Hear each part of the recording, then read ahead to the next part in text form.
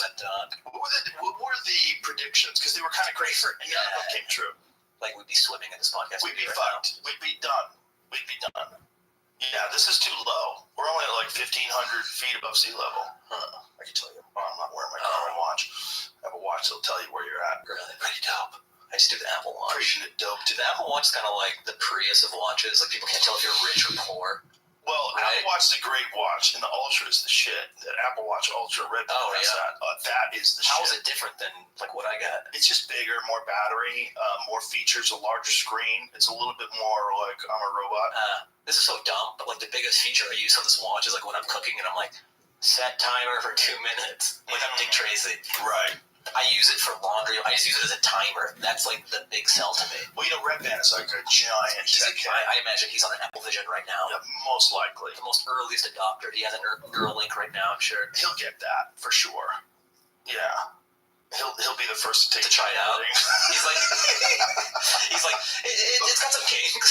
Yeah. I should have waited. Yeah. I should have waited till they're gonna fix it. I'm giving some notes to Elon, but it's good. I'm glad I did it. If you do get it, you will have such an advantage. That's the problem. If it does work, the thing is, like, if it works, and what are the side effects, and how long does it last, and what if it breaks, and what if Russia hacks it? You're speaking Russian. What if they hack it?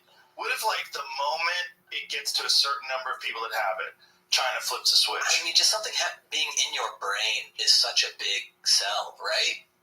Like, That's a hard sell. It's a hard sell. That's a fucking hard sell. But then there's toxoplasmosis, which is in there for 40% of us. What is plasmosis? The stuff we talked about earlier, the cat thing. Toxo.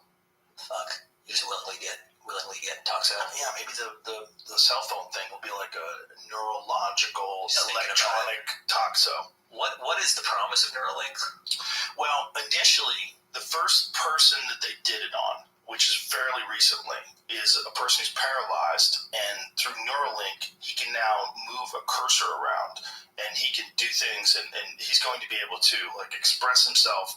The way Elon said, at the speed of a carnival barker.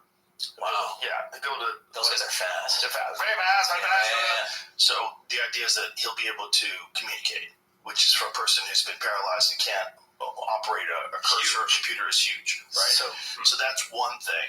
They eventually think they may be able to use it to let people who have been paralyzed move. Like a walk again? Yeah. What is the work that's been done on that specifically, Jamie? I don't want to talk about school.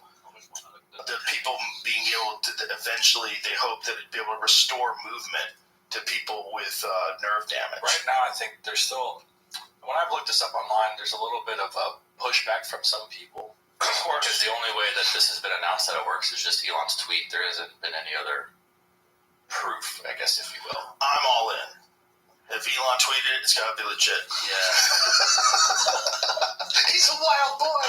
He's so wild. He just tweets things. Does he come by the club a lot? He's been to the club. Has he been to the club? I imagine he's so busy. Been to a lot of the stuff shows. Hanging there every day. No, I don't think he has been. He might have what came down when Dave was here. Oh. But it's awesome having him around. He's a fascinating dude. I mean, how exciting for the comics. Like, yo, Elon's here. Well, he came to a bunch of our shows when we had Stubbs. Oh, cool. Yeah. It's like that was when there was nothing to do. Well, I got to do one of those Stubbs shows. So those are so fun. I had that writing job. It was like Willy Wonka. You're like, hey, I'm doing a show with me and Chappelle and Stubbs. Do you want to? I'm literally like writing a sitcom. I'm in a writer's room. And it's like kind of boring, and to get this awesome like call to the bullpen. Like, yo, do you want to come? I'm like, yeah. Let me ask them real quick. I go. I still have to add. I'm like, hey guys, I might do a show with Joe Rogan and Dave Chappelle later tonight. Can I leave like 30 minutes early? And they're so cool. They're like, yeah, go. It's like a rom-com. They're like, well, what are you doing? Go after her. Because like, this is very cool for them. I'm like very fortunate. They're very supportive and stuff. And stand-up's kind of like Rockstar-y, and they were very cool. Like, yeah, please leave 30 minutes early, do the show, tell us how it is. Yeah, I'm so envious. Like, have fun. Right. And then you pick me up in your fucking muscle car. Like, it was just getting getting better and better. It gets more absurd. Like, I told you I was going to pick you up in the coolest car you've ever seen in your life. Yeah. You'll hear it coming. And literally, you show it. It smells like a boat. That thing's America. Yeah. And then Chappelle, you showed him the car. I remember after the show, And he's just like floored. He's like, what? Oh, let me check this thing out, blah, blah. And he was loving the car. And then we drove to the after party. Yeah. This was just such a surreal night for me. Because we do the show, it's amazing. It's an alternate universe where comedy is happening and it's not happening in LA, you know? The show's amazing, it's fun. And then I'm just laying in the cut. I don't want to overextend. You know, I'm just so grateful to be asked to do the show, and you already drove me. So all the comics and Dave's friends and stuff are piled in the car. Dave is in the passenger seat, and then you're like, hey, Bean, get in. Like, I wasn't even going to ask. I was going to Uber. I was just going to be forgotten, you know? Right. But you're like, Bean, get in. So Dave Chappelle has to, like, do the human thing of like, pushing his seat up. So I'm like, excuse me, Mr. Chappelle, can I? You know? So I'm having to squish Chappelle to get into the back of this car, and then you're ripping in this thing. And I just thought, like, man, if I died in this car, I would not make the article. It would say Joe Rogan, Dave Chappelle, and like 2 other guys died. You know what I mean? They probably mentioned your name. I don't know. But at that moment, no, I would be a guy. But it was such a fun experience. It was fun. Like, what a wild night. Yeah, it was very fun. Those shows at Stubbs were like medicine, you know? You didn't realize how much we needed to have a good time. And the crowds, too, they were so appreciative. That's one of the things I noticed when I was doing stand-up out here is the thirst. And, like, it was human nature. For as much as we needed it, the audience needed it, too. Yeah. To have that kind of release. Yeah. And something to go to rather than just being in your house all day. Yeah. Yeah, people felt trapped. And it didn't make sense when a bunch of them, one of the things we did at the shows at the Vulcan, like, how many guys had COVID? And, like, more than half the crowd would raise their hands. You know? Mm-hmm. You go, who wants to get it tonight? You get people on stage, open people your mouth. Like you've been baptized. Yeah. It was weird. The power of COVID compels you. People started treating it like a regular cold. You know? Well, I feel like that's what it is now. Well, it definitely is now. Unless you're insane. You're one of those people that talks outside with a fucking mask on. Like, there's still some people that are insane. They're just insane. But it's also a leftist flag. I say it's like the Democrats' MAGA hat. You wear that mask.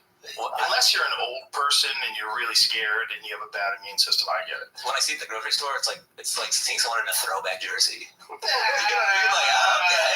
It's like a cool old Mariners jersey. A lot of people that still believe in it. They still believe that you could breathe through something and it protects you from a terrible disease. Could you imagine, like, thinking that the plague is in this neighborhood?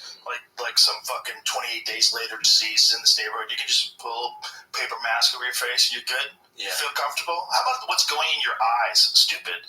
Because that's one of the major ways that people get infected. It's through eye contact, through hand to eye. Right.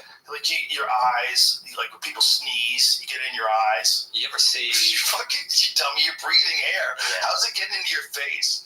You'll see like rapid COVID testing places on corners, and I almost look at those as like a psychic spot. You know what I mean? It kind of has the same feel. Like who's going into these?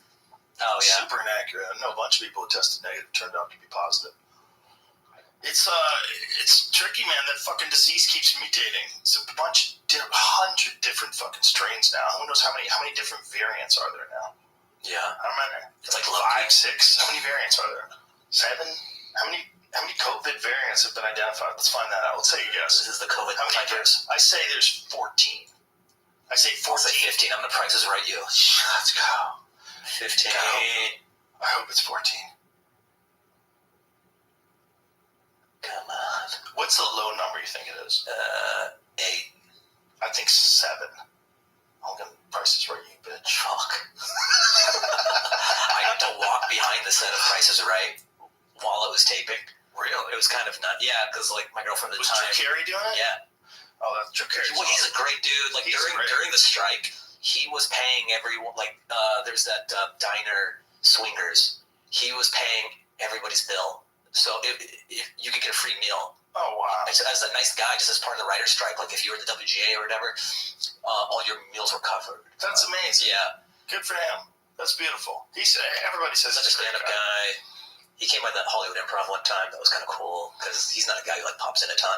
Yeah, I met him at the Improv one night, and he was giving really good advice to some young comic. What was the advice? He was saying just if you could write 1 minute joke every day, just write one joke every day. Over time, you'd be surprised at how much material you can write. That's how I feel about writing. Totally, you just kind of build it in pieces, and then if you are regimented about it, when you look back at your notes, it's you've done all the work. I always feel like it's like mining. You know, that like sometimes if I just hit rocks, I'm just hitting rocks. But every now and then, if I keep mining, I find something cool. Variants of concern. So there's classifications. Right. I guess we can play this game. How many variants of concern currently? Yeah, let's be concerned. Okay, let's start with that. How many variants of concern are there? There's 3. 3 variants of concern. You're way off. There are Omicron variants. Okay. There's a under monitoring, which has got 2, so we're at 5. So it's 5 under monitoring. And now de-escalated. There's over 50 of that. Whoa. This list goes on. Over 50. Holy shit, dude. I don't know how they classify themselves. Bro, that's crazy. There's 50 variants. No longer circulating. Like it's not hip anymore? Yeah, it's just there's different. Spike mutations of interest. Oh, God. Yeah, I don't know. How scary is all that stuff? How scary is it they keep doing this gain of function research? They're like, let's just keep... Oh, is that how COVID started, the gain of function? That's the primary theory. What is gain of function? Gain of function is when you take a virus and you engineer it to make it so that it works on humans.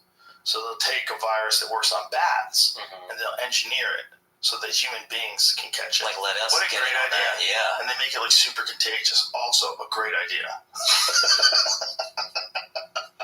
For those unfamiliar with gain of function research, it essentially means juicing up naturally occurring animal viruses in a lab to make them more infectious amongst humans. This practice is nothing new. Scientists in the United States have long known how to mutate animal viruses to infect humans. Sure. Yeah. The practice is nothing new. It doesn't mean it's not a fucking terrible idea. Like, what good has come out of it? That's my question.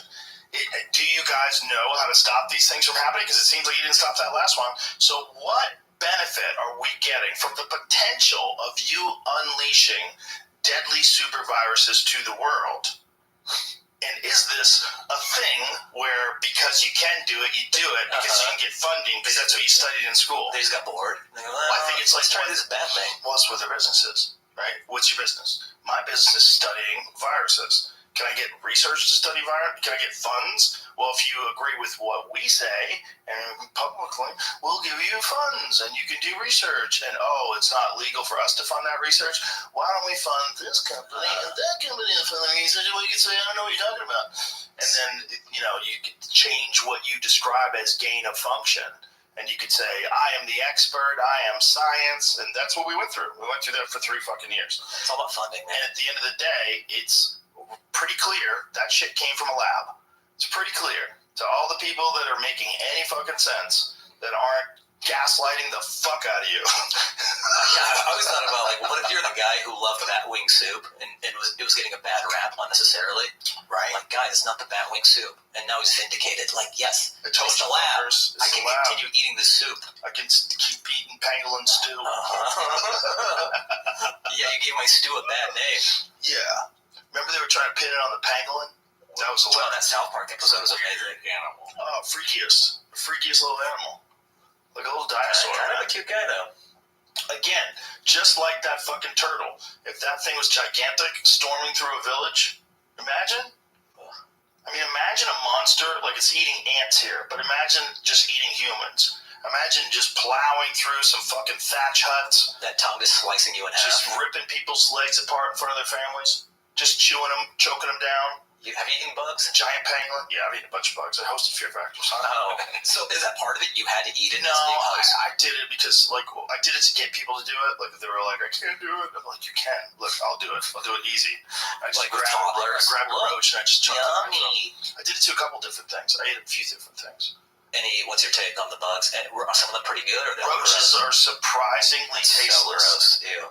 Yeah, when there was a big one, a Madagascar hissing cockroach. Alive or dead? Alive. I just grabbed it and ate him.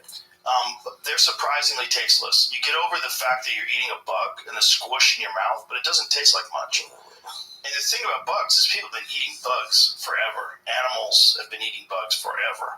They ate bugs. This is me looking. So cutie back then. Just watch me chuck this thing down.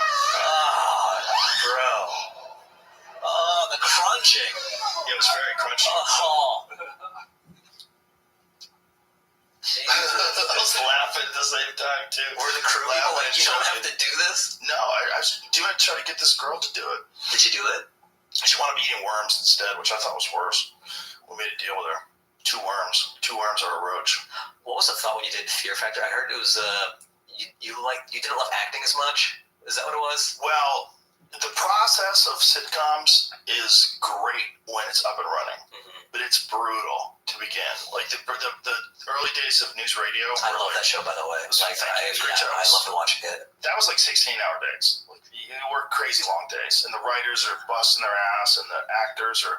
Everyone's tired. The crew's tired. It's hard to put together those fucking shows. I thought sitcom was a better schedule. Like I heard these 16-hour days are with single cams and stuff. Once they get going. The thing is, you have to figure out a way to make it a well-oiled machine, and that takes a long time. The actors have to be in line. They have to figure out whose strengths are. The writers have to be in line.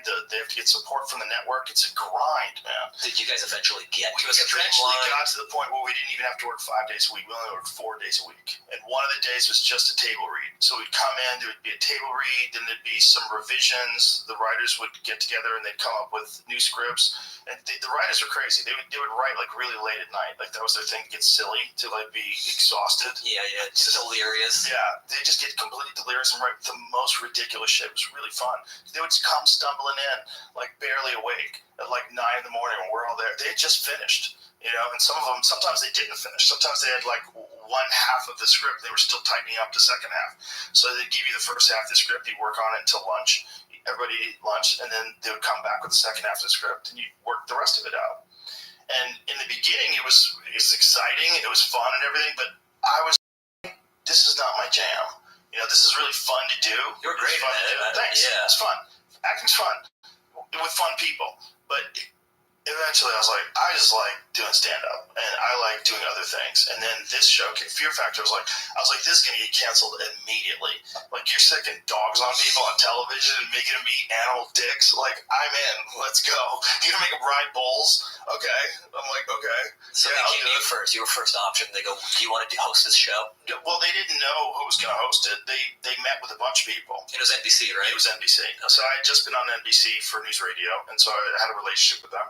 And so then when this came up, it was just like they said, there was 2 thoughts. One, to have someone host it that was like a sports guy. Like fear is not a factor for them. Yeah. Like down the middle, or someone who was like laughing while this crazy shit was going on. So they chose me. So I think it worked out. It worked out. Yeah. Well, you had to make fun of some of it because it was so crazy that you were doing this. And some of the things I was like, don't do it. I would tell people, don't do it. Like the bull riding, I'm like, don't do it. They're not paying you enough for this. No one's paying you enough to ride a fucking bull. You get kicked in the head by a bull, your life has changed forever. I'm like, I'm not going to do whatever you want to do. But you don't have health insurance. I wouldn't do it. I told them all, I wouldn't do it. They were trying to tell me that it was stunt bulls. Like, that bull does not know it's a stunt bull. That bull thinks it's a fucking bull. Doesn't even know what a stunt bull is. That's a giant fucking angry animal that doesn't want you on its back. And you're getting, like, untrained people, and you're putting a helmet on them, and a chest plate. Some data entry guy hopping on a bull. Hoping their arm doesn't get shattered into a fucking million pieces if they're lucky. That's so a good TV joke. Kicked in the face. Yeah. Terrifying. Some of these shows, like Wipeout, even, I'm like, why would I risk this? Yeah. To get hit with a giant Really? Yeah. They just love people getting fucked up. Yeah. Well, it's like, hey, this is the game we play. I guess. And then also, we saw that guy jumping over the bulls. That guy's that's true. Fucking mind too. But he's willingly doing that, and he's in control. He's not being thrust into it. Right. This is his life. But in their defense, there are people that go on Fear Factor, or that went on Fear Factor, that were like serious fucking athletes. and they excelled at a lot of these things. And you're like, oh, well, if you're like a real athlete, you could do some of this shit, and you could do it better than everybody else. Just like you play football better than everybody else, or wrestle better than everybody else. So it wasn't all eating shit. No. There's a lot of physical stunts. Like we had a celebrity one, and the Miz, WWE, the Miz, he was on it, and he won. That fucking dude's an athlete, like a real athlete. Like he held his breath underwater while he was swimming for like 2 fucking minutes or 3 minutes. It was something crazy. He was doing some stunt. They had to dive into water and do a bunch of shit and come out. I forget what it was, but I was like, that guy's a stud. Because like that is hard. Like me as a person who's like, I've tried to hold my breath for long periods of time underwater. I've swam. Yeah. I'm like, that's fucking hard to do. That water's cold as shit, which really freaks you out when you get in there. Everything like tightens up. If you're not accustomed to jumping into cold water, it's very difficult to stay relaxed. This dude's swimming around in there for like 3 minutes. I'm like, that's an animal. Yeah. So there's like, yeah, you shouldn't ride a bull. But some of those fucking things that people do, it's like, if you're a real athlete, you can excel at a lot of these things. What was the grand prize for these things? Depend on the show. I mean, in some shows we gave away $1 million, but that was only a couple of them. Most of the time they got like, I think it was $50,000.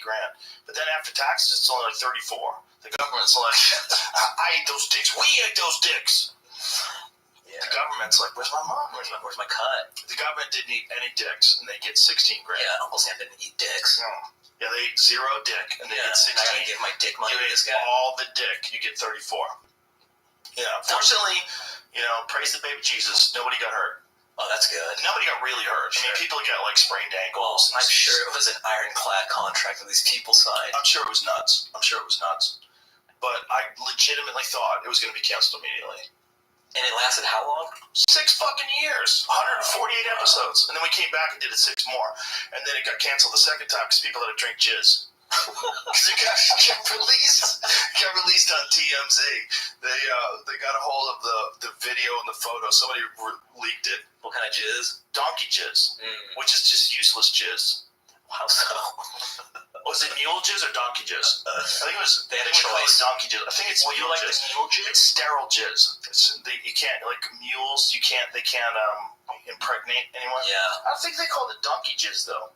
Well, that's what it's. I think it might have been actually mule jizz. Because that was the cheapest stuff. That's the budget. There's a budget when you work on a show. Yeah, but you can't get the thoroughbred jizz. Yeah, thoroughbred jizz is super expensive. It is. It's gold. What is that? It's like dollars. Yeah, right under that guy, that yoga guy. Like, which is just Oh, Bikram you ever see that interview with him? When he's like, people will pay $1 million for 1 drop of my sperm. That's what he said. It sounds like a landsman. It does. So this is donkey juice. So they called it donkey juice, but I think that's because donkey's a funnier name than mule juice. That's a good point. And so so they had to do it, and there was twins. So one had to drink urine, and one had to drink jizz. And depending upon your score, depending upon how many ounces you had to drink. Rough stuff, ladies and gentlemen. And that's another show where I said, don't do it. And they're like, NBC signed off on it. I'm like, I don't give a fuck. I'm like, this is, first of all, This is outrageous, and I've seen a lot of stuff. high as a kite. Okay, I never did that show sober. From episode like 4 on, I would take pot edibles before every show. I was like, let's go. It made it fun. I'm sure it enhanced the my viewing experience. God, it made it so much more fun. But that was one day where I was like, you guys are freaking me out. Like, don't do this. This is a terrible idea. Did you know that this could be the end, like doing this stunt? 100%. You're making people drink jizz. Yeah. I couldn't believe that I was the one. The voice of reason. Yeah, I was the one who stepped in and going, hey guys, The guy on the edible. you can't make people drink jizz on television while people are eating dinner. and the writers are like, we think it's good. We workshopped Can it. you imagine trying to explain that to little kids all over the world? What's jizz? I think in other countries they did play it. That's why it's still available on YouTube, where you can still find that banned episode. I think in some countries, I think they played it in Holland. They played it in some European countries. Well, they're way more chill with mule jizz out there. They're like, hey, Yeah, it's like nudity in France. That's Like they're the very cool with mule jizz. Well, Fear Factor actually started out in Holland. What was it called? I think it was called Now or Neverland. Pretty sure it was Holland. And then they bought it and they changed it to Fear Factor and brought it to America. I guess every game show is just a remix of something overseas. We do that a lot. But what it was for me, dude, was like my escape package. Your parachute. Yeah, like my fuck you package. Because I could just do whatever I wanted, and that's when the podcast came after I was done with that. Yeah, you have a great sixth sense for just like not even stumbling, but just like knowing what the next thing is. You know, like Fear Factor gave you a nice parachute away from sitcom and all that stuff you didn't like, and then podcasting was a nice runway to get into that. And then you were so early to UFC too. You know. But the UFC thing was that was the craziest because I was into the UFC when it was in 1997. I remember when you had to go through a beaded curtain to watch UFC. Yeah, you have to. I had in Hollywood Video. I had to go through a beaded curtain. Yeah, you have to go to the dirty section. Yeah, I remember it was yeah, you had to like walk by porno and shit to get to UFC tapes. I was at my friend Leo Mariano, I believe is his last name. This Japanese kid.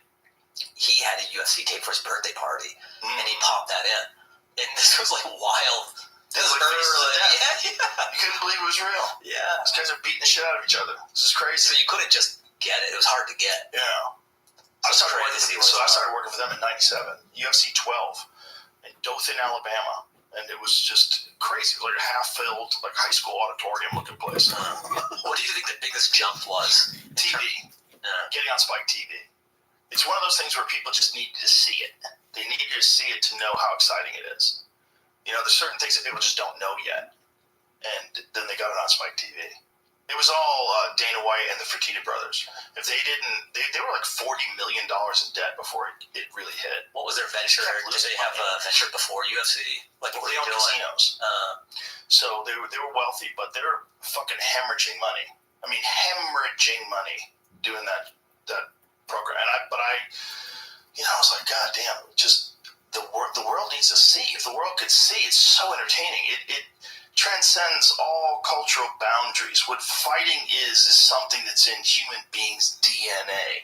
And when you see a really great fight between two highly skilled, at the peak of condition, just warriors, the best in the world, and we see them going to war inside of a cage with these little gloves on and shorts, no shoes on, just fucking teeing off on each other. It is wild to see. There's nothing like it in all of sports. Nothing like it, man. A real high-level championship fight, there's nothing like it, man. And I knew people just had to see it. And if they could see it, they could see what I see. Because this is universal. It's not like a game like cricket. You can be awesome at cricket. I don't know what the fuck's going on. I know you're trying to hit that thing with the paddle. It doesn't make any sense to me. I don't know the rules. I'm not interested. But fighting, anyone knows what's going on. You know, everyone knows what's going on. You wheel kick somebody in the head. Everybody saw that. That's crazy. What the fuck just happened? You get the guy in an armbar and break his arm. Like, what? He just broke his arm. This is crazy. This is nuts. What is this? It's just universal. I knew it'd be universal. Yeah, fighting is pretty universal. Like, I'll watch these wrestling documentaries. They're so good. Like, every wrestling documentary is amazing. And I think that's part of the appeal of wrestling they talk about, because it's a play. It's so simple fighting. You know, everyone knows this. Yeah. And there's so many elements you can have on top of it, like going heel, and it's dramatic. It's inherently dramatic. Yeah. It's almost the simplest form of entertainment, fighting. Right. Well, in a lot of ways, yeah. It's also such a dangerous game, man. Such a dangerous game. You know, and it's hard for guys to know when to stop playing it. You know, it's hard for guys to know when to get out. And you see all the great ones, man. All the great ones fall. And it's just part of the game. Has anyone got out at the right time? George St. Pierre. Yeah. He did it the most intelligently. Better than anybody. He went out as a champion. He retired after defending his belt. And then he came back and he fought Michael Bisping for the middleweight title and beat him. And then retired again. So that's it. And he's got all of his faculties. You talk to him. He's great. He's super happy. Still very healthy and fit. Still constantly trains martial arts. Comes to Austin all the time to train with Gordon Ryan and John Donaher. So he's here all the time. And he's just a martial artist. I mean, and a great spokesperson. And a great example of what is possible. Like that you can be one of the greatest of all time, without a doubt. George St. Pierre will go down in history as one of the greatest mixed martial artists of all time, for sure. He's definitely in the conversation of the GOAT. You know, there's a few people that are in that conversation, but he's definitely in there. But that guy's totally fine today.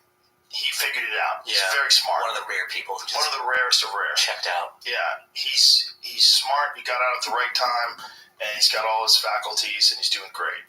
And that's a beautiful example. But for every one of George St. Pierre, there's guys that leave, and you can tell they're slow. You can tell they're compromised. You can tell they've been in some wars, and that sucks too. That sucks to see. Yeah, that sucks.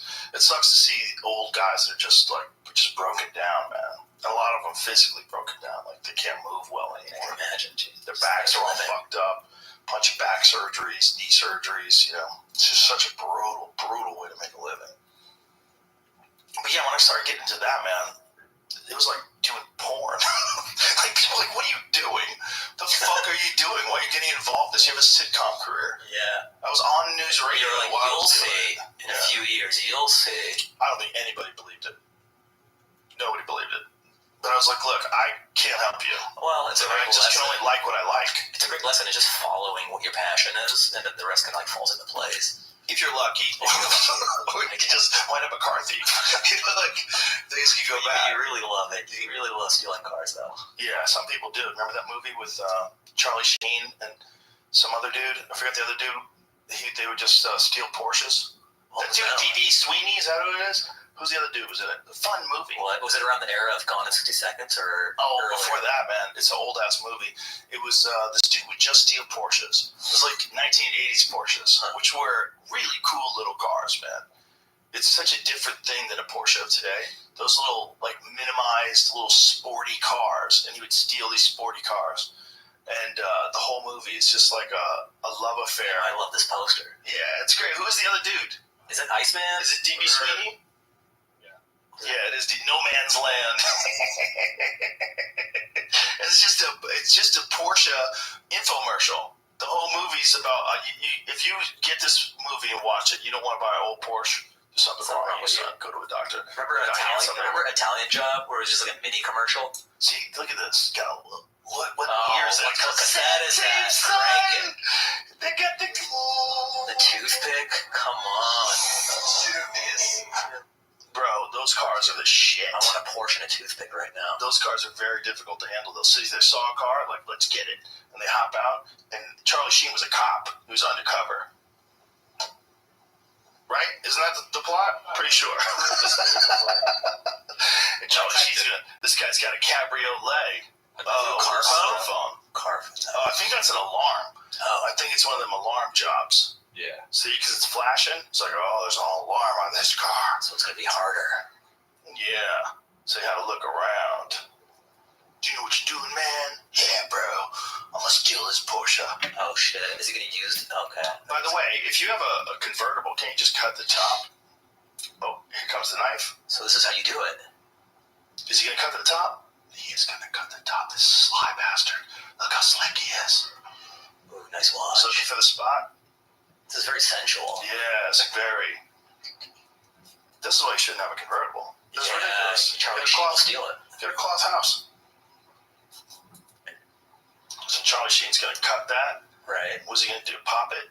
Okay. It's that simple, huh? Yeah, he's going to pop the convertible. Hey, what are you doing? That's my Porsche. Oh, shit. Guy just shoots at him.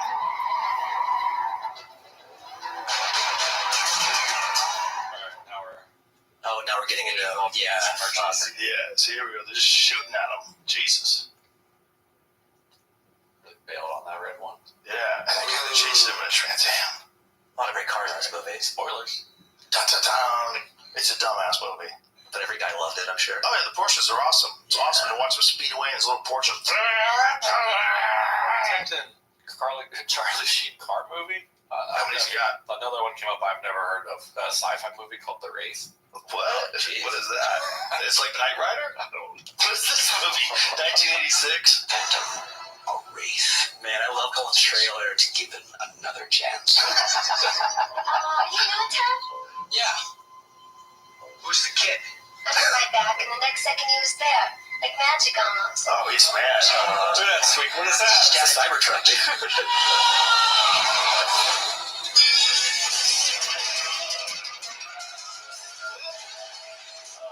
What is this? Oh my god. You're out there using this car to kill people. Using it?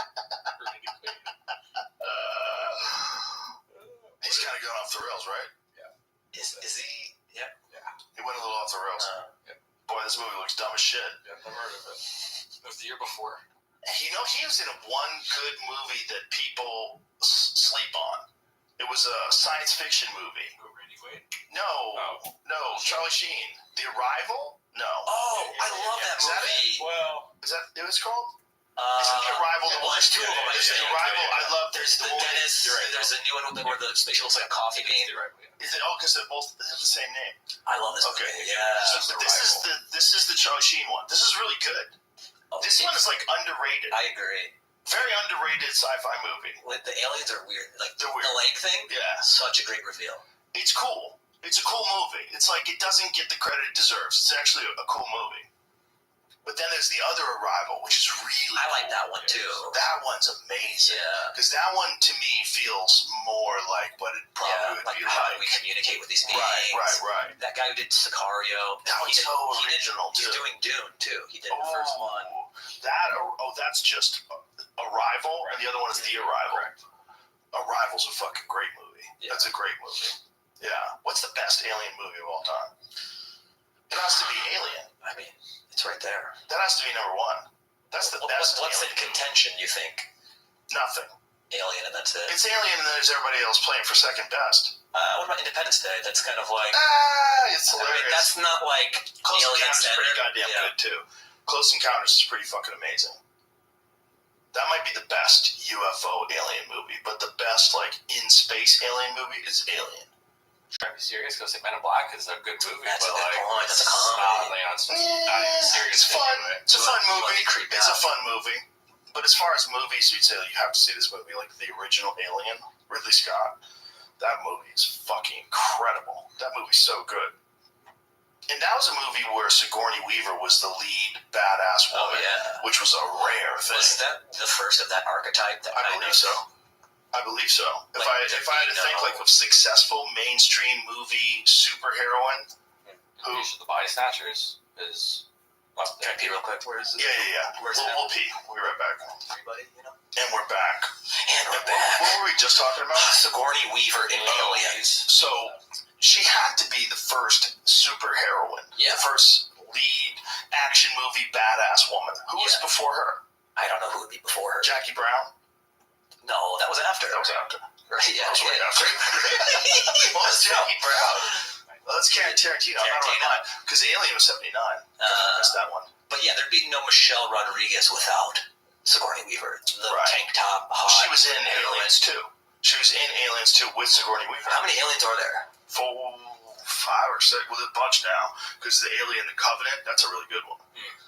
What's the last one? There was Prometheus and then the Covenant. The Covenant was the last one, right? Is that correct? You see the new Predator? Yes. Is it good?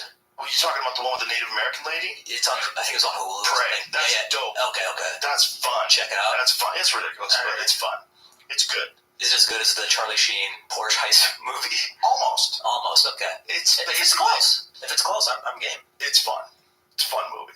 So female John Wick with aliens.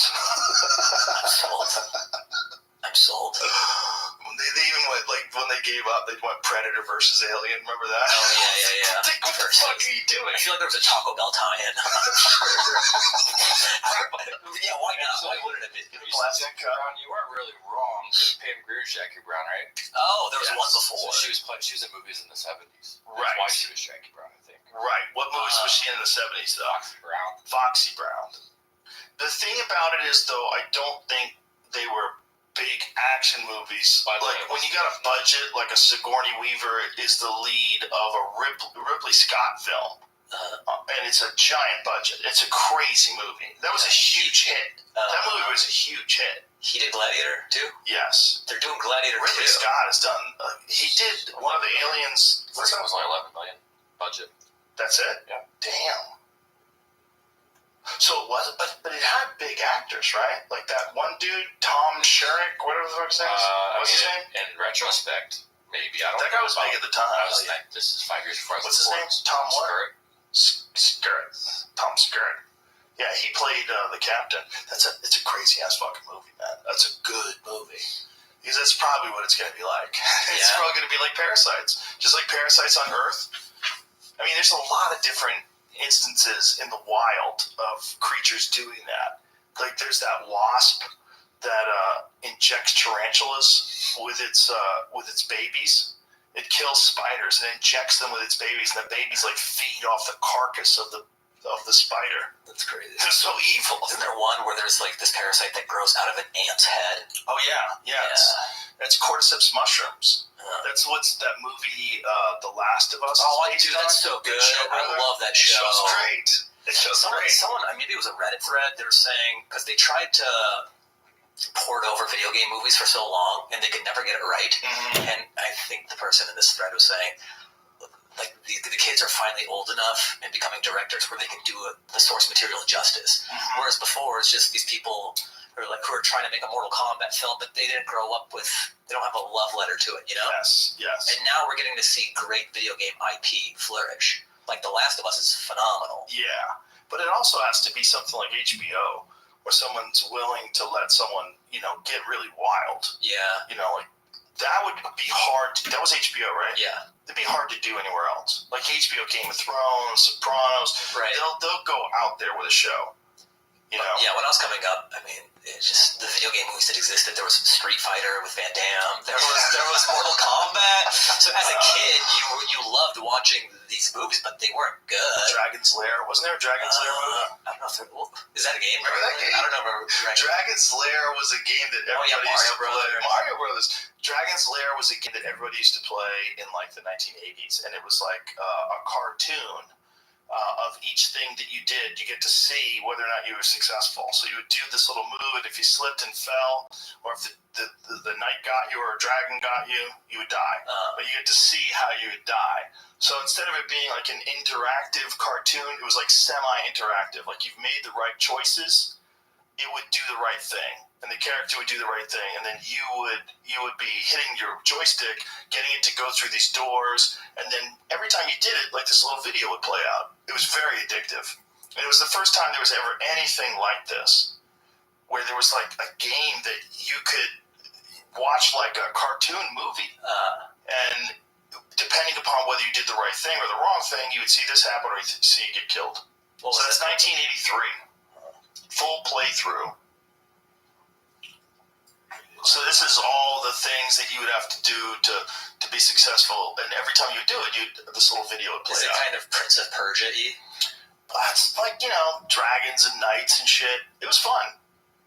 But, compare that to World of Warcraft, or compare that to, what's the big one? That Diablo, the new Diablo, or compare that to Call of Duty. That's the big one. That's just crack. That's just straight heroin. Did you ever see this game? This was an arcade game that was like Dragon's Lair. The only thing that was really cool about this is this was holograms. So this was like floating above your controllers. Wow. You controlled it a lot like Dragon's Lair. That's how it worked. It was like these weird little videos that would play. Like an Old West character. It was all holograms. Like this doesn't do it any justice to how cool it was. Oh, so in real life, when you're watching it on the video screen, it's a hologram. Yeah, it was very strange. Whoa. It's like in the 90s in arcades. That's how I remembered it. That's how I remember. That guy just busted that blank a little too close to that dude's body for my liking. Oh, they didn't edit that out. It's not like they had one guy and they spliced in the second guy. How much? That guy was right in front of me. He got paid $4. I got paid like Fortnite. They used my dancing in an emote. Really? And they paid me like $5,000. Nice. What'd you buy with it? Just like more Fortnite stuff. No, I'm just kidding. I have no idea what I spent with it, but it's kind of cool because I post the dance videos sometimes, and I guess their programmers found one on my YouTube. Like, they had no views. Mm-hmm. Maybe they're comedy fans. That's how they found out. But, like, they just hit me up, and they go, hey, the game's going to use this excerpt of you dancing as, like, a skin or like an emote. We'll give you $5,000. And I was like, fuck yeah. Wow. It's still one of my favorite credits in Hollywood because it's just so weird and bizarre. That you're in Fortnite. That I have a Fortnite dance. It's called Fortnite? Nah, but I know it's really popular. So it's called the Vibe and Emote. So if you look at the Vibe and Emote, that's me dancing. Oh shit, let me see that. Yeah. So they just took an excerpt from like me when I was dancing in my apartment in Koreatown. Sometimes if I really like a song, I'll just set the camera up and dance to it. Yeah, that's me.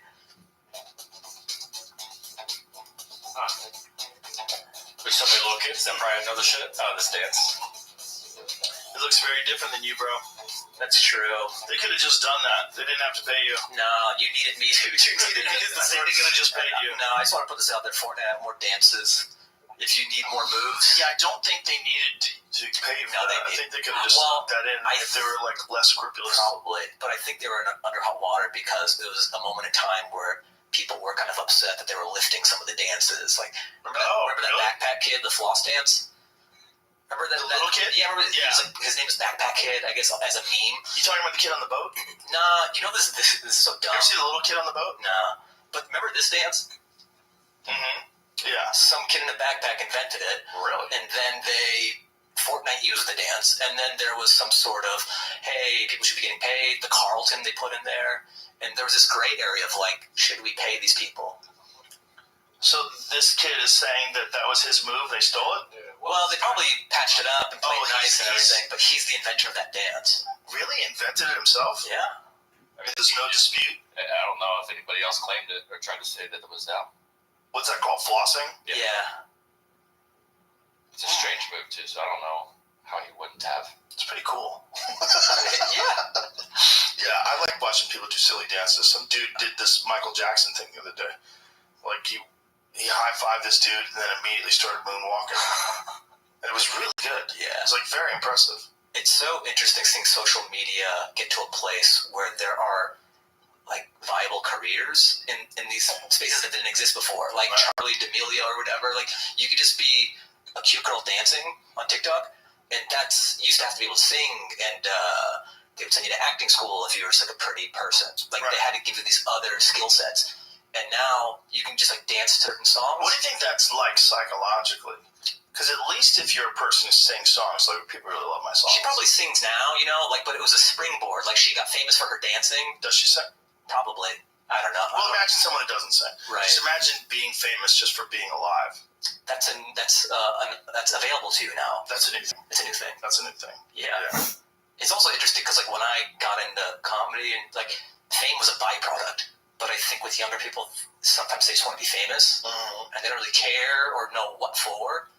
I remember we were shooting a thing. We were shooting a Sonic commercial years ago, and the kids saw a camera. So many of them would say, "Make me famous." It wasn't, I want to do a thing that I love and then become famous. They wanted to be famous. Fame is a byproduct, not, I don't know if it should be the goal. Yeah. I don't know if that's the healthiest. No, it's not a good goal. Because you'll never sustain You're never going to it. be happy either. Yeah. You should be happy if you're doing what you like to do.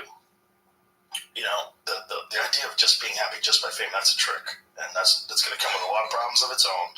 And you don't want them. You're better off just concentrating on what you love to do and just try to get good at it. Yeah. Yeah. Trying to just get famous. You're going to do some stuff that you wish you hadn't done. You're going to say some things you wish you hadn't said. You're going to try to get a lot of attention. It's going to come with a lot of extra baggage. Yeah. And the fame isn't exactly the fun, but there are some parts of it that are fun, but then it also impedes your life. Like, well, it depends on if that's all you do, right? Like, there's people out there that are, air quotes, influencers. All they do is, like, either, you're the Kardashians or you're whoever you are. You're doing something and you're making videos and that's your whole thing is you getting out there. It's not, like, exceptional content. It's not like they're doing crazy backflips and, climbing mountains. They're not doing anything crazy. yeah. They're just being alive. Right. Being alive with a lot of money. And a big And ass. being beautiful. That helps. But it's also being around famous people and, oh my God, it's the glamorous life. And then people are sucked in. And if you edit it correctly, we do nice fast, keep my attention span moving, you can suck me in for years. Yeah, you forget editing is such a strong necessity nowadays too. It's huge. Yeah, it's almost more important than a performer. I mean, it's hyperbole, but a great editor can really elevate some content. Yeah. Like Schultz's guy's amazing. I mean, Schultz's is fantastic to begin with, but editing when you're trying to grab people's attention in 20, 30 seconds with all the zooms and all these psychological tricks too, like shaking it, having the text come in. Mm-hmm. So now even to promote as a younger comic, people coming up, you have to be aware of, you might have a great bit, but you have to have it be a little cuttier than it would be live. Right. You have to use a certain type of captions. You have to maybe zoom in. So you have to give yourself, the benefit of the doubt or set yourself up for success via editing. Yeah. Yeah, and there's so many different ways to do it now, too. You know, it's like so many people found different avenues to make viral things. Like, remember during the pandemic when Schultz had to turn your phone sideways thing? Brilliant. Yeah. He had a totally different style of comedy than he does. Because he, you know, on stage, he'll let things cook. He'll have long pauses, give you the time to think about some ridiculous shit that he just said. And he's like, yeah, that's the fun of the live show. Right, but in these Instagram videos, sideways videos, he was very fast-paced. It was very fast-paced. Yeah. And it's punchline after punchline after punchline. He does the Netflix thing, you know, Schultz Saves America. Punchline, punchline, punchline. Right. It's very fast. It's really interesting because he adapted. Yeah. Found, like, some new pathway. That's a real sign of intelligence, right? If you could find, like, a new way to do it. And don't do Zoom stand-up, son. I mean, of course. Yeah, no shit. But find a way. There's another pathway. There's got to be something else. Yeah. And a lot of people did. They found ways to do funny clips. And you learn just by seeing what is being propagated, how people's behaviors. Mm-hmm. Even when I edit my stand-up, I take the air out. If I get a laugh, I'll cut the laugh short just to get to the next part. You're just competing against people's thumbs swiping up. So like that? Sometimes, because if you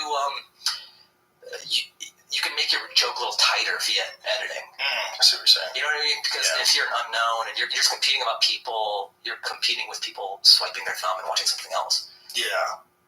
I think you can't really worry about that. Yeah. Well, it's all trial and error too. People still love stand-up, dude. They're still gonna love it. And if it's below jazz in the listings, so be it. I love it. It's fine. It doesn't need any more attention than it gets. It's fine. Yeah. And the people that love it, love it. The people that don't, that's fine too. It's all fine. Don't worry about who swipes and who doesn't swipe. Worry about doing what you enjoy. Do that thing and make it so that somebody like, I like it. This is good. Well, I did it the way I wanted to do it. Bam. That's where I'm at now with stand-up. Perfect. I'm very happy, especially after doing that last special. I'm in a place where I'm comfortable. I called the special, this new one, House Money. Yeah, but I love them, and I know what it was rooted in. It was just rooted in their offspring wanting Of course. to do the It's best love. that they can. Yeah. Yeah, it's rooted in love. It's a little smothering. but you made it out. Yeah, I think it allowed me to be where I'm at now. Fuck yeah. So it was rocket fuel, and yeah, there's something to be said for that. There's something to be said for some uncomfortable shit that makes you work harder. You know, because the worst situation is you're too comfortable and you don't work hard enough, and then you don't have a career because you've just been lazy. You could have had a career. We know a lot of guys like that. Right. We know a lot of guys that just for whatever reason they didn't fucking put it together. Right. They didn't work as hard as everybody else did. They just didn't try as hard. For whatever reason, they just fucking cashed out. You know. Yeah. It sucks. It's a real bummer. Because you learned at an early age the value of hard work and discipline. And I think a lot of people just don't know the value of that. And they just rather just indulge. Because indulging is fun. Stand-up comics are, you know, most of us are pretty indulgent and silly. So you gotta find a way to harness that. Like, you're the boss of you. You gotta figure out a way to say, like, hey, I'm the boss of me. I will sit my ass down and I will fucking work on this shit. There's a level of entrepreneurship that I think is great about stand-up too, and I think that's why I work so hard. I knew what my life would be like if I just stayed at Boeing. It was a means to an end. It's not like I did engineering just so I can get a legit job and be able to move out to LA and drive up to Hollywood. So it was always a means to an end. But I would always, when I'm in that cubicle, I knew what my life would be like if I just stayed at Boeing. Yeah. Whereas I didn't know what it would be like. I knew what I wanted it to be, and that drove me. Whereas, okay, I know this movie, I don't know this movie, and I love this. Right. So that was the fire for me. Right. Just not wanting to live for tomorrow. Yeah. Yeah. And when you pursue something, like that, it's exciting, it's fulfilling. It's very exciting, but it's also very daunting, right? Especially in the beginning. God, I remember the early days where I wasn't sure whether it was going to make it. It was just whether I was going to be able to make a living. It's so weird. It's such a weird feeling. You know, everything's like open-ended. You never know. You know, you don't know the next set you have where you bomb. Oh my God, am I going to have to quit? Do I suck forever? Yeah. Am I going to figure this out? Those are the best moments when I was young. When I was first starting out, was after bombs. After bombs, I always came out sharper. You come out so much sharper. It sucks. but you either get better or you quit. Yeah. You get better or you quit. I always think about that whenever people get into stand-up. If they bomb and they don't love stand-up, they're out pretty fast. Yeah. Because that's not a fun feeling. Unless you have a screw loose and you love it, and I'm that way. Whereas I was more emboldened after a bomb. I was like, okay, why didn't it work? How do I tweak this? Right. I took it as the audience being an editor. Yeah. It was fuel. Mm-hmm. It's undeniable. They either laugh or they don't. Mm-hmm. And, you know, people used to say, like, I think Bill Cosby said there's no bad crowds, just bad comedians. But he was out of his fucking mind, clearly. And I used to say about that, he never had to work the places that I had to work. I had to work bars in the middle of Massachusetts and Rhode Island and fucking Connecticut. Like, shut your mouth. There's bad audiences. But through those bad audiences, you learn crowd control, mitigation shit.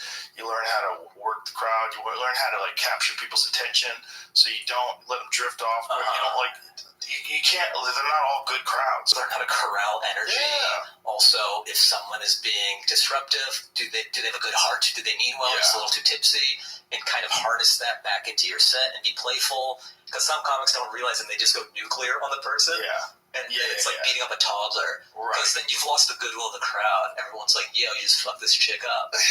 For no reason. And then you try to do a joke, and they go, no, you're a monster, dude. Yeah, it's basically like having road rage. Like, you're in the car, you're like, shut the fuck up. You know, like, what the fuck are you doing, bro? Fuck you, no fuck you. Right. And you're so amped up because you're already in a car, you're driving fast. When you're on stage, your brain is amped up. When someone chimes in, you're like, what? Shut up, you stupid bitch. Even though he's like, everybody's like, oh my God, what have you done? No, there's a nicer way to say keep it down. And you may have lost the crowd by saying right. But then there's some people that you just have to address. Like, you have to get rid of them. They're going to ruin your show, no matter what you do.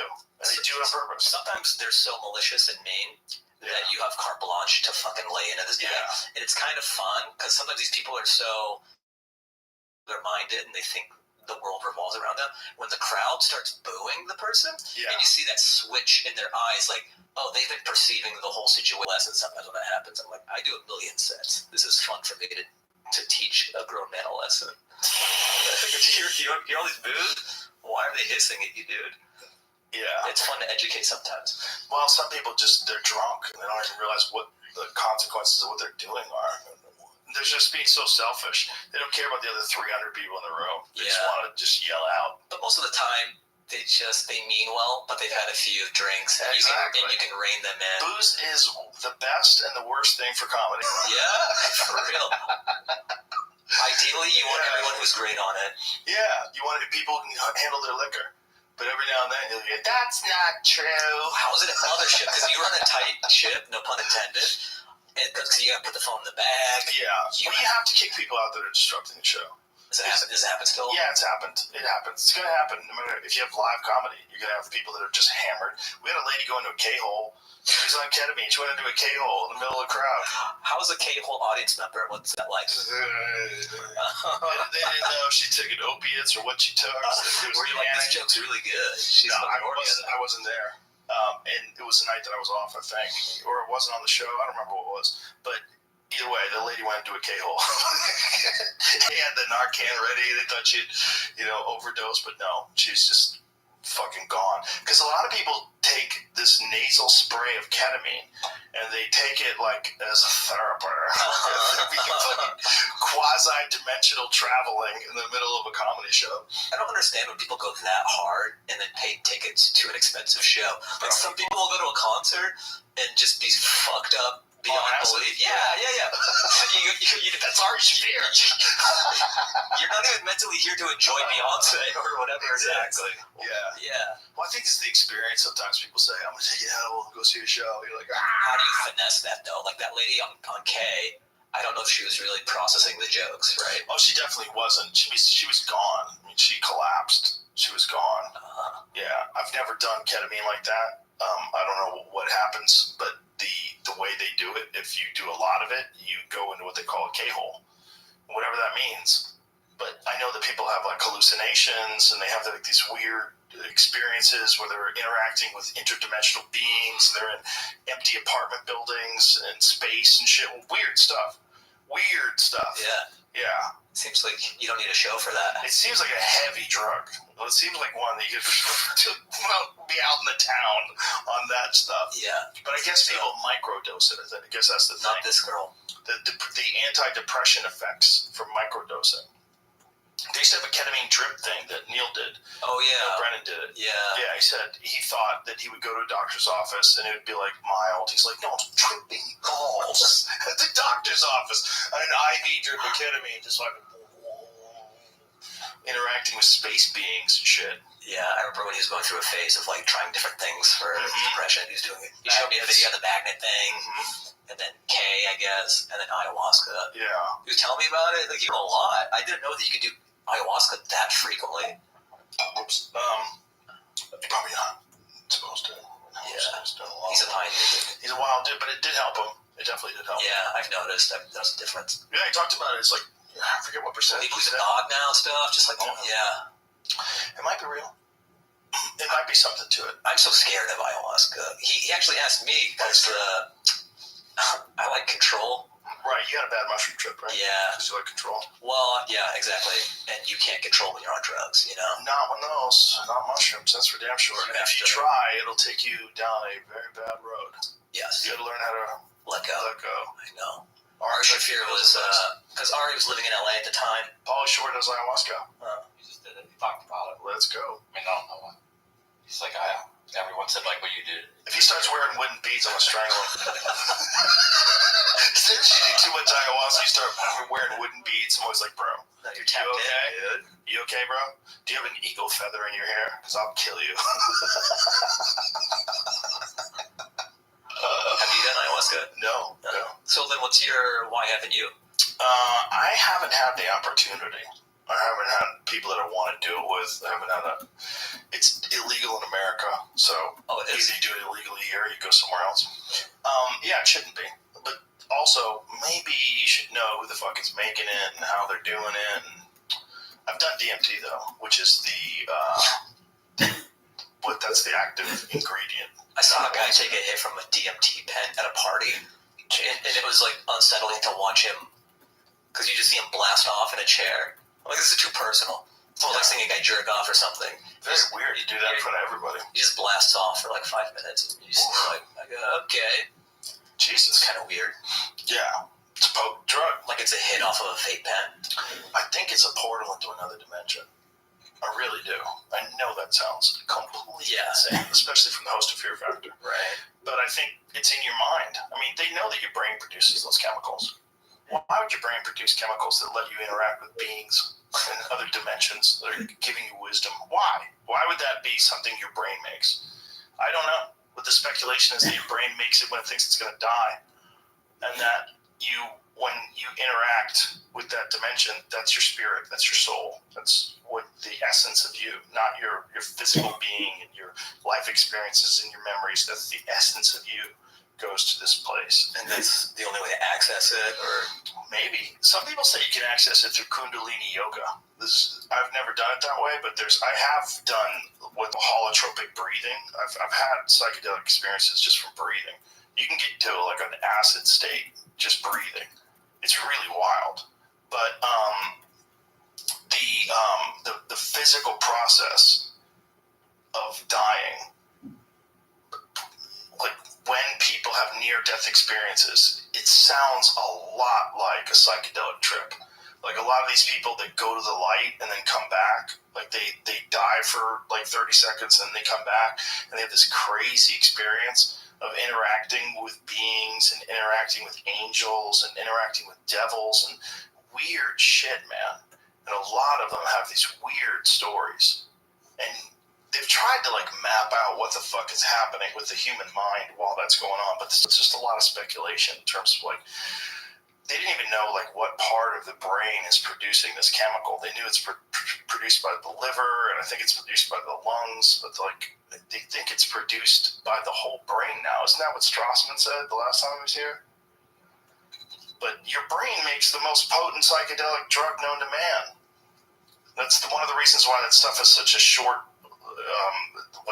the time that if you take DMT, your body brings it back to baseline very quickly. Like it's like you're blasted for 10, 15 minutes and then you're back. and you're stone cold sober. And you were just in another dimension. That's crazy. It's bananas. And you're back to the party. And nothing happened. here's what's even more crazy. You have a really hard time remembering it. You had one of the most insane experiences you could ever possibly imagine. You remember snippets of it, just like a dream. Yeah, I'm like that. I'm bad at remembering dreams. Everybody is. Something. Yeah. Everybody is. And that is like a function of that same thing that when you take the actual chemical, when you take the actual DMT molecule, it's the same thing that happens. You have a very difficult time holding on to those memories. Because memories are weird anyway. You know, we all have false memories. We all have distorted memories. You have an approximation of things. I'm jealous. Some people have iron trap memories. I'll talk to a buddy and he'll bring up an event from 6 years ago, and like I don't work that way. I'm so jealous. Some people just have super memories like that. They definitely do with some things. You know, I'd always wonder, like, do they have less experiences in their life? So is that, like, more memorable because they don't have anything that stands out from the norm? I think it's just the way their brain processes information and events, like it has a better filing system or something. Well, some people definitely have photographic memories. Like, they can remember everything absolutely perfectly.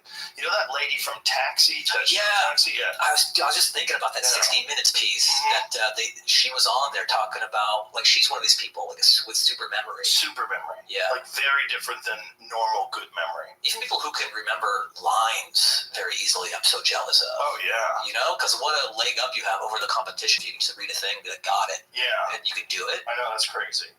That's probably her. Mary Lou Henner. Yeah, highly superior autobiographical memory, a rare condition identified in only 100 people worldwide. This trait drives her to advocate for more funding for brain research. That's insane. That's incredible. It's a super. But when you hear her like recite things that she can remember, it's bananas. Yeah, it's bananas. But that would be an amazing advantage to be an actor. For sure. You read the script once, and like, I got it. I know exactly what you're going to say, and then I know exactly what I'm going to say. How are you on news radio with lines? That was okay. Yeah. You know, that was okay. It's a complicated little thing to remember. Everyone's process is different too. How to retain that, just going over. For me, it was always just repetition. You have to do a lot of repetition over and over and over again. Say it out loud, write it down. I always hear get on your feet, so like pace and see the words, so it's in your That helps, body. Sure. I heard Riz Ahmed, you know him as an actor? No. He's great. He's with Sound of Music or Sound of Metal. The two very different movies, by the way. He was in The Sound of Music or The Sound of Metal. One of those. I'm pretty sure The Sound of Metal. But he's a super talented actor, and I heard he like runs while he does his lines and just to get himself out of his... Was he in Oppenheimer? Was he? I feel like everyone was in Oppenheimer. Oppenheimer's a damn good movie. How crazy is it they went after him for communism? What was that? How crazy is it they went after him for communism? Oh, that's what they got him on. Well, that's what they're going after him for. That was the thing, dude. They get you. Yeah, but I mean, the guy who invented the fucking bomb. Leave him alone. Yeah. Leave him alone. What if the movie ended after they dropped the bomb and everyone cheers? And then you see the credits. Yay, but it's funny because died. Yeah, but you saw they had to do that back end where he felt bad and shit. Of course. He's like, what have I done? One of my favorite all-time videos, let's leave it on this, is the Oppenheimer video of him describing what he said when the first bomb went off, when he quoted the Bhagavad Gita. Let's watch. We'll leave with this. Fahim, you're the fucking man. I appreciate you. Love you to death. I miss you so much. Your new comedy special? Yeah, it's called House Me. It's on my YouTube channel. So if you go to youtube.com/Fahim Anwar. And Fahim Anwar, it's for free. Fahim Anwar on Instagram and all the other social media platforms. And always the Comedy Store. Yeah. Oppenheimer. Shit. You know, the world would not be the same. Few people laughed. Few people cried.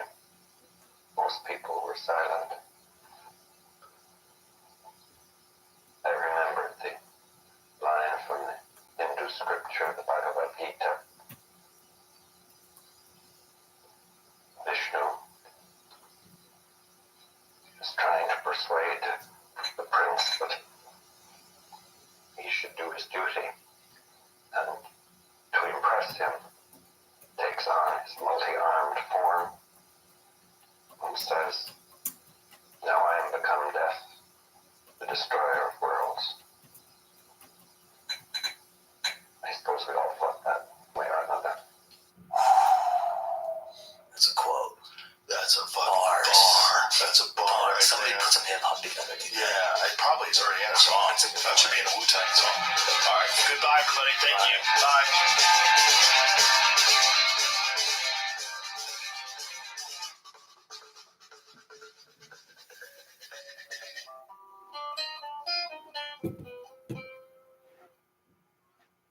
This episode is brought to you by LifeLock. Your tax refund belongs to you, not an identity theft. Over $6 billion in tax refunds were flagged by the IRS for possible identity theft in 2023.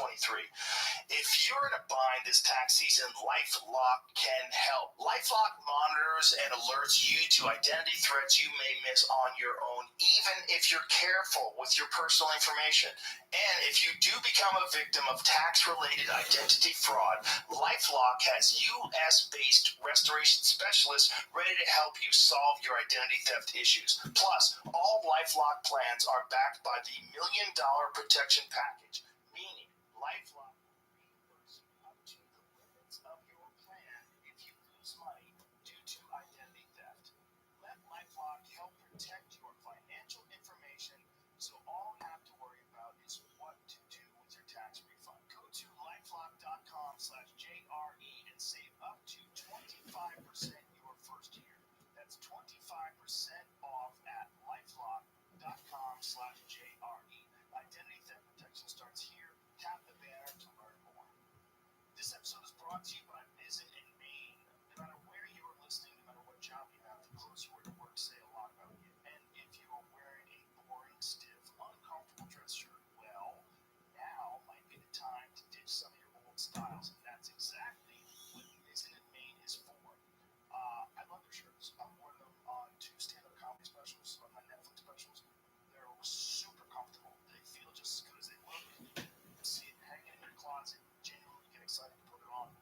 So replace your dated, boring styles with clothes that you actually want to wear to work. Put on Visit in Maine and dress for the job you have. Plus, you can forget dry cleaning your dress shirts in 2024. Visit in Maine has the world's most comfortable machine washable dress shirts. They're lightweight, breathable, moisture wicking, wrinkle resistant. You can just crumble in a ball and stuff it in your bag and pull them out and wear it. It's great. Most comfortable shirt on the market. What is it? For whatever you do, wherever you wear it. Shop now at visitmaine.com and save 20% off. You spend $130 or more. It's the promo code YOLO.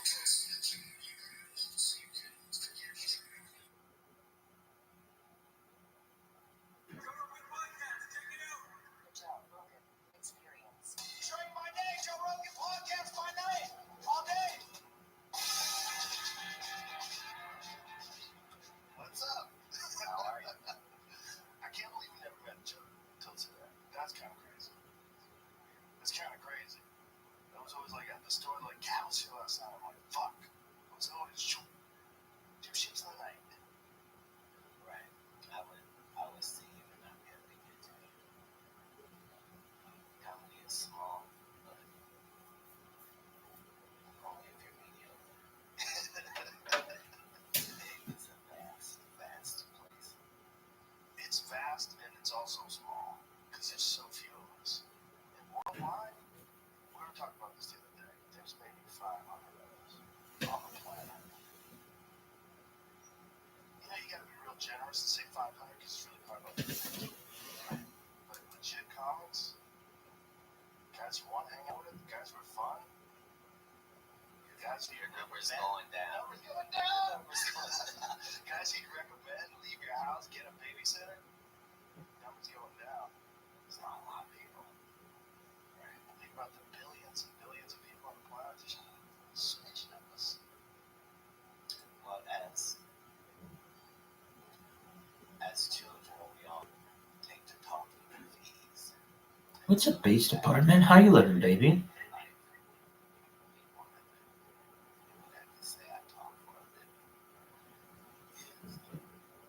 Base department, how you living? Especially today. Did you be able to talk for a living? Base department, how you living, baby? That's the problem also with what we do. Is that everybody can talk. Hope you're living like a prison. Right? You just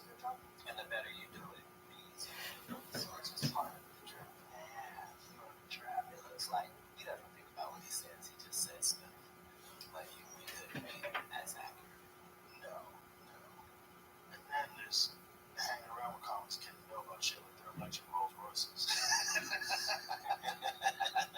Right. Right. If Satan hits me, just know I'm getting back immediately. You're gonna know about it. Yeah. The thing's insane. The thing's insane. Just the way the doors open up, the way the doors close, you touch the brakes. Totally silent. For the price point, it would have to be perfect. And the whole thing is, it is. And that's what you're trying to do in any show. Like, you're trying to find that thing that is flawless in that show. Right. That's it. That's the whole question. Never have a question. Right. Well, because it's important to you that you be grounded in the important ways. So I can see you not having not had a room. I've had 4. I'm not opposed to it. It's just the idea of it to me is like, don't do that for me. You know, I want to say that. Right. Well, see, you see what I mean? Yeah, because we live vicariously through these things, and it's been that way for all of humankind. So it was still like that for the Roman and his chariot. Oh, like that's how he felt. Like that's how horsemen feel about that ride. You know, like transportation and people have a love story. Yeah, that's really the only object that I'm really into. Like I'm into vehicles. I'm into mechanical vehicles. Right. There's like something about mechanical vehicles that just speak to me. I love them. I love looking at them. I love sitting in them. I love driving.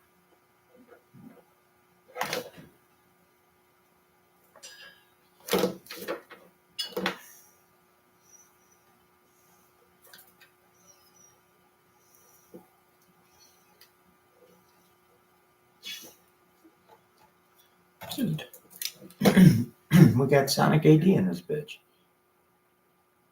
Sonic AD, how you living, baby? We got the whole crew in here. Well, if you weren't aware, I'm streaming on Rumble right now for the first time in global history. Pretty tight. If you're like, weren't we just listening to Joe Rogan? What happened? Yes, we were. Then an advertisement came up, and I think I accidentally clicked it. And now it's randomly taking us to some undesired website. So we're having to go back and fix it. We got Tempura in here. We got Sonic AD in here. We got Passport. I mean, it just don't get no better, baby. All right, back to the man, the myth, the legend, Cat Williams. Pimp amongst pimps. Yeah, that's the only object I'm really into.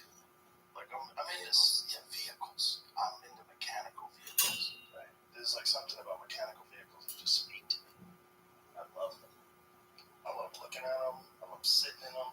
I love driving them. It's just like it's one of the things that people say like money can't buy happiness. That's definitely true. If you're fucked up, you're not gonna get happier if you get rich. But if you're already reasonably happy and you can afford a nice muscle car, god damn, you'll feel happier. You will feel happier. But every time. So what I'm saying is when I got the 67 Chevy Camaro, I needed no other cars. I was complete. When I got the Grand National, you couldn't tell me anything. There was nothing on the highway that was of my ilk. But I felt that way. Every time. That's what makes it real. Yeah, they give you real joy every time you drive. And you feel like that character in that movie. You know? Yeah, you drive a 1970 Chevelle, you feel like John Wick. Yeah, it's a sacred place. There's music there, there's recklessness, but there's safety. Yeah. You know, it's like it gets to the essence of a being. And I exist 100 years from now. I think automated driving will be mandatory. I really do. I think we're about 100 years away. 100 years away from no personal automobiles. No control of your vehicle. We're going to stop all crashes. We can stop all crashes and all highway deaths. Come on, Kat. Won't you contribute and give up all your rights to drive? We're going to stop all death. Yeah, it's not, but understand that all of these things have financial benefits, and then they use those perks you just mentioned to get you in. But I believe that it'll be mandatory. But for practical reasons, like this thing where the police want you and they have to chase you and you may get away, those days are done. They're just going to shut your car off. Yeah. Your car is going to do what they tell it to do. Yeah. Just get behind this patrol car and follow us to the station. There's speculation that they've had that for a long time. You know, there was that famous journalist Michael Hastings. What's his name? There's this journalist. I don't know if you know the story, but it's pretty crazy. This guy went to Afghanistan. It was Afghanistan with the troops, and he was only supposed to be there writing a Rolling Stone article about this general for a very short amount of time. But then there was a volcano in Iceland, and the volcano in Iceland stopped air travel. So this journalist from the Rolling Stone was embedded in this troop, and they started talking shit. And he started reporting the shit they were talking, including disparaging comments that the general had said about Obama. So the general gets back. He has to retire. He has to, it's the Rolling Stone exposed. It's a big deal because everybody loves this. Oh, what the hell just happened? It just crashed. We watched it before our very eyes, kids. We watched it before our very eyes.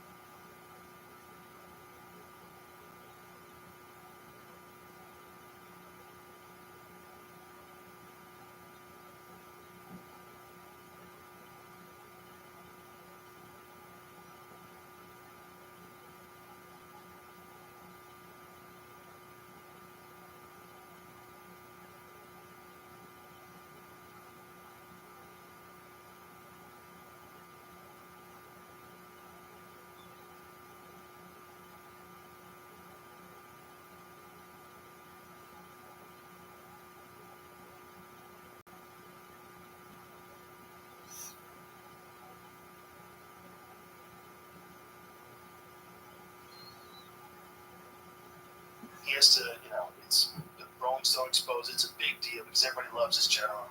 So he retires, and this Michael Hastings guy is on the run, and he's terrified. He's telling people, if I commit suicide, I did not kill myself. People are threatening my life. And then he's going down La Brea, and his car is going like 120 miles an hour and just slams into a tree and explodes. And there's a video footage of it. This dude is just flying down the street, hits a tree, and the car explodes. And they asked security experts at that time, I think it was like 2005, 2005, is it possible to control a vehicle remotely? I said, does your vehicle have a computer? If your vehicle has a computer, they can control it. Period. There's a way. And they know that. And they've been doing that for, this is 2010. So this is 14 fucking years ago. So they can do that then. What can they do now? Let's just shut the fucking car right off.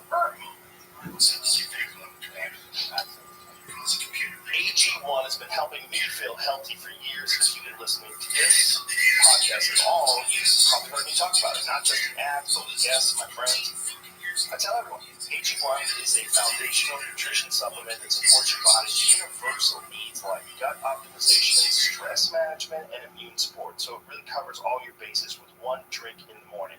And that's my favorite part. It's very easy. With the free welcome kit, you get everything you need to start your day right. You don't have to remember 20 different pills or vitamins or supplements. Just one Dude, scoop. you got Curtainer in here. How the fuck are you, Curtainer? That anonymous founder. Curtainer, how you doing, baby? Let's hear from you. I want to know everything about you.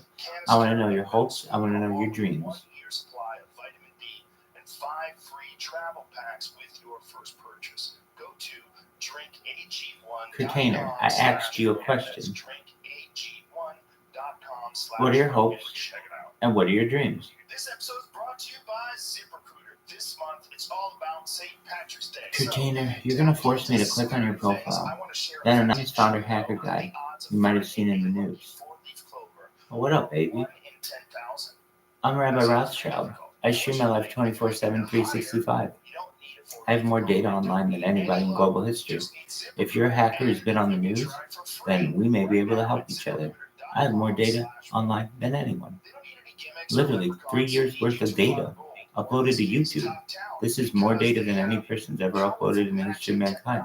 Pretty crazy. Curtainer, can you hear me? Or are you just vibing away over there?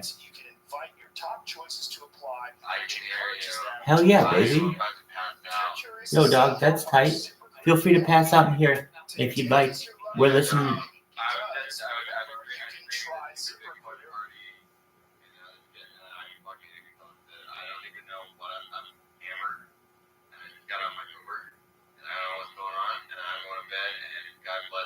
You take care, baby.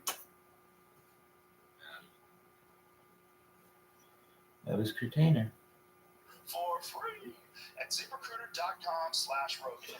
I like how they call it Ticker Bitcoin Party. Harry Potter Obama's on a kind of Emu party, baby. Ticker Bitcoin. Harry Potter Obama's on a 12 fucking syllables. Oh, well, how was the article in 2010 of the accidents in 2013? The article came out first and exposed the crystal. Oh, I'm gonna the sneeze. Rolling Stone article. I thought you had the article that was Actually, you're reading about Tesla. We're so good See, at that's the doing this thing, very Joe. single Like, time. that's why I love history so much, because once you find out that this world is a circle, you can never get lost. Like, you can look at certain things and it'll tell you what's going to happen later, like, with amazing accuracy. Like, yeah, like, that's how I knew that things like what you showed me with Hastings, that those were real things. Damn, It's not. that worked pretty well. It's I gotta take a everybody shit. who has ever Yo, been dog, killed if in you're one watching this, I gotta take a there shit. was financial I gotta benefits. take a It's major obvious, big it's shit. easy, you know where it came Of all the from. shits that It's I've ever just been that they taking, do a good job. But this is a how major is big that shit. difficult Really? that that's your job? No, Like, it's they pretty do shit. this, Smarter they do than this one really other. well. They do it worldwide. Also, this guy fucked with the worst person you can fuck with. A high-ranking, beloved general who's in charge of trained killers who love him. And you don't think he could put one of those dudes on you with a coffee meeting? Just have a sit-down at Starbucks with no phones on you? And let me explain what's going on. A shadow government is no more difficult than a government. Yeah. And so, not only that, they don't have to get elected. It's even better. Even nicer. They stay for a long time. Yo, dog, do the thing. Think about J. How long did that motherfucker stay in power for? He was running the FBI wearing a dress for 30 years. Because of what you just discussed. Mm-hmm. Hook it up, yo. Like Hell yeah. That's why I can speak with impunity about the Illuminati, Because I know who you would have to be in order for what I'm saying to bother you, number one. Right. Number two, I know your big secret. I know that you're not the Illuminati. So, you can't be illuminated.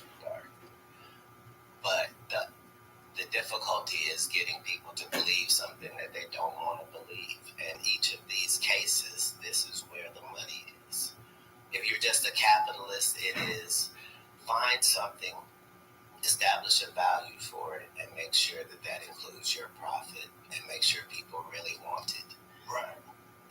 It's very fundamental. Also, if you're running corporations and you're making billions of dollars, you're going to get bored. What's the ultimate game? The ultimate game is to run the whole world. You know what the ultimate game is, Kat? I do. We have an overpopulation problem, Kat. It's an overpopulation problem. Right. And we're gonna be able to mitigate that with vaccines. We're gonna be able to mitigate that with healthcare.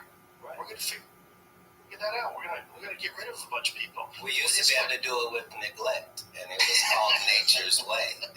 Right. You know, like whatever was ailing you, it wasn't ailing everybody in the world.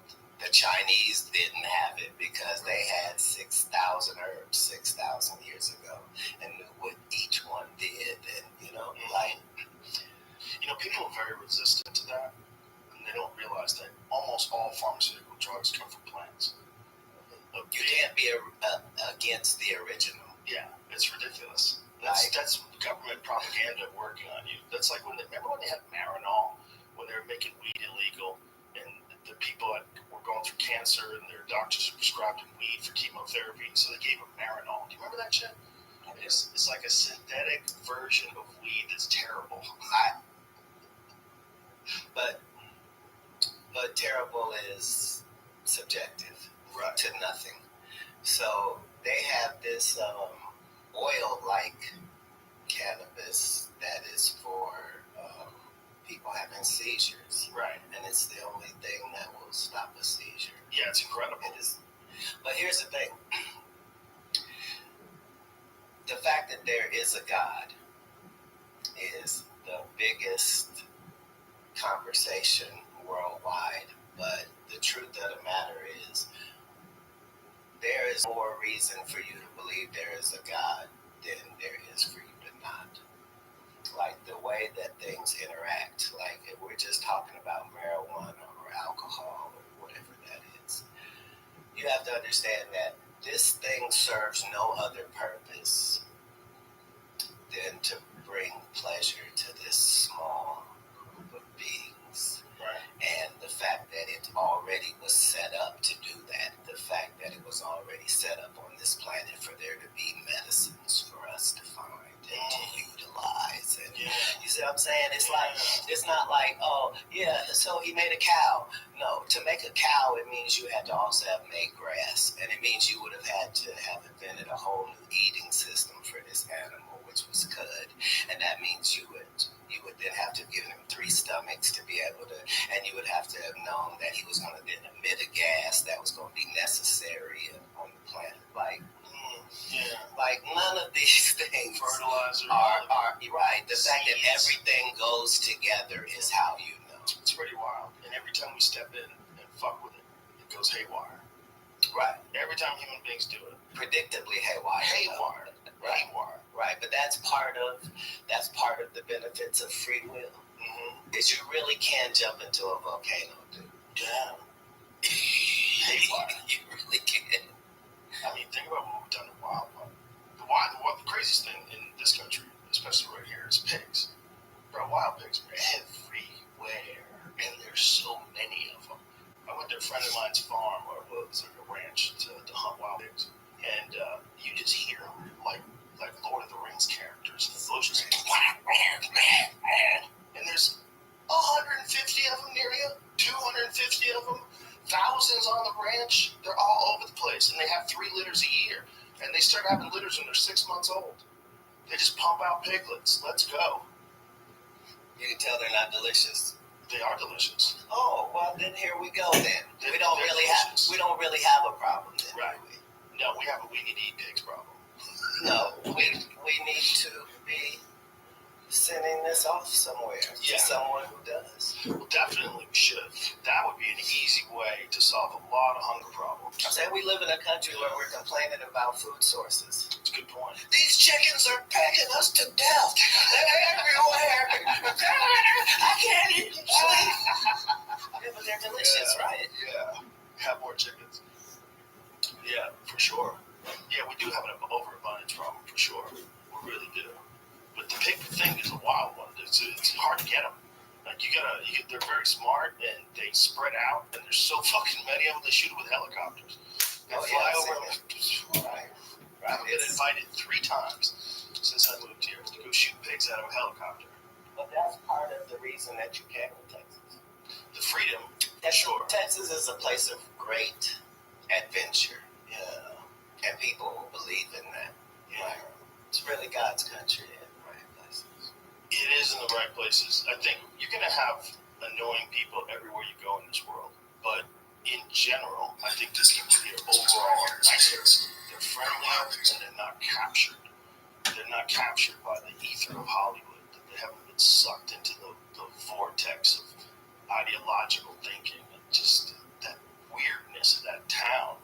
So when you escape that and just be around regular people, you're like, oh, people are all right. I've just been in an insane asylum. You're looking for a girlfriend. Like you have to be in a place where you're around good people, like normal people. That's better for you. You're not trying to say that people that happen to live there are not nice people. There's a lot of nice people there. Here's the thing. Hopefully we can agree that the problem is with extremes. Yes. Extreme anything. Yeah. Extreme left is as vicious and as far right. Yep.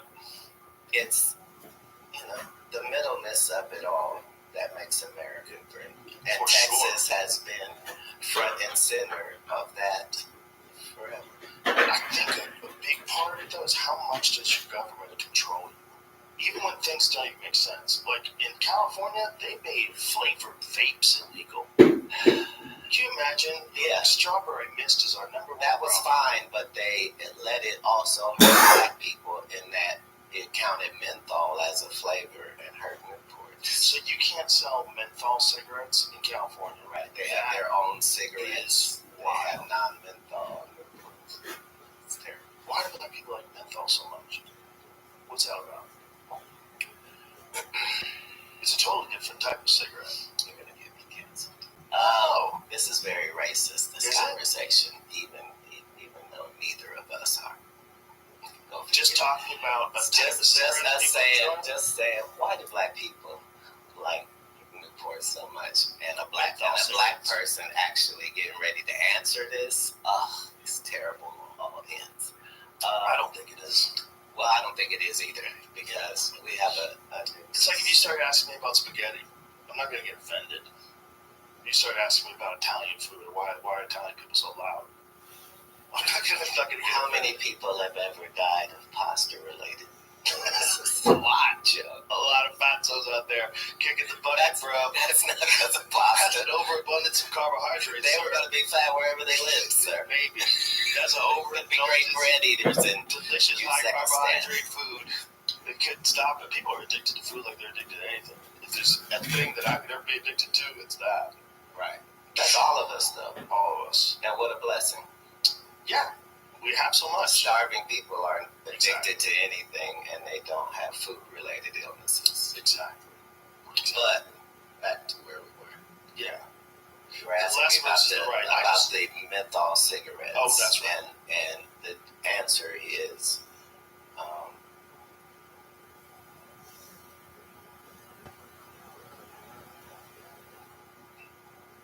we value strength in product. So there's this whole thing with liquor and malt liquor and the difference between the two, and one is richer and stronger. The more potent version. Right. And as a people, we tend to go with those products. Things are stronger. That makes sense. Right. Like before things were called concentrate. Yeah. That's what we appreciated. That makes sense. Concentrate. And the fact that menthol is a natural thing. So, Right. anybody who is from the South knows about mint plants. And menthol used as a skincare product with injuries and shit. Right, like you appreciate that as a flavor profile. Right. That makes sense. The mint julep. It just, can't have anymore. Who the fuck are you? That's my position. Well, and that's a noble position, and we appreciate the fact that you represent that. But the truth of the matter is not pretty.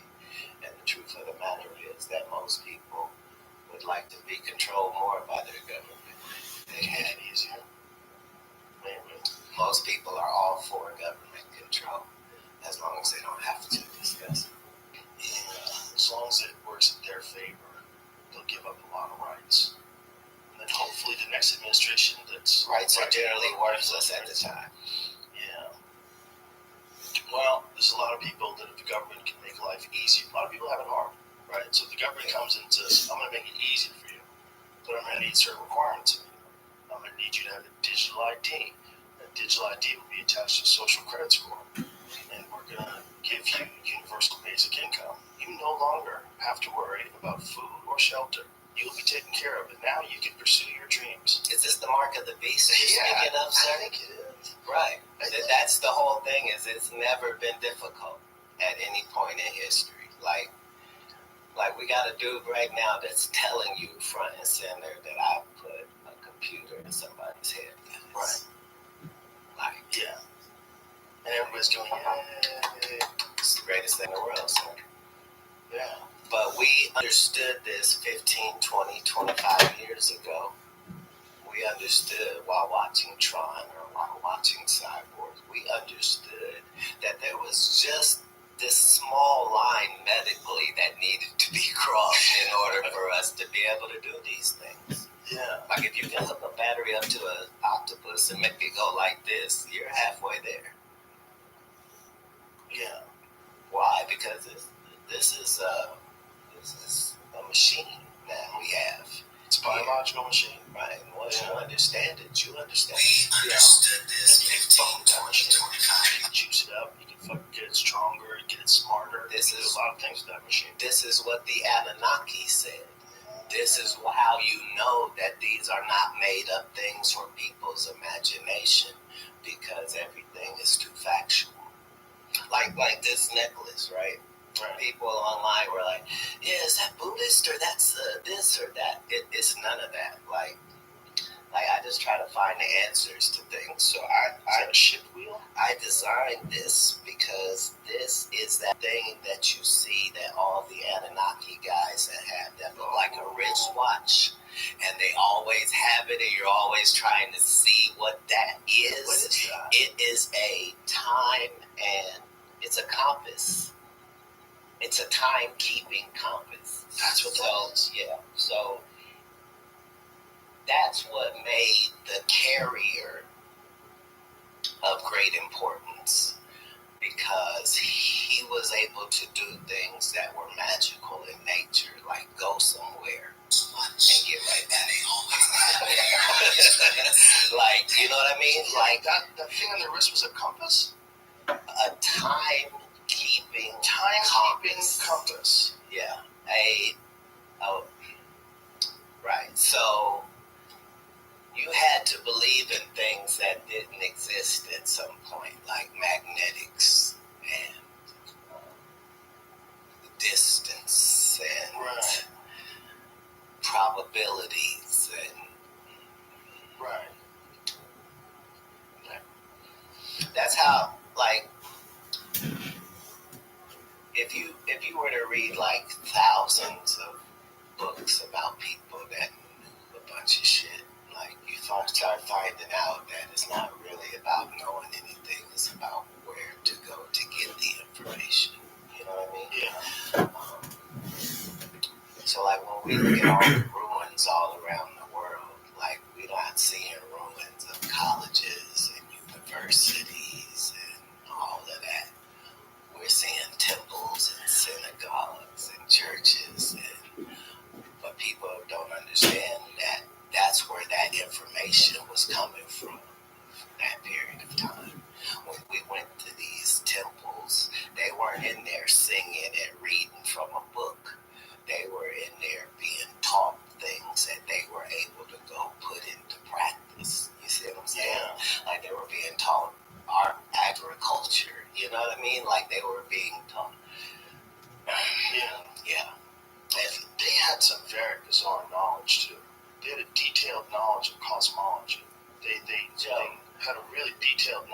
solar system. 100% of the writings across the world, whoever said anything about space or the universe or what was out there, why were all of them correct, Joe?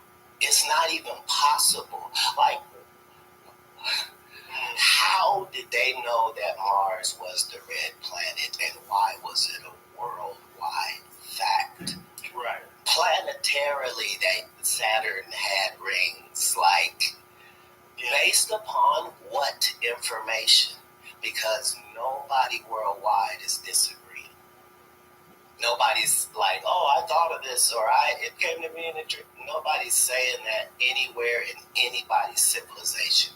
Everybody's civilization says this information came from the people that came from it. There are no coincidences. Well, they know that Mars used to have an atmosphere. Mars used to have an atmosphere, it used to have water. Something happened to its environment. If that's correct, then there's a guy right now saying he's getting ready to put people up there. Yep. Exactly. It's restarted all over again. 50 years ago, there was no water in our whole universe. Let them tell it. Now there's been water almost everywhere. There's water on the moon, for crying out loud. Are you familiar with the Younger Dryas impact theory? Do you know what that is? Say what The is Younger Dryas impact theory is a theory that Earth goes through a cycle of like comet storms every June and every November, and most of the time nothing happens. But every now and again we get hit. We get hit big, and they think we got hit big 11,800 plus years ago, and that had to restart civilization. And that what you're seeing from like Mesopotamia, all these people 6,000 years later, they think that is a rebuilding of civilization that was already like just whispers and stories and tales, and then they rebuilt it again thousands of years later. But if you go back to like 11,800 years ago, you're dealing with what we thought were hunter-gatherers, and now we know they weren't. Now we know they built complex stone structures, and the real speculation is they think that the people who built the pyramids built them way earlier than the conventional dating is. They think there's real evidence that shows they're 9,000, 11,000 years old. Easy. No people built the pyramid.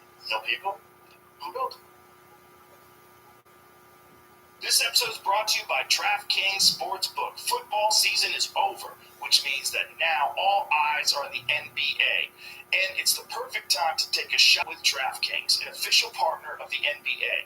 This week, new customers can play free for a share of millions in prizes with your first $5 deposit. And getting started is easy. Assemble a lineup of players while staying under the salary cap. Then just sit back and watch as your team reels in points for a chance to win big. Download the DraftKings app now and use the code ROGAN to get a free shot at a share of millions in total prizes with your first deposit. Only on DraftKings with the code ROGAN. The crown is yours. Tap the banner or visit this episode's page to learn more. Gambling problem? Call 1-800-GAMBLER. In New York, call 877-8-HOPE-NY or text HOPE-NY 467-369. In Connecticut, help is available for problem gambling. Call 888-789-7777 or visit ccpg.org. 18 and over in most eligible states, but age varies by jurisdiction. Eligibility restrictions apply. Void where prohibited. Minimum $5 deposit required. One $3 ticket rewarded and expires in 1 year. See DraftKings.com for details. This episode is brought to you by Me Undies, my all-time favorite underwear. I'm wearing them right now. I don't even have to check. They're all I wear. They're the shit. Guys, we're pretty much stuck with what we've got when it comes to appearances. And there are things that can help you feel more confident, though, like makeup, if that's what you're into. Or another thing that can help, I think everyone can get behind, is wearing the right clothes. And for the men out there, that means getting contoured pouch and ball caddy from MeUndies. What? The contoured patch and ball caddy, you say? This underwear makes you look good and feel good with a micro-modal sling that gives you the support you need down your nether regions. You never want to take them off. They're awesome. That's not the only great thing you can get from MeUndies either. They have a lot of different apparel, including loungewear. And everything comes in different prints, styles, and sizes, all made to be flattering and very comfortable. Seriously, the fabric they use, it's breathable, it's stretchy, it's soft, but don't just take my word for it. Try them out yourself, and if you don't love your first pair of underwear from them, it is on MeUndies. How about that? How about that deal? Good things come in big packages. Get 20% off your first order, plus free shipping at MeUndies.com/Rogan. That's MeUndies.com/Rogan for 20% off, plus free shipping. MeUndies, comfort from the outside in. Tap the banner or visit this episode's page to learn more. I know people about the pyramids. And if you look around the world, you see certain telltale things that let you know that advanced machinery was in usage. Look, there. This whole thing where slaves are stronger people is a fallacy. We like to believe that slaves are stronger.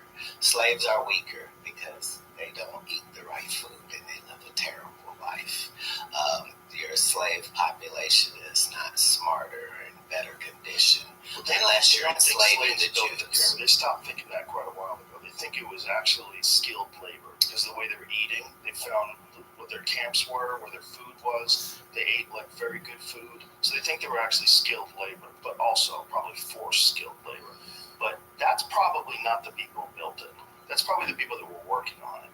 That's probably the people that worked in the village or in the city. How many companies have done renovations on the White House? None of them have done enough renovation that they can claim it's their White House. So, yes, thousands of years worth of people were there. But that doesn't have anything to do with the building of it. Well, understand, we know enough now to understand that this was a complex. This was not... Right. We've been led to believe that this is how much they worshipped their dead bodies. Right. But the evidence doesn't show any of that. No, like when you see inside, when they have those intricate carvings and paintings and stuff in gold and stuff, you have to remember, this is in a windowless room, folks. There's no candle soot. There's no... It's clearly a power plant and built specifically for that location on this planet. What do you think it was powered by? The hot water springs. So it was powered by the hot water springs?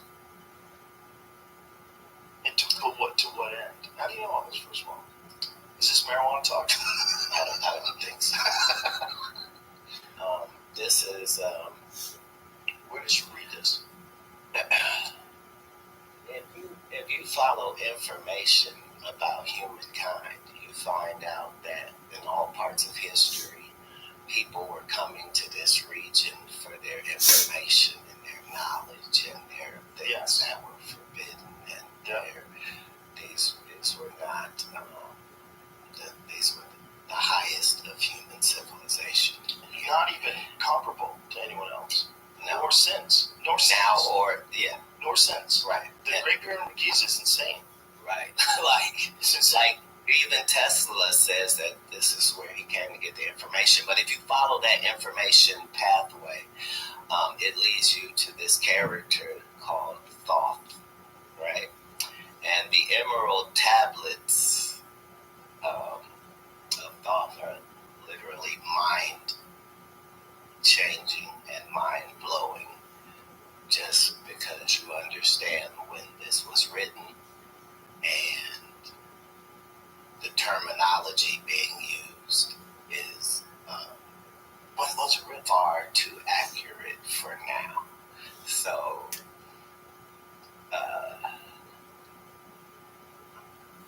I'm sure that here it is. Emerald tablet, also known as the Smaragdine tablet, or the Tabula Smaragdina. Oh, I fucked that up. It's a compact and Trismegistus. Cryptic Hermetic text. It was highly regarded by Islamic European alchemists as the foundation of their art. Though attributed to the legendary Hellenistic figure Hermes Trismegistus. I say that. Trismegistus. The text, the Emerald Tablet, first appears in a number of early medieval Arabic sources, the oldest of which dates to the late 8th or early 9th century. It was translated into Latin several times in the 12th and 13th centuries. Numerous interpretations and commentaries followed. So what does it say, though? The Egyptian god Thoth. Okay, it says beginning in the 2nd century BC onwards, Greek texts attributed to Hermes, a syncretic combination of Greek god Hermes and the Egyptian god Thoth, appeared in Greco-Roman Egypt. Those texts known as the Hermetica are heterogeneous collection of works that in the modern day era are commonly subdivided into two groups. The technical Hermetica, comprising of astrological, medical, botanical, alchemical, and magical writings, and the religio-philosophical Hermetica, comprising of mystical, philosophical writings. Holy shit. Is this weed talk, Joseph? No, this is so legit. So legit, my man. So this dude was probably an alien. Dude, first of all, there are no probablys. Yeah. That's the benefit once you hear it or read it, is the fact that it's given in first person, and that's not possible. The things that are being said are impossible. Enough time has passed, though, that it's not like that. But I'm going to read that. It literally says, hey, there's a spaceship on Earth, and this is where it is. Because if all you care about is information, right? Like, that's what you start to see is when you get to everybody's civilization, Asian, Indian, African, you get to the crux of their information. Nobody's disagreeing with anybody. Right. If you figured out how the fuck they did it, if there was any logical explanation that people could have done it, I would be on board. I'd be like, oh, okay. But there aren't any people saying that. Human beings it's possible if you had enough power and you had enough engineering and mathematics that you could figure out how to design and construct the pyramid. Yes. But then the logistical problem of getting the stones from hundreds of miles away, massive, several ton, up to 80-ton stones. Yeah. That's crazy. If you 500 miles away, some of them. Even if you could do it, let me ask you this. Would you build it on sand? I don't think it was originally sand. So that's the thing. Right. This was a fertile valley. Yeah, it was. Yeah. Right. The Nile Valley. That was the reason they had why they electric and Wi-Fi, and they had all of that. They probably did. And that's probably where the Younger Dryas impact theory comes in. The greatest trick is to make us believe that people back then were dumber and we're smarter. Right. And that whole thing is a fallacy. Yeah, that's definitely not real. But it's worth it for us to believe that. I think we are the children of the survivors of some great catastrophe. And I think that's why every single Not everybody. biblical scholar, what? Not everybody. Some people What do you mean? are that. Some people are the survivors? Right. Well, I mean, most human beings probably got wiped out in common storms. And I think we probably there's reports in history that they know of where human beings got down to like 7,000 people. Who's counting? I think they use genetics and they backtrace and they try to find individuals that were capable of having X amount of children. I wonder how they do the calculations. It's a good question. The things in Hollywood Yes, and in writing that have attracted our attention worldwide were all based on some truth. So all the stories of hobbits have been successful in all of their genres. Why? Because they existed. Like we now know that there were whole pygmy groups, and that we understand that that's what the Seven Dwarves was. Yeah. And that island of Flores, man, that they found. That they literally call it a hobbit. It's like a 3-foot tall person that was covered in hair, smaller head than us, used tools. As a preteen, I knew that Atlantis really existed, just because of how it was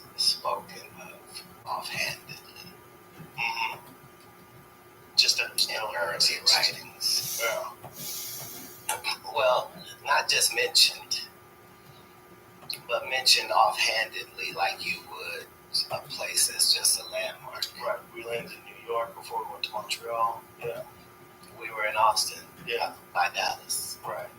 Exactly. Yeah. Yeah. Have you ever seen the guy that thinks that they found the spot in Africa? What is that the ring called? That Jimmy Corsetti is he's on this. This dude is an expert in this shit. And he's an expert in ancient catastrophes and the remnants and the evidence that shows that these civilizations existed. Something happened, and he's focused on this one area in Africa that he believes is Atlantis. And he says it has all the hallmark characteristics, and there's all the evidence of massive water erosion surrounding the area, that at one point in time, it's very likely that this area got hit with a massive flood, and it matches all the characteristics of Atlantis. When you see it, when you see the way the concentric circles of rings, like try explaining this, like, you're going to see it, and try explaining this through a natural phenomenon that doesn't exist anywhere around it.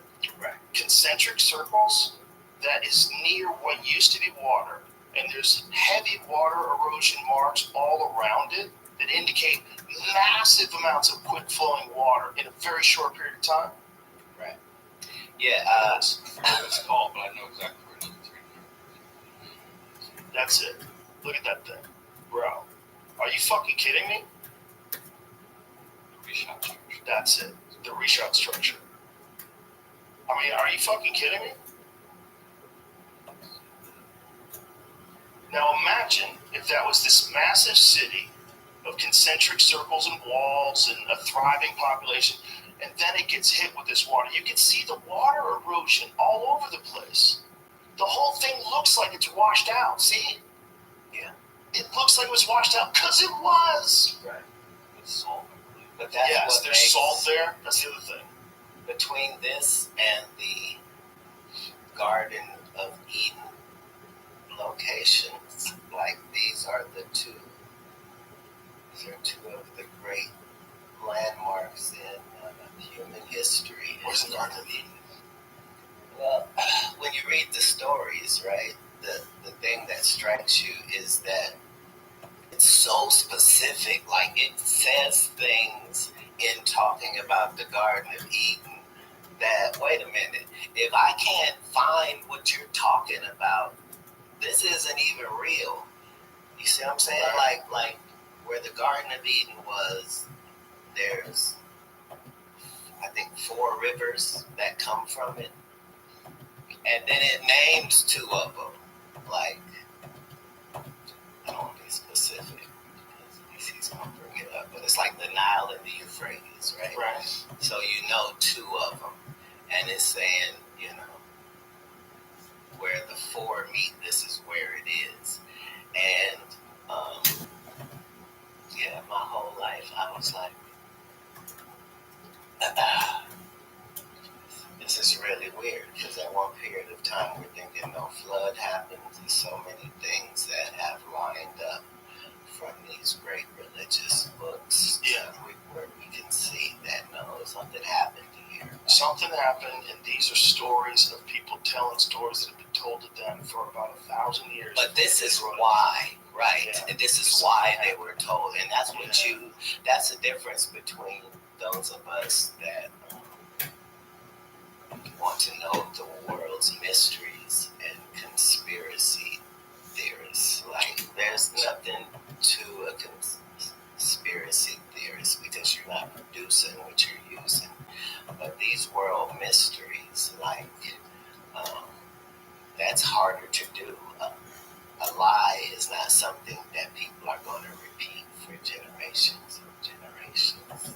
It's being repeated like that because people have reason to believe it to be true.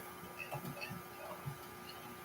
as you go through history, you see that those are the stories that we still talk about, but they're still valid. Like there were writings that the African Dogon tribe is like Right.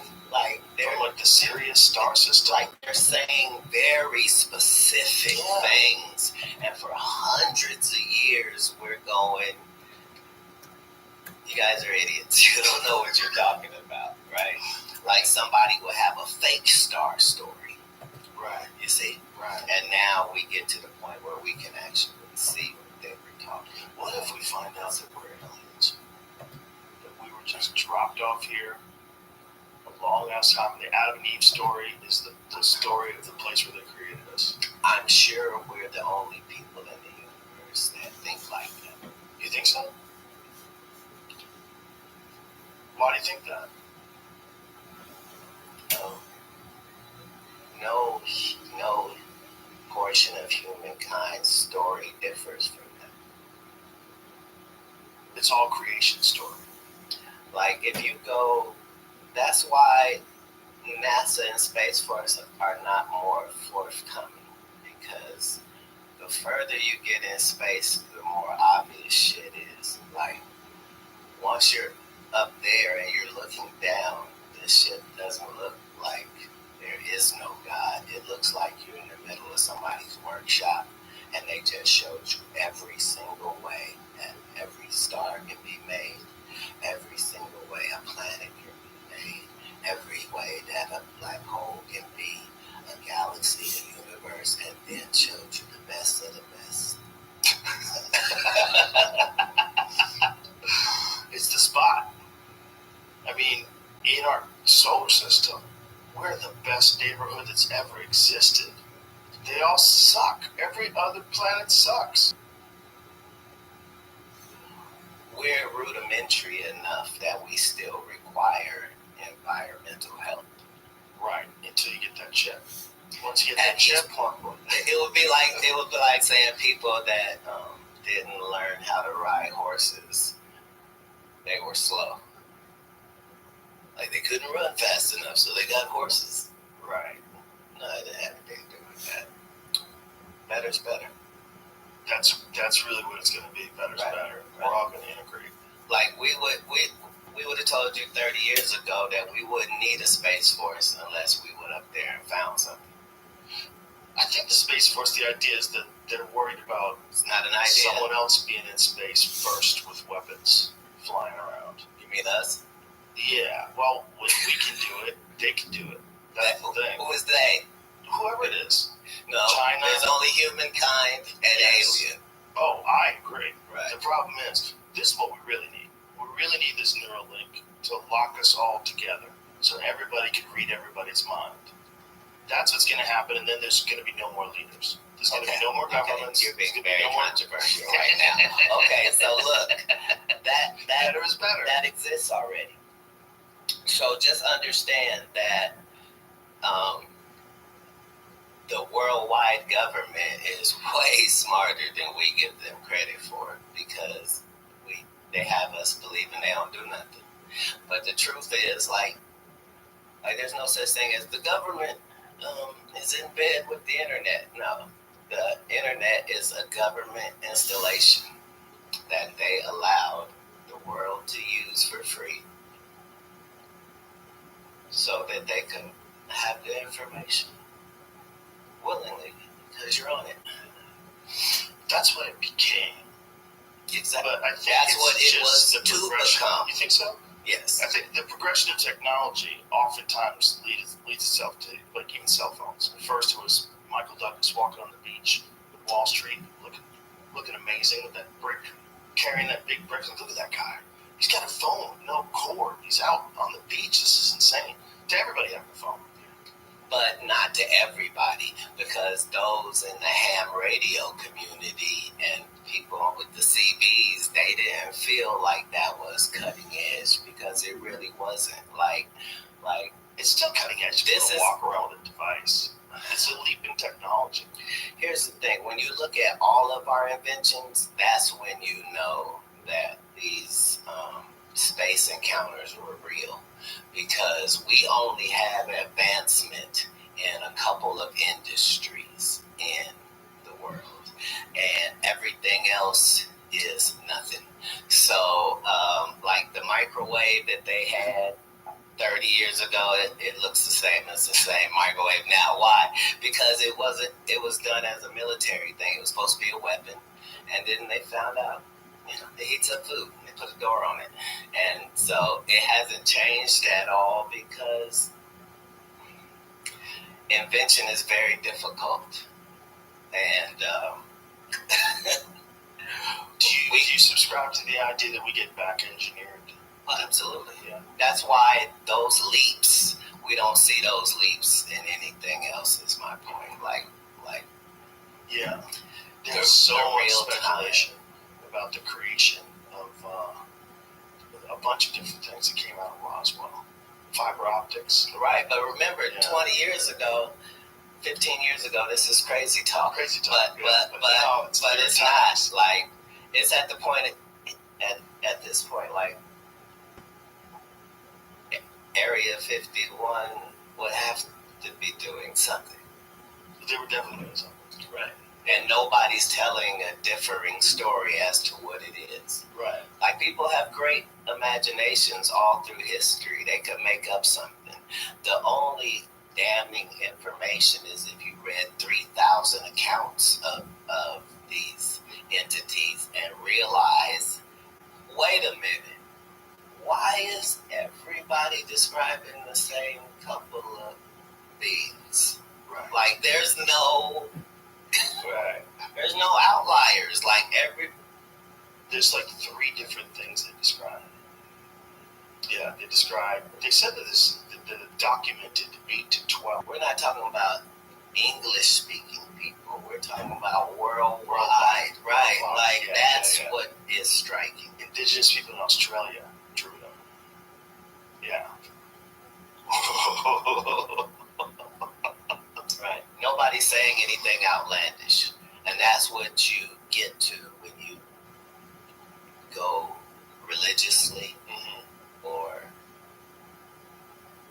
Well, the alien thing is a bit of a religion to a lot of folks. They don't want to believe it. It's a necessary component. Yeah. Whatever religion you're a part of, at some point it says you were contacted. That there was a fight in heaven and, this happened and that happened. Yep, every single one of them. Everyone nobody's telling a different story. Everybody's telling the same stories. Yeah. Like, that's how you know that vagina and gold are universal things, because in everybody's story, none of these otherworldly entities had any interest in anything other than women and gold. Right, pussy or gold. Like, because, and you understand that now when you start learning about what's in space, because you can see that any element or any commodity that we sell here is abundant in space, like trash. They found one meteor that was worth all the money on Earth. Yeah, 770 billion. No, a trillion. It was another number. Some crazy number. Right. Yeah. Wow. Yeah, they know that there's spots in space that have abundant minerals that are very valuable. And the thing about the Sumerian story, the Sumerian text story, reality story, like everyone a billionaire on this earth. Everyone would be a billionaire. But every person would earn several $1 billion. So it sounds jokey, right? But understand, somebody got this contract. Like, they broke this up into several worldwide contracts, like 10,000 quadrillion. It's just there. But here's the thing: if you got that much gold, is gold valuable anymore? Because one of the things about gold is that there's not that much of it. If you look at, you ever seen the number of gold on Earth? That's not necessary in capitalism.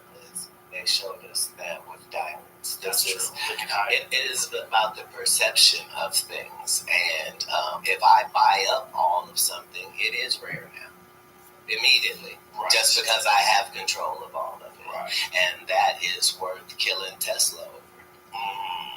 And that's why The people are still in business in Hollywood because everything's a commodity. Did you ever read, you ever heard of Zechariah Sitchin? Zechariah Sitchin was a biblical scholar who he deciphered the Sumerian texts, and he was like an expert in language. And when he deciphered them, he might not have been a biblical scholar, he might just have been a language expert. But either way, he deciphered these texts and wrote these books about the real meaning behind everything they were saying. And he said that the reason why we are so fascinated with gold is that the Anunnaki literally would have us mine gold for them because they needed it to protect their atmosphere. So what they would do is take gold, which is very rare in what it does. And what gold can do is you can take a little piece of gold like this big and coat this entire table.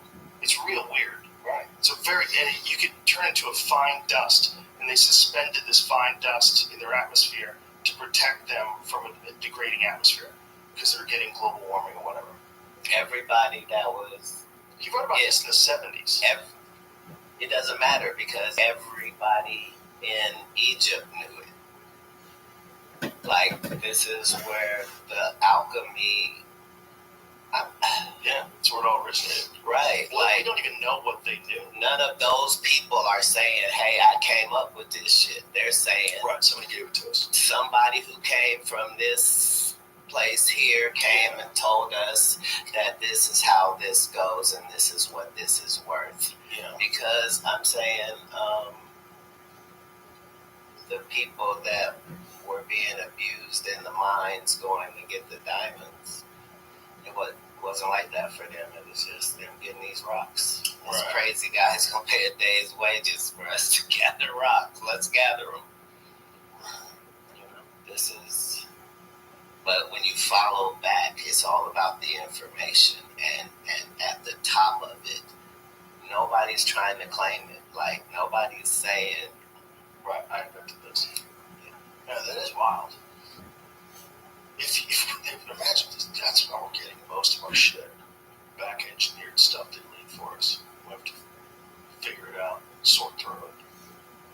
The people that have alien technology, the people that do have an alien craft that they work on, what a weird reality you must live in. The whole rest of the world's kind of guessing. And you got this thing in front of you, like, oh, this is real, we have one.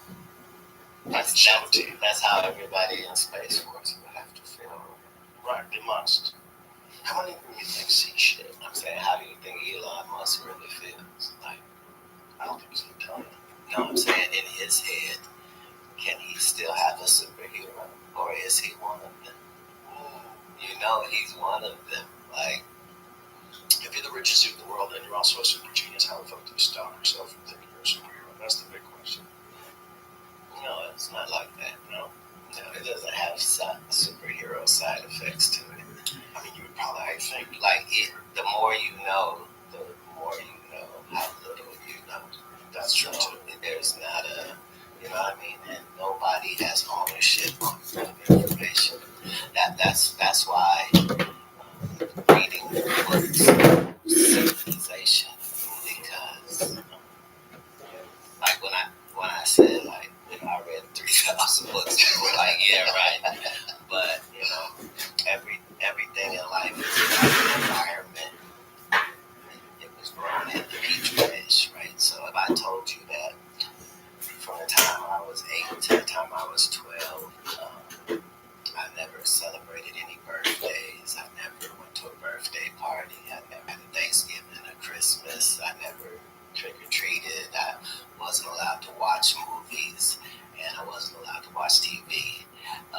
All I could do was read. If I told you that, then you will understand that for 8 hours a day, I got 8 hours, and I can read, and I love to read. And so I'm reading books that are 250 to 100 pages, and it takes me about an hour to read one. So yeah, I'm reading 8 a day. Yeah, like all I'm doing is reading, because that's what. So I'm checking out 20 books. The limit at the library is 20 books at one time. So I'm going Monday, Wednesday, and Friday, just because it's just my thing. Like, so you're getting 60 books a week. minimum, because Really? yeah, because I'm reading more than that, because I still have religious books that I have to read. So understand this is pre-internet first. Right. So understand that in reading one thing that I'm reading, right? Right. This one thing that I'm reading is also requiring me to have this appendix book that is the source book that it's telling me it's getting these things from. And so I've got 4 books open at a time just for this one book. Like,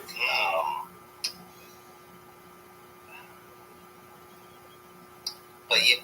AG1 has been helping me feel healthy for years, and if you've been listening to this podcast at all, you've probably heard me talk about it, not just in ads, but with guests and my friends. I tell everyone, AG1 is a foundational nutrition supplement that supports your body's universal needs like gut optimization, stress management, and immune support. So it really covers all your bases with one drink in the morning. And that's my favorite part. It's very easy. With the free welcome kit, you get everything you need to start your day right. You don't have to remember 20 different pills or vitamins or supplements, just one scoop in cold water and you're good. So if you want to take ownership of your health, it starts with AG1. Try AG1 now and you'll get a free welcome kit that includes a shaker bottle, canister, and metal scoop, along with a 1-year supply of vitamin D and 5 free travel packs with your first purchase. Go to drinkag1.com/Rogan. That's drinkag1.com/Rogan. Check it out.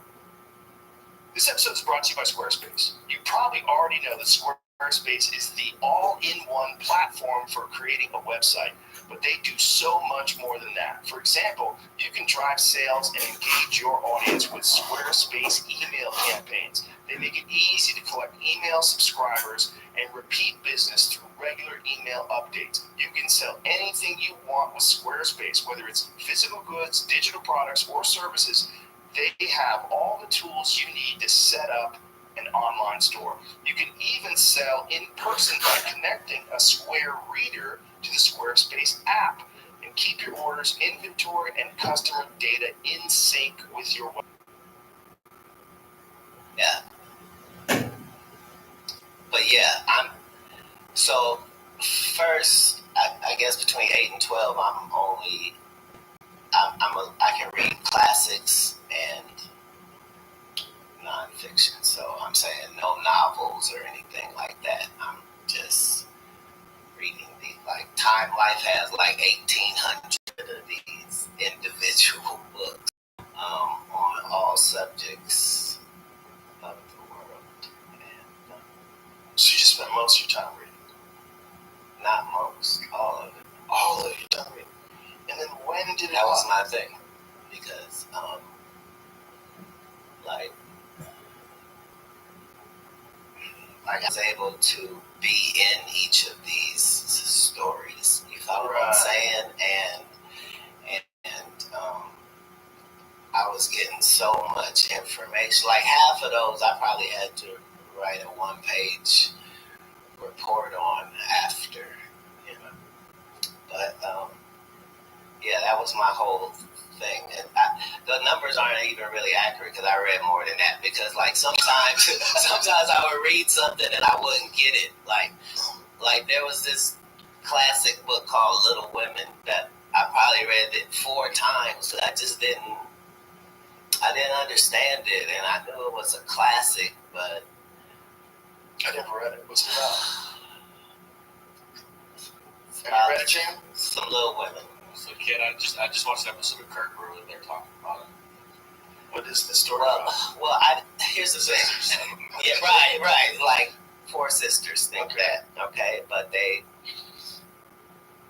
had money and an incredible circumstance. But the thing was, I didn't have any sisters, so I didn't have anything to pull from, and I didn't have women in my life like that. So, yeah, a lot of things I would have to read multiple times for me. Right, to try to think how they thought. Right. Well, yeah, like even like the 3 Musketeers. Like I probably read it 3 times because it was so I read it like the first time to read it, but then the next time I had to read it again because these characters were really distinct characters. Right. And I couldn't figure out, wait a minute, did this happen really in history, or was somebody just as good at telling this story of the, but it's things like that that leads you to the Knights Templar story, which leads you to, seeing how things through history have remained. You know what I mean? Like, all of that you get from the books. Well, history to me has always been the most fascinating thing because you can't quite imagine it. Trying to imagine, you're piecing it together, listen to these stories, and just sit back. What the fuck was that like? Right. Which is what we create every day. Yeah. Right? Yeah, we're creating the future's version of what the fuck was that like. This place right here freaks me out the most. Because this area, specifically this area of Texas, the hill country, is just all Native Americans forever. There's thousands of arrowheads. Man. Here's the thing. I found this on this ranch. None of those people, when we say those people, none of them picked a bad place ever. No. That's when you understand that there's a grid. Because nobody's holy people picked bad spots. Everybody understood certain things about the area before they had x-ray machines. And if you just went by that in the whole world, you would start to understand the true power of the Vatican and the fact that certain things are based on real shit, like the Ark of the Covenant and some spooky little stories. What do you think those things are? A nuclear generator or something like that? What do you think it is? Whatever the nucleus is, that would nuclearly power something that would have initially been in the pyramids, would also have been in the Ark of the Covenant, which would be the same thing, something that you can't fuck with, and it's radioactive, and it's very powerful. That's why they got still has to be. Oh shit. That's what I'm saying. Nobody's telling any crazy stories, my man. Not globally. No. Everything. Well, it gets less crazy every year. It gets less crazy every year. 20 years ago, talking about any of this stuff was straight up nonsense. Yes. But now we were like, hold on. That's probably what disclosure actually looks like. It looks like a slow trickle integration into the zeitgeist to the point where it's just normal. Because a lot of times they're right. A lot of times it turns out that they were right. That no, we couldn't have told people this because then it would have, and this would have happened and that would have happened. And you can start to see that. Yeah. That's why when you think about what people always want, that's why angels and devils freak me out. Because no one wants to believe that there's a Satan, that there's a devil. You believe in astronauts, though, right? Yeah. Okay. But people have always said there is. You mean a bad and a good? Yeah, not just a bad and a good, but an actual evil, malevolent force. No, just start with bad Okay, and good. yes, bad. Okay, so if we started bad and good, then we understand what must be at the extremes of that. Right. Nobody's telling different stories. And then there's the concept of actual entities. Yes. Actual demonic entities that do exist. Well, I'm saying your DNA is either fused or it's not. If it is, it requires a fuser. That's all. A few. Right. Wait.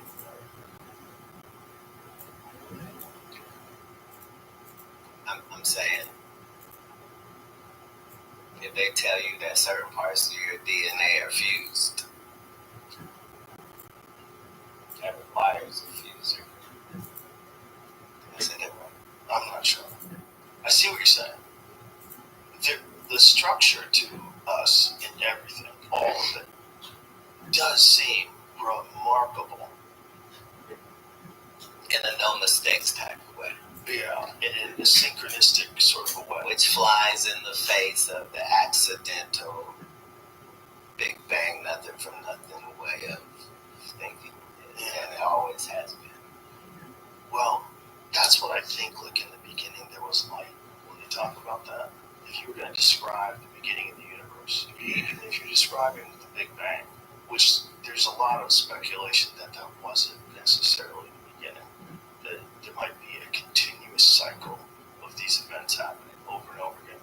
But if you're talking about a creation story, you would say in the beginning there was light. There was some fucking enormous amount of light. It created the entire universe. Literally. Right. I think. Which is all it says. And here's like, whatever they say that hell or Hades is in any of these religions worldwide, it is the perfect description for what a black hole is in real life. It is. You fall through forever.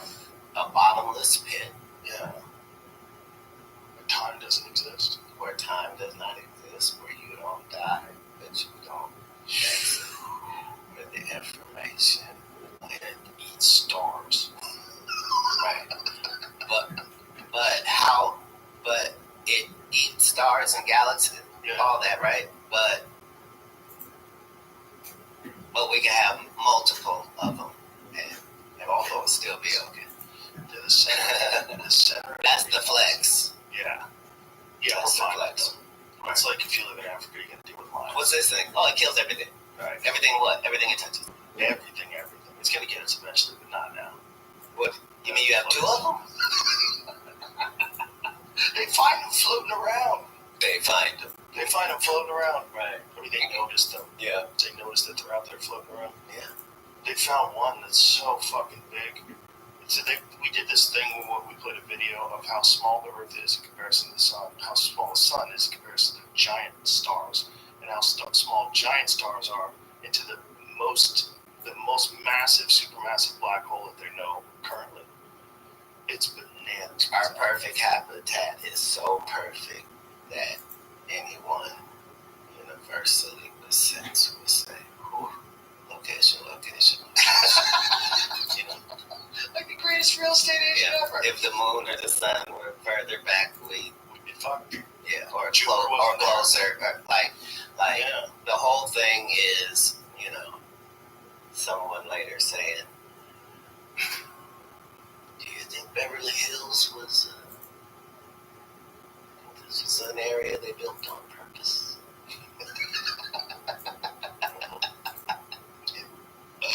Was. Oh, don't let me. Oh. Just imagine if the moon was slightly smaller.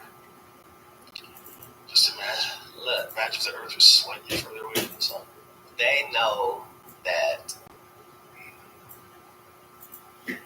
it's to the point where some of it might have been artificially done, and they're aware of that. They're aware of the true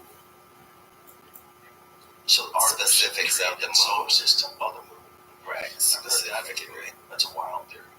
Well, some of it's not theory. Like I was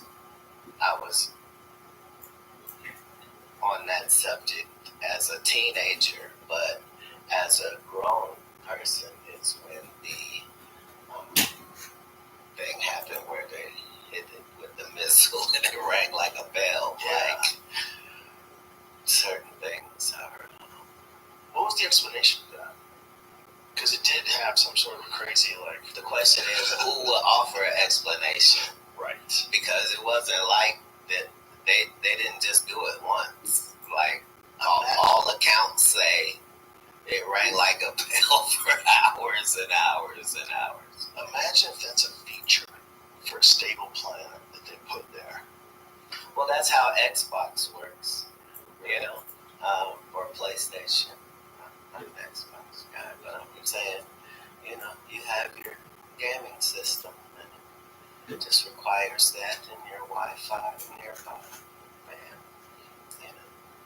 Make things happen. And so many of our things globally, we come by understanding that magnetics and dynamics and things that really work. There's a lot of people that think that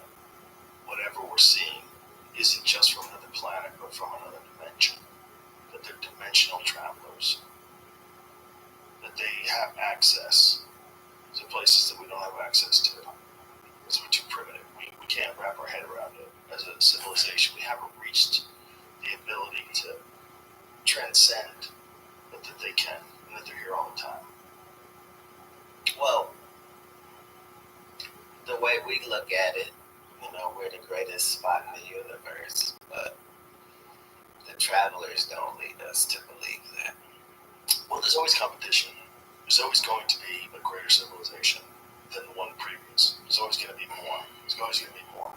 If people are going to innovate to the point where they're going to make spacecrafts, that means these people are competing with each other. These things, whatever they are, they must be in some sort of competition. There must be something that motivates them.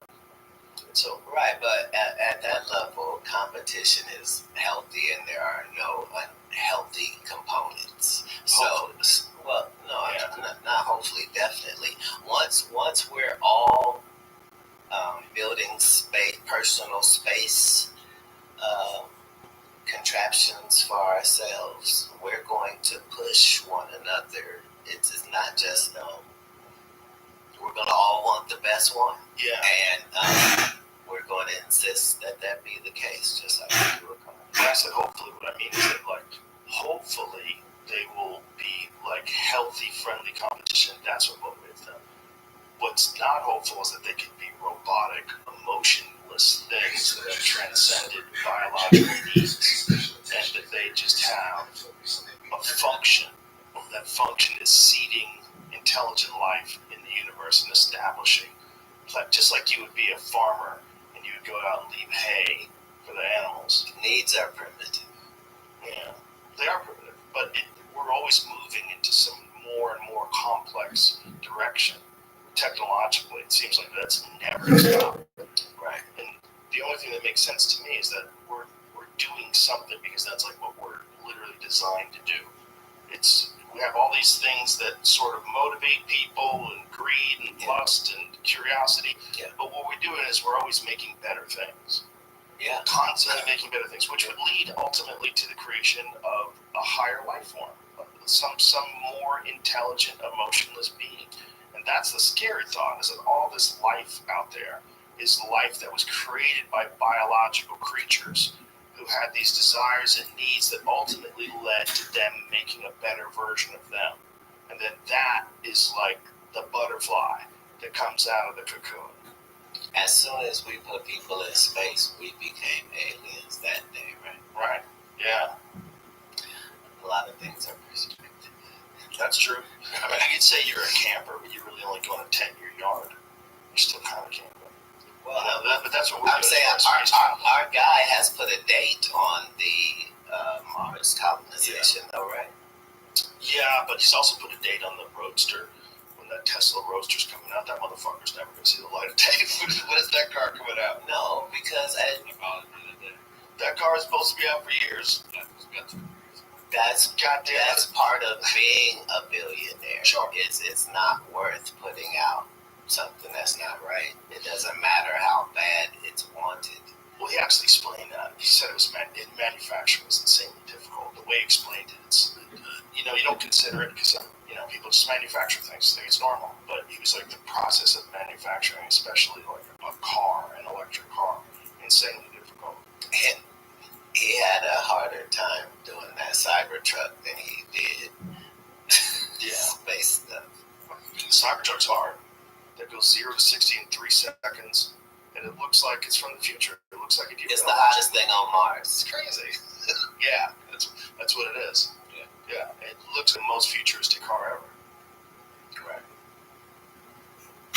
Yeah, but as kids, that's what we drew. I don't know when we're going to Mars, and I don't know who the fuck's going to do that. The 6-month journey, and you're just hoping. So what? Several billionaires were talked into getting to a capsule with limited air to go a long way down. That's a dark way to die. Just knowing that you chose to just know, even if you're a racist hearing this, all death is dark. So what I mean is the last moments must be horrific. No specific than anyone else's. I know, but the choice of being, thousands of feet under the water. No, it's being a billionaire. It's crushing. Your soul dies long before. I could have done anything. This is what I choose. That's hilarious. That death. That guy could be fishing in Maui right now. With a nice cold beer, hanging out with his friends, listening to some music.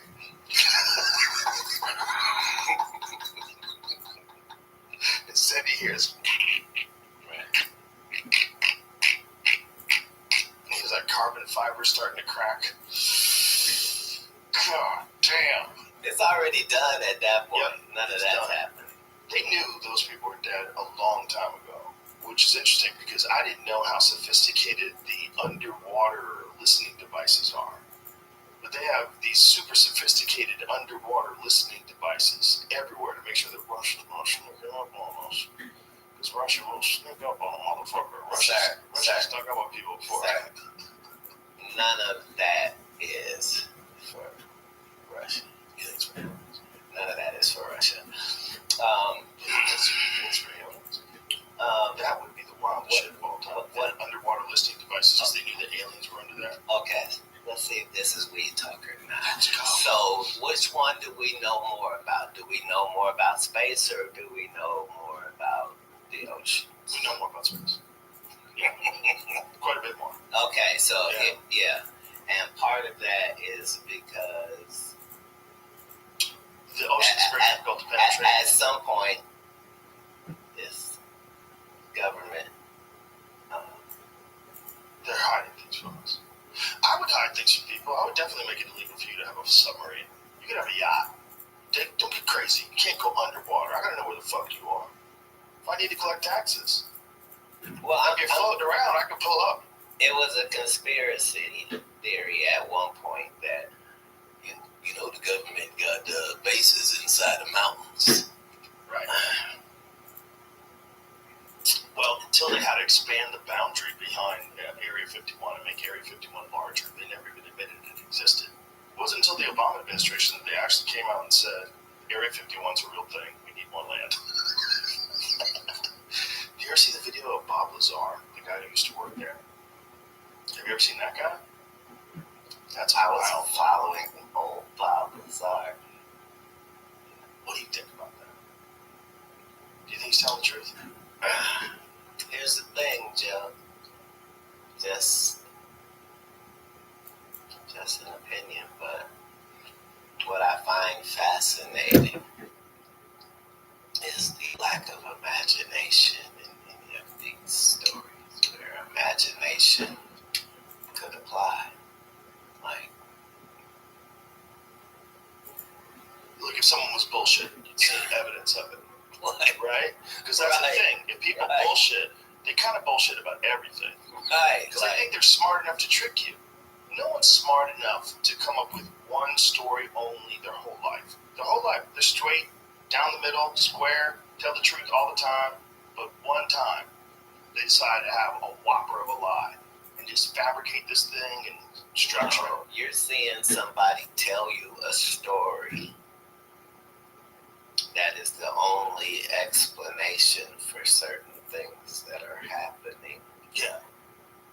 Especially he tells you a story, and then you have independent people who also used to work for the government now becoming whistleblowers and saying there's a crashed retrieval program. Crashed UFO retrieval program. It goes back to what I'm saying, Joe. This is how you say this without getting canceled. But you do think they're doing something, don't you? They're doing something. They wouldn't tell us everything we do. We want to believe nobody's doing nothing. No, we're doing stuff.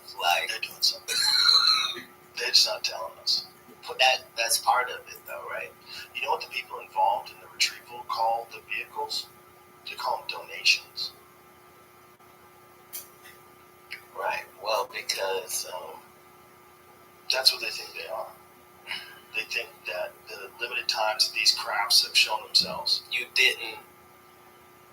as the driver or the occupant didn't mean for that to be your destination, and you don't take anything. You only give. Therefore, that's why it's known as a donation. Because it's like it's what you with one of those meteors that we were talking about. It was just the size of a refrigerator landed in your backyard. Like $1 billion can land in your backyard. Easy peasy. Or obliterate an entire city. Send everybody back to the Stone Age. That's the wildest one. Right, but it's not that wild if you look at the moon. Right. The moon shows you the evidence that that's a thing. Right, like if we could just look at it, it's just filling holes. Right. Big fucking craters all over that you can see with the naked eye. Well, I'm saying most of the people that are in America and drive in urban settings know what potholes are. And so, it's the same thing. Yeah. This is a weird time where people are just starting to pay attention to so many of these subjects. And so many of these things, like, are we alone? Have there been advanced civilizations before? How did we become us? It's been a conversation at all points in time. Like, but more people are having it now without fear of being labeled an idiot. Well, it's because information is now a free commodity, whereas in different points in history, it wasn't like that. Right.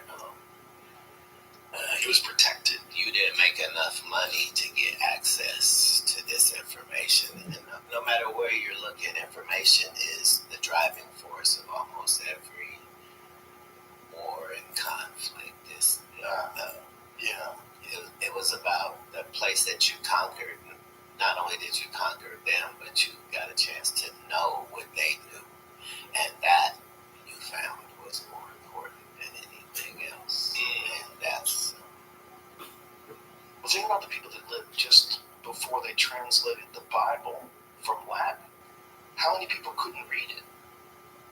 Well, that was part of the experience that you were getting from church, was the fact that it was being read to you.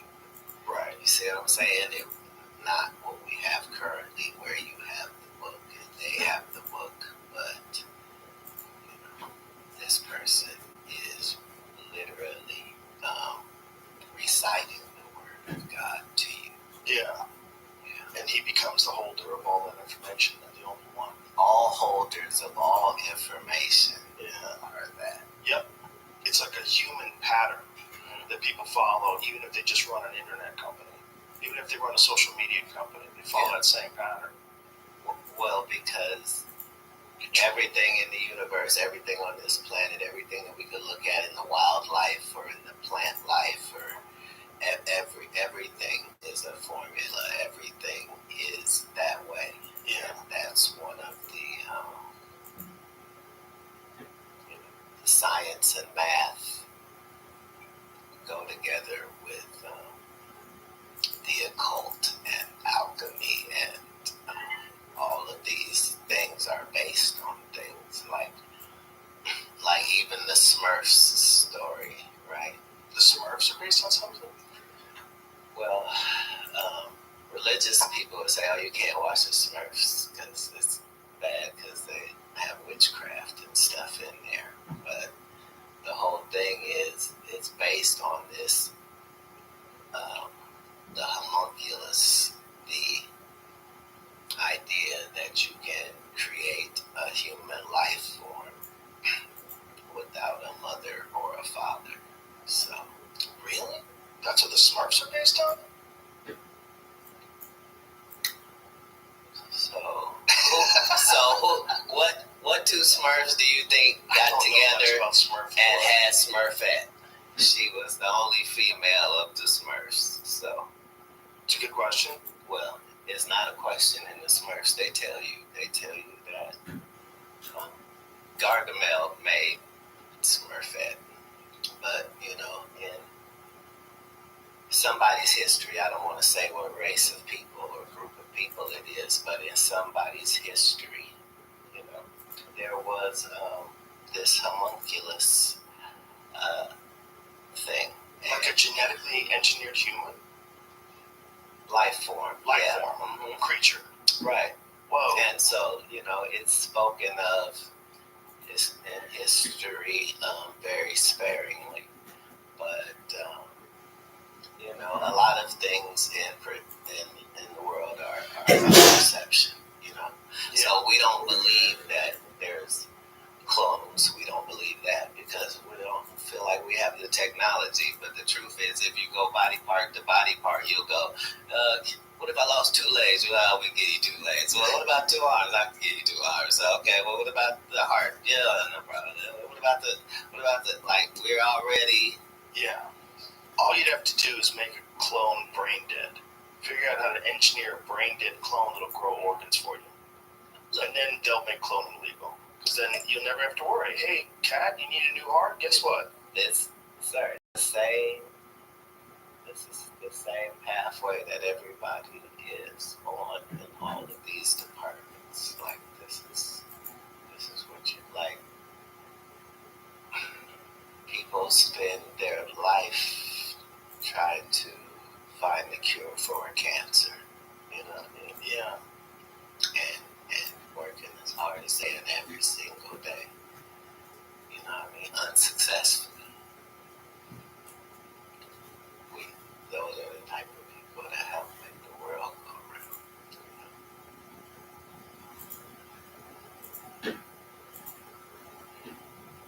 This episode is brought to you by Me Undies, my all-time favorite underwear. I'm wearing them right now. I don't even have to check. They're all I wear. They're the shit. Guys, we're pretty much stuck with what we've got when it comes to appearances. And there are things that can help you feel more confident, though, like makeup, if that's what you're into. Or another thing that can help, I think everyone can get behind, is wearing the right clothes. And for the men out there, that means getting contoured pouch and ball caddy from MeUndies. What? The contoured patch and ball caddy, you say? This underwear makes you look good and feel good with a micro-modal sling that gives you the support you need down your nether regions. You never want to take them off. They're awesome. That's not the only great thing you can get from MeUndies either. They have a lot of different apparel, including loungewear. And everything comes in different prints, styles, and sizes, all made to be flattering and very comfortable. Seriously, the fabric they use, it's breathable, it's stretchy, it's soft, but don't just take my word for it. Try them out yourself. And if you don't love your first pair of underwear from them, it is on MeUndies. How about that? How about that deal? Good things come in big packages. Get 20% off your first order, plus free shipping at meundies.com/Rogan. That's meundies.com/Rogan for 20% off, plus free shipping. MeUndies, comfort from the outside in. Tap the banner or visit this episode's page to learn more. Yeah, because it's all about information, and we'll be so close most of the time.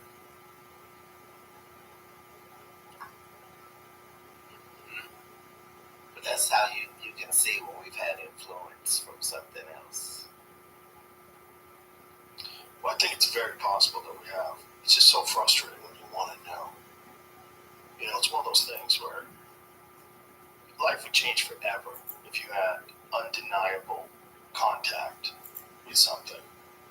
It would just change forever. Your perception of life, you just drive through the In-N-Out drive-through would be different.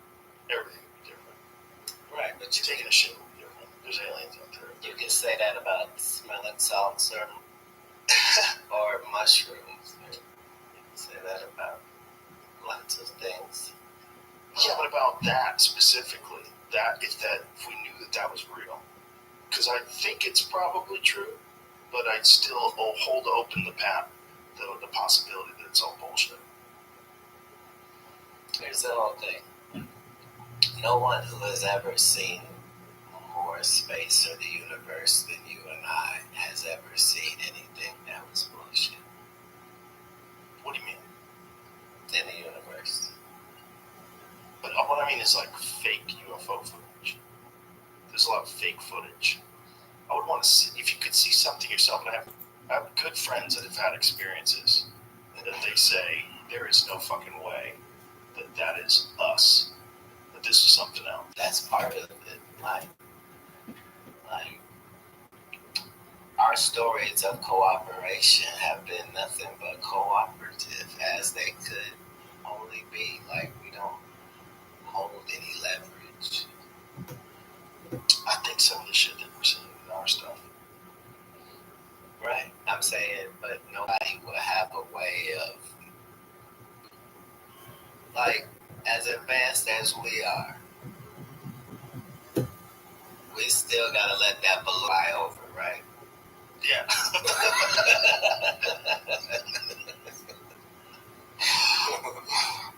What the fuck is that? That's the most obvious shit ever. That's your neighbor peeking over the fence. No, it is not. It is your neighbor's drone. Yeah, your neighbor's drone. In your Over yard. your house. Yeah, Right. ridiculous. Right. Filled with the pinata of the next COVID. Right. What are they doing? Flying. It's not like that.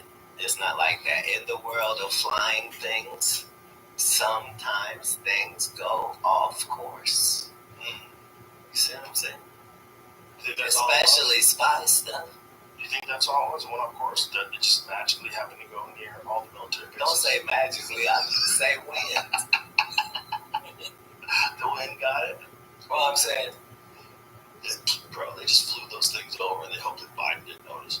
They said they flew over during Trump's administration too, but they didn't tell him. Because they didn't want him to shoot him down. neither of those stories is true. That information was out there. Right. Another one, yeah. So this is a hobbyist. Oh. So that's, yeah, this doesn't count. This doesn't count. And the way that you know immediately is this says over Utah. Like, that would be where That's like, wise. oh, that's what this one is. This is the one from February 2023.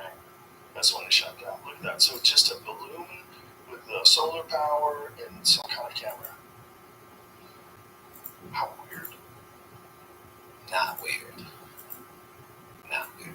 Well, not weird if you just think about human patterns. You gotta see what the enemy's up to. Just fly over, take some pictures. What the fuck is going on with these people? I'm saying we can say whatever we want, but we're civilized and maybe they're not civilized. So if you weren't civilized, then maybe part of your job is airborne weaponry. Yeah. So you gotta test it out. You gotta see what it can do. Yeah. And they're gonna go off course. Okay. Well, that's not an airborne weapon, but we have a lot of it. Information is. That's true. Information's weapon. Information is. Yeah. Just knowing what the conversations are over this wide swath.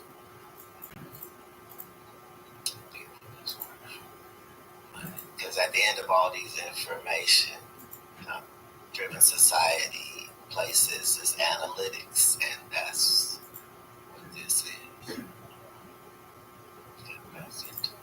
No, that's all right. We'll be fine. I just wonder where it's all headed, because it seems like we're building towards an event. I think about it all the time. It seems like it's not. It's time to get a bunker.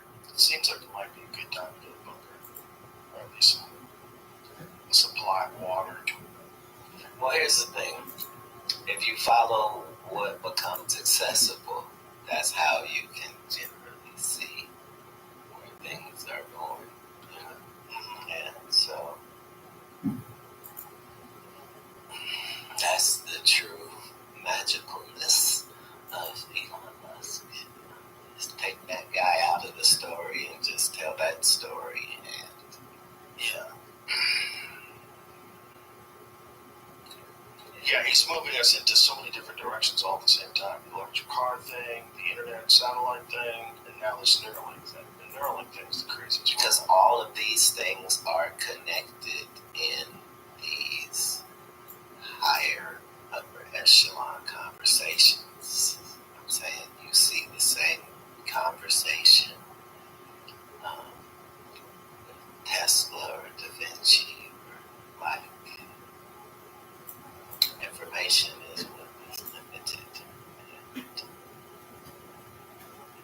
industries can be built upon your ability to know how certain things are going to hit certain people. And this was before we called things promotion and marketing. You know what I mean? That's Hollywood is not really there to entertain you. Like, that's great that happens, but propaganda is something that is important to all civilizations. Well, propaganda in Hollywood movies is built into the ingredients list. It's like, if you want flour, you need wheat. You're gonna have to get the wheat. And if you want to be able to make movies about certain subjects, you have to be willing to work with some people. And you know, it'd be nice if you made it so that this is what we're trying to accomplish. This is showing the negative side of this other society. And this is our hero. This is our hero who's going to go do America's bidding and go over there and like, okay. And those movies are successful, so they continue this relationship. And you become a bit of a propaganda arm for the government. And in turn, they'll follow you. Right. But that's what makes information so powerful is, you know, does following the ritual work. And so you can fool yourself into thinking there isn't one, but the evidence will be clear. So like when I be like, oh, these guys are wearing dresses. And everybody's like, oh, he keeps talking about people wearing dresses. No, it's not like that. Look at it from a different way. Look at it. Show me one person that ever wore a dress in Hollywood unsuccessfully. That's how you understand what a ritual is. So 20 years ago, I knew that transgenders was going to be a thing. It wasn't because I was a prophet. It's just I had gotten so much information that I understood that things are secular. So I understood that the earliest I had seen that word transgender was Baphomet, the transgender.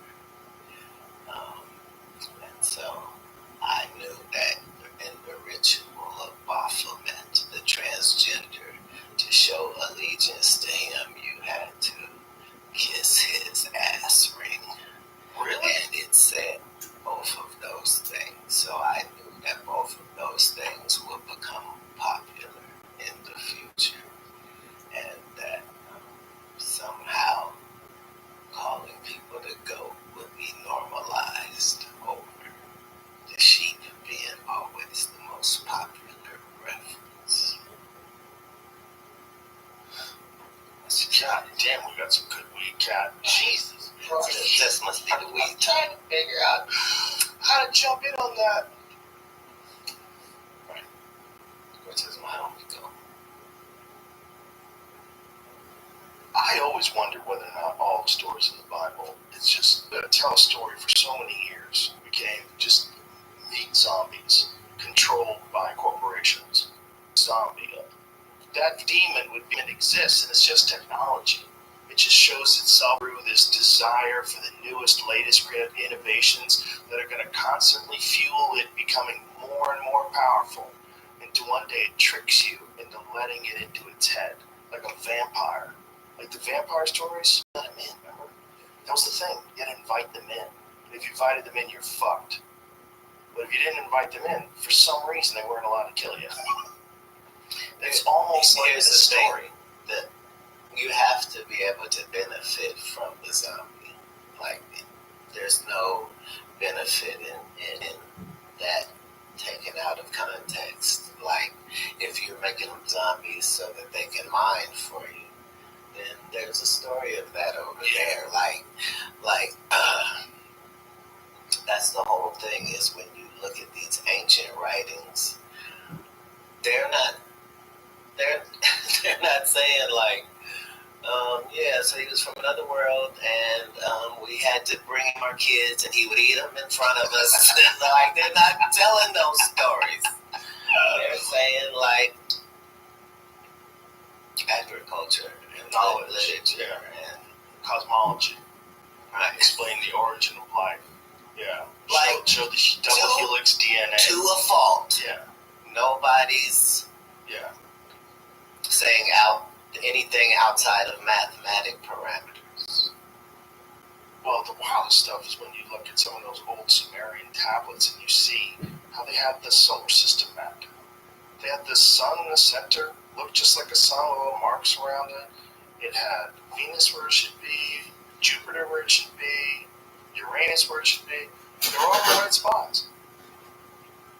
It's crazy. The Ethiopian tribe had the same. That's what I'm saying. Like, no, it's not. Yeah, but there is no craziness. Everything lines up. The same grids. Look at that. That's just nuts, man. Yeah, I mean, I don't know what the conventional explanation for that is, because that Zechariah Sitchin guy who said all this stuff, he was often criticized. That people said that he took things too far, and that his analysis. Maybe it's a tail, maybe it's piping. What? Jesus, right? It couldn't be piping. You understand what I'm? Oh yeah. What I'm saying is nobody's telling these outlandish.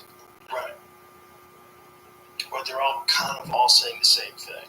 There's some higher power that comes and gives you structure, tells you what to do and how to live. And every society. Information. That's what they give you. They give you information. Yeah. Every story. Yep. Yeah, that's it. And that's what we're all thirsty for. You know? Well, we're thirsty to monetize. That's too. But also humans individually are thirsty for information. We always want information. We want gossip, we want news, we want bullshit, we want science. Especially if you have an appetite for, things that make you think. There's so much information that people are just constantly consuming. This bullshit information like TikTok and nonsense that just passes you by. But there's still, and none of that stuff is nonsense. Well, it's not all nonsense. What it is it's just another offshoot to get your attention. Right. Yeah. Which is what all of this is about. Mm-hmm. From the Roman Colosseums to it doesn't matter. Yeah, the Roman King Arthur's court time, like that's the first viral videos, right? Like that's, right. Like they would tell viral stories. Yeah, this is all about this experience of being a human being in this amount of time. Yeah, and the interaction between other people with this thing you're doing. Yeah, and in the middle of you doing it, you realize you only have a certain amount of time. And you're like, God damn it, I'm just starting to figure this game out. Right, so understand I was probably like 5 years old when I had that moment. So I lucked out because it happened to me so early. But it wasn't about I got that part. So I thought at like that age, I was thinking, okay, so I don't know how long I'm gonna live because I'm kind of conflicted about how long people live. 100's a good number, but there's been people at 600. Seems like this, but I'm just gonna space it out 7 years at a time. So every 7 years, that's gonna be a life. So I don't waste anything. So I couldn't wait till I got 7 because that was going to be the start of my first life. Why'd you bring in the 7s? Just randomly? I don't know what randomly means. It's a seldom seen thing in the universe. Random. So just 7 seemed like a good number? Was it instinctual or was it to people around the globe? 7. Yeah. It's great. It's a lucky number. That's why I asked. Yeah, well, I'm saying not for no reason. I'm saying if you like math, I'm saying it's a great number. That's how you know that the pyramids are about something because of what they represent mathematically. That level of mathematical information is another step in civilization. Yeah, the idea that was just by accident, like when they trigonometry is not by accident. Also, that they figured out like there's some measurement. I don't want to bore anybody with the details because I'll butcher it too. But it's the measurements of the height and width and the mass of the pyramid in comparison to the circumference of Earth. It's like they knew so much about like where constellations would be at certain times of the year, like in the summer solstice. It's just wild shit, man. They did that all in stone. But not that wild though, because we know that if you were doing that, buoys are out there, and they're out there for certain reasons, and we understand satellite positioning, and makes perfect sense. Imagine that's the pyramids, man. That was the ultimate buoy. That was home base. Well, I'm saying it's not different than how we would treat a planet that we had not before. No, not at all. Not different at all. I mean, we would locate where's the best place to land, where is the most hospitable of this place, and we would put something there. And let's imagine that we landed somewhere and we found this lush, green, vibrant planet, and we found those hobbit people. And those are the most advanced people. Those Homo floresiensis, is that what it is? Floresiensis.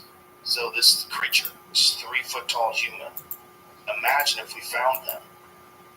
I guarantee you someone would want to introduce them to tools, introduce them to having fire, introduce them to figure out language, try to transfer their language to our language, try to teach them our stuff, try to genetically engineer them and turn them into something different. If we have a massive population of Australopithecus on a planet, and we said, look, they're on the way. Right. Let's just give them a little boost. Just give them a little boost. Right. And that's what but not too much. Not too much. And that's what you see with all of the UFO stories is they keep popping up in these times when we as a civilization are getting ready to F it up in real time. In real time. Yeah. That's like my comedy club. That's why I named the rooms. I named the rooms Fat Man and Little Boy. Oh. Because the UFOs started coming after the big bombs. That's when they really started ramping up their presence. Like if you look at the 52. If you cross-engineer our shit, it's going to show up on our radar at some point. This information is... Especially when we're using that information very recklessly. Wild. Even in the Bible story, the Tower of Babel, right? This story is that, with everybody speaking the same language, it intensified shit get done. And they could do stuff that was hazardous. I think they're very close to being able to translate language instantaneously in real time. Because they can do it right now with Samsung phones. They have the new Galaxy S24. Animals are doing it worldwide. Oh, for sure. They have some sort of language. They have some sort of a communication. There's something going on with animals that's nonverbal. And with all of and with all of us. You know Tom Green? You know Tom Green, right? Yes. Tom Green was here, and he has a mule, and he said that you have a connection with that animal where it's like, dude, it's like that. I have that with ducks and geese and Canadian geese and goats. But understand, again, that's part of some religion's story, is that one of the gifts was the relationship between humans and the animal world. And it's something that all civilizations have been able to use, and it's stayed true. You know? Yeah. It's amazing the relationship humans have with animals. Yeah, Especially so dogs. no, there's no especially. Like all of them. We abuse some of them, and it. Well, just horses don't interact with people the same way a dog does. That's all I'm saying. It's like the interaction you have with dogs is almost like psychic. Like dogs are like your little friends. You know, they know when you're in a bad mood. They know when you hurt your foot. You know, they're happy to see you every fucking time, bar none. I have that relationship with everybody. That's all animals and like special needs people. It's the innocence and the purity that you get. What it's not always good. But it's so we can learn from them. No, we have learned. Yeah, we should know it, but we're scared. People are scared of other people being shitty, and we put up like shields and worry about. Well, it's been proven that's real historically that Cain and Abel is a real story. That like you know what I mean? Like people are so violent these days, and that's true.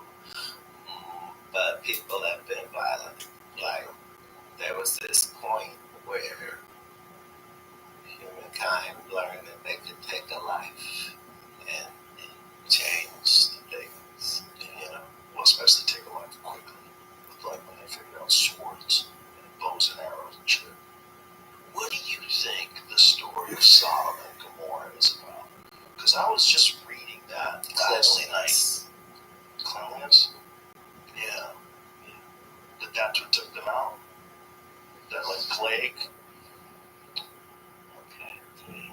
Because 69 times I've gotten canceled in this one conversation. No, the stories of Sodom and Gomorrah, there's two speculations. One of them was that God decided that they weren't hospitable enough. And the other one was God had decided that there was too much sin. Wait a minute, that's not speculation, that's in the book. Right. That first one. Right, but the respectability part, that they were not hospitable enough. Yeah, that was a part of it. That's part of it too.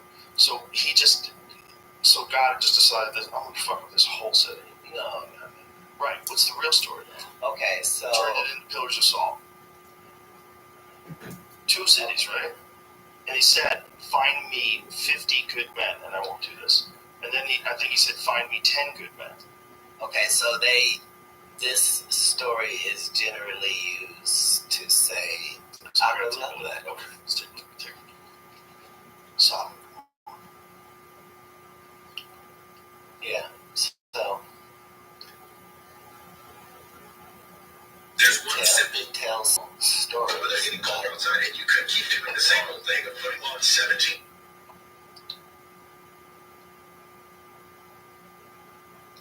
There had to be an explanation for what the story said happened to 2 cities of people, right? Right.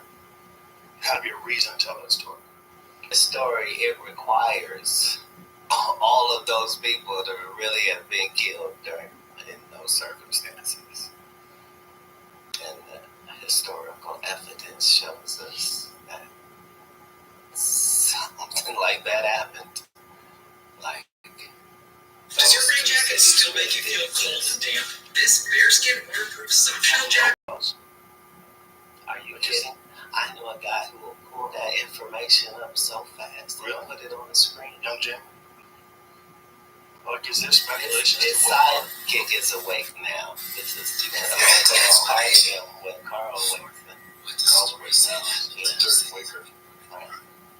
as we all would be if we were in charge of first. Yeah, probably. What do they think that it... Like, is there real speculation as to where it was? Where do they think? It's not speculation. A lot of these places just change names. Like, they used to be called this, and then they later were called something else. But Iraq used to be Sumer. Right, like these are literal places that you can find on the real map.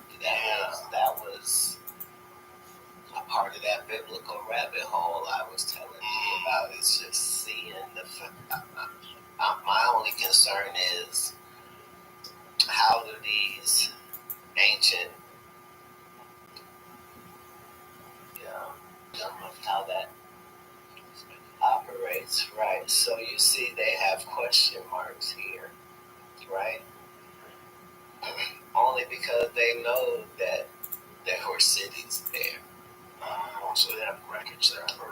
Like, for example, if everybody in Gaza talks about going there, it exists. If everybody in Hebron has family members that live there, it exists. If everybody, we know that.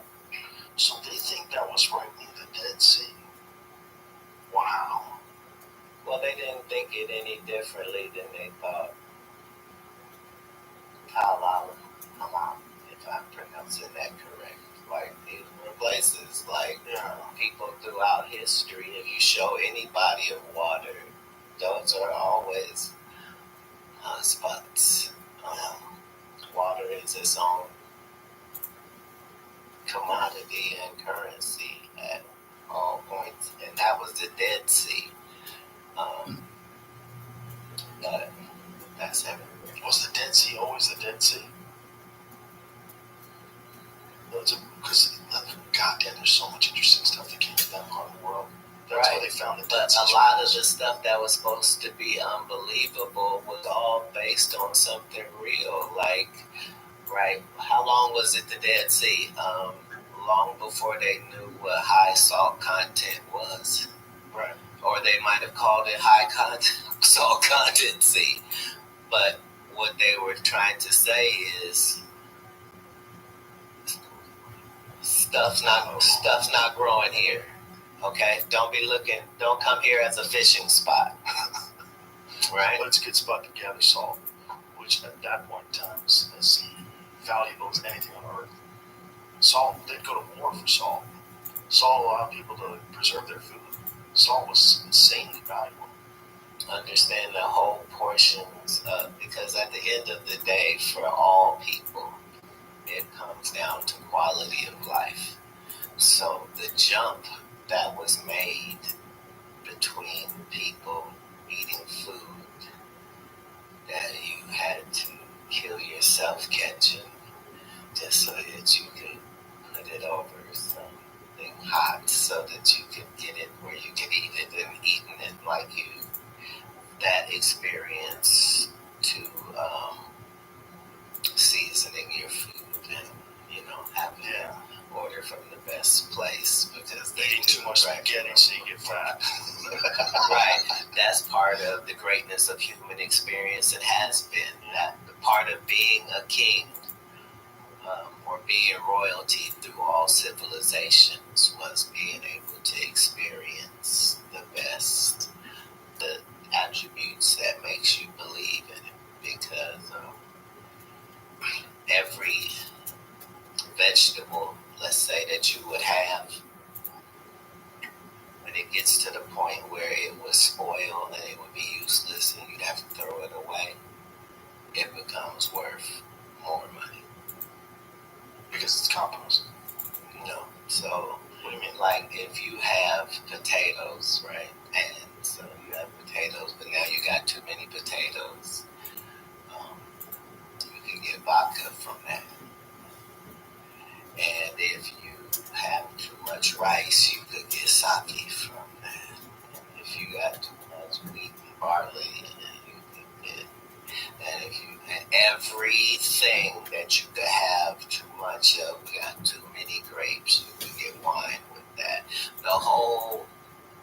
That's why alcohol is called spirits, because it's literally a gift from God.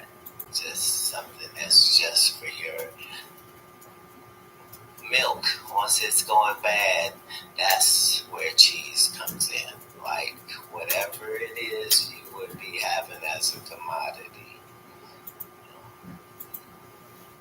Grapes to raisins, wherever, like, this is why we believe mathematics. Because of the certain things that are just done for the enjoyment. So you think there's a reason why why all these things exist, why like rotting fruit can become alcohol, alcohol can put you in a different state of mind.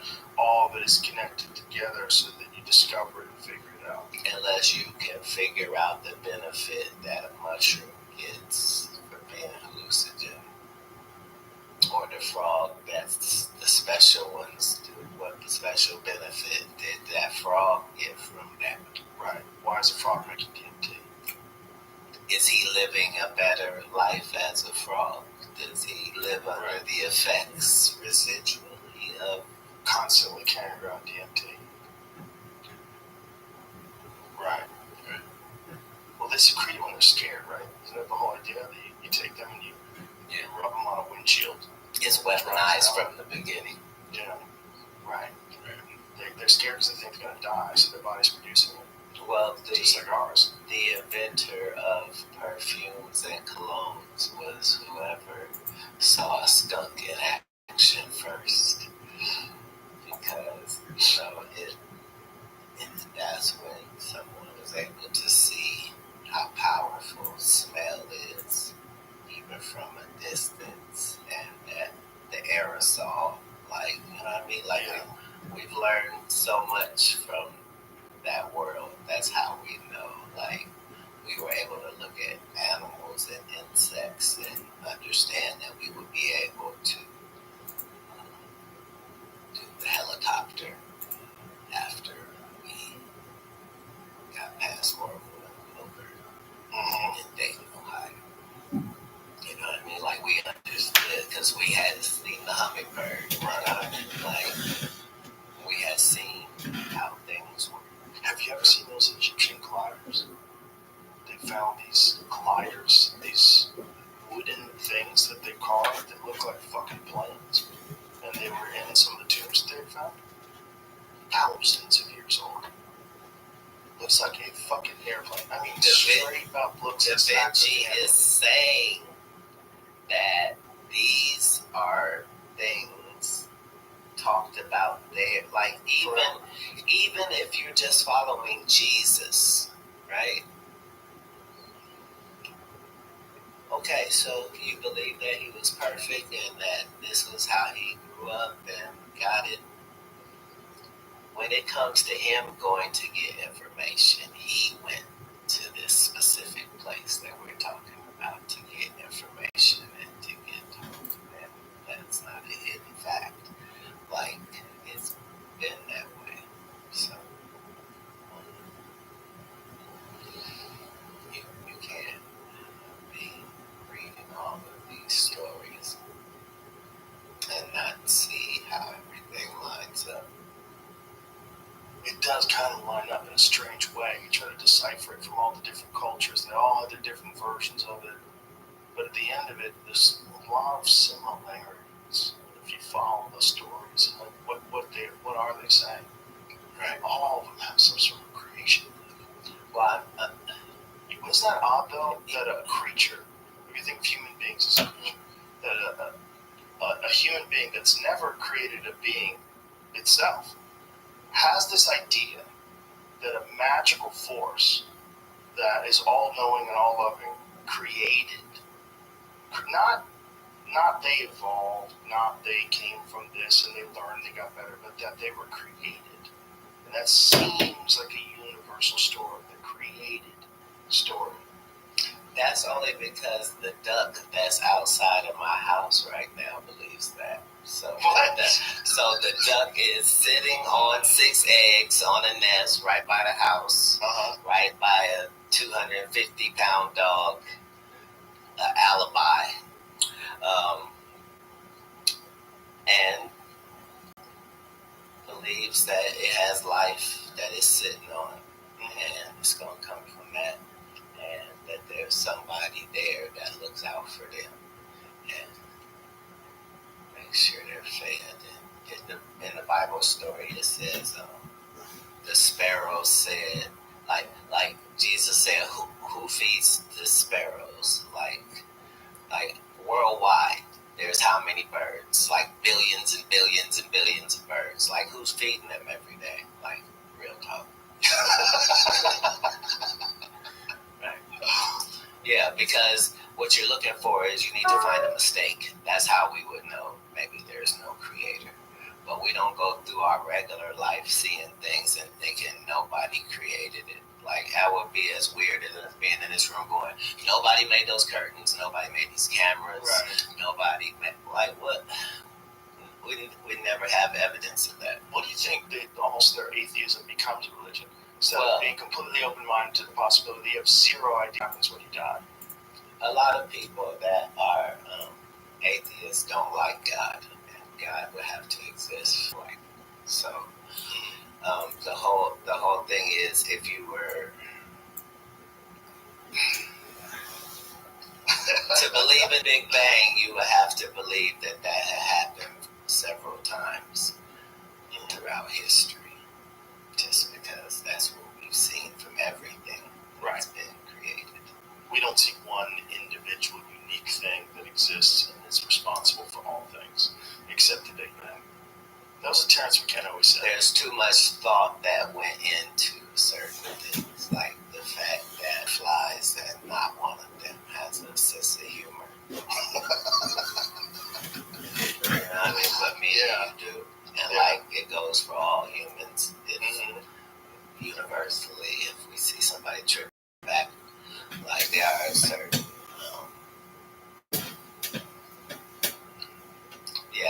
like there's that. I'm trying to think of what the reasons are to not believe, but I can't. And we would have had to have gone in space, and there would be no other planets, just this one. Just that's it for this story to make sense universally. Like, we're at a terrible time in history to say, oh, we don't believe in people from outer space when we can go to outer space. Like, this. It's almost asinine to try to make both of those make sense. And to think that there's our sun is not the biggest sun, right? But it's the biggest sun we ever gonna see, right? Right, like that. A thought went into picking this particular sun for this planet and the moon and the positioning of, much as if you were building a house, like, you would put particulars in, like Kid Rock, to make sure that throughout the time that you're in history, you put a stamp in it. It would be the pyramid. Like, most people don't even understand that there was a whole outer covering on that thing, and gold cabinet, gold top, like it was a planetary monument. Yeah, you might be right. It makes more sense than the idea that these people pushed those things into place. And they got them hundreds of miles out of the mountain with ropes. Shut the fuck up. Throughout history, we have not done things that did not profit us. And not 150 years from now. Right. Now. Right. Now. Always. All through history. Right. So to be thinking that this particular civilization, oh, you know what we all care about? When he gonna die. I dedicate my life to when he gonna die. I'm gonna die while history doesn't say that. It's also the sheer mass. 3,200,000 stones in the Great Pyramid. That is so much mass. All of the wonders of the world are truly. The wild shit that they're digging out of Turkey is nuts too. That's the Göbekli Tepe place where they found 12,000-year-old structures back in the time when they thought people were just using sticks and stones and hunter-gatherers. No, because the whole time they were saying that it was there. Yeah. But understand, these are the things worthy of a war. Just so you know. Worthy of a war. Yeah, you see what I'm saying? All throughout history. Like, you know what I mean? Yeah. That's the only thing a rational person can take from Hitler's story, is being able to see what if you had unlimited resource and ability to just follow global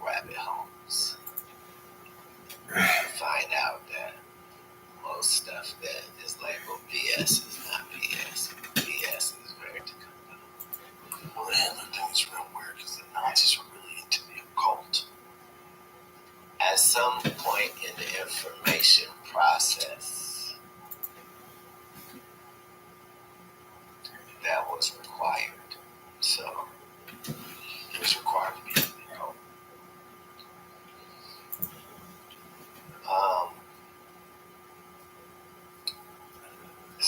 So in like the world of medicine, like certain things before they had a label of being toxic, you just knew don't touch it. Like, you know what I mean? You didn't know what it was good for. But those occultists were the keepers of things that did work, not things that did not work. Right. So, but throughout history, that whole process of thinking anything that could fall into the alchemy conversation was seen as occult based. It meant doing something unnatural. So even like the blacksmith was considered a part of that world for most of history. Really? Because he had an unnatural relationship with elements. He was able to take this and turn it into things. Forged steel. Yeah. Oh, that makes sense. Yeah. And I've always wondered, like, at the heart of All processes that are discussed at these pyramids and all alchemy is trying to regain lost knowledge. Like if at one point in time they didn't know how to create elements, they didn't know how to change lead into gold or whatever the fuck they wanted to do. that's what this whole line was consisted of. Yeah. But it required money and time, and all royalty, all kings, all great leaders of the world, this is what you paid for, was people that could make things happen. So being able to understand the weather and to then be able to manipulate it in any way possible would pull all through human history. All the way before we get to the seeding of clouds part. Do you think they had the ability to manipulate weather back then?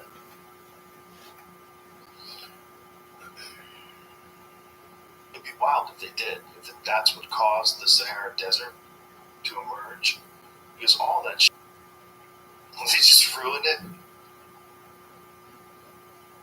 Well, that wouldn't explain how that has its own environment that's just as valuable. You know what I mean?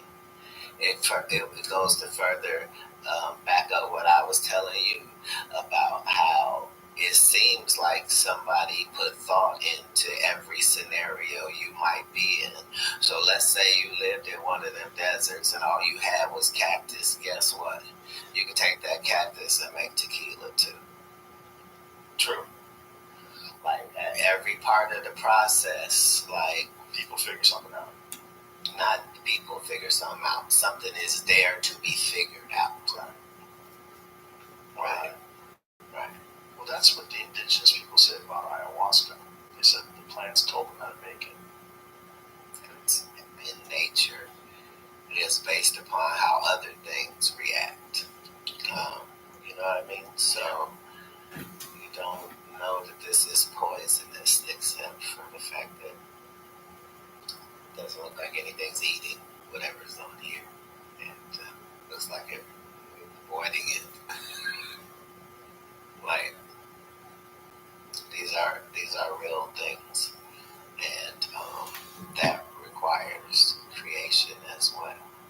The whole consequence thing and the fact that this animal is able to live with this thing, that's going to be doing. Creation is real, and if God is real, if God created us, What about my ducks and her eggs? That creation is real for sure. for sure. Yeah.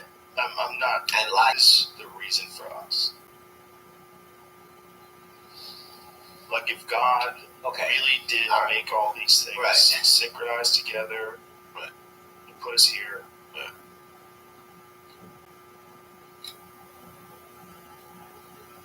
First of all, I'm grateful even if you're not. I'm very grateful. I'm very grateful. What an experience. Amazing time. Right. And if you take time and space out of things, right? Like the people that sold me Call of Duty, right? Gave me a great experience that I've been enjoying for years and years and years. And the person that I am on that platform is the person I would like to be on.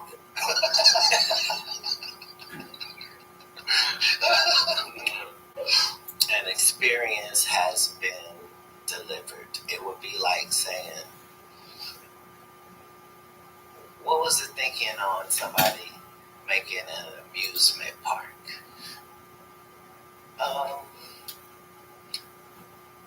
To amuse people so that they could have a full experience and be able to enjoy it. You know that because things happen like the humor thing that I was telling you about in health.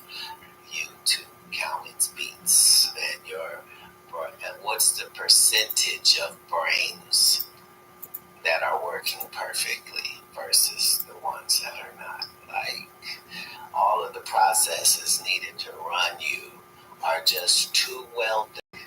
Not important, because if you learn about it, you'll learn about the whole workings of the universe, and it's like that in too many different places for us to ignore. And the fact that we get a chance to have that experience while at the same time looking at a dog, right, and understanding that our life is 1 billion times greater than Fido's, and we can make sure Fido has a glory, and ours is still so magnificent that we're in control of certain things, and that we can not get things right and then get it right, and not know things and then know things, and then, it's a wonderful experience that was created. It is a wonderful experience, and we seem to have by far the most unique one on the planet. We seem very different than everything else. Very different than everything else. Even though we're a part of it, yet purposely. That's why I always wonder. Super efficient. What are we here for? What is the? If you tell people that the journey of your soul is that you will live your life over again until you get it right. No matter what type of hearing One day you get it right. In one lifetime you'll achieve it. You're gonna go through the same lifetime over and over and over again until you get it right. People are terrified of that. But I say, right, but that live beyond that. Yeah. Right. Well, that certainly is a better approach to life in that it gives you comfort. And that's what... No, that's what history shows us. History has shown us that.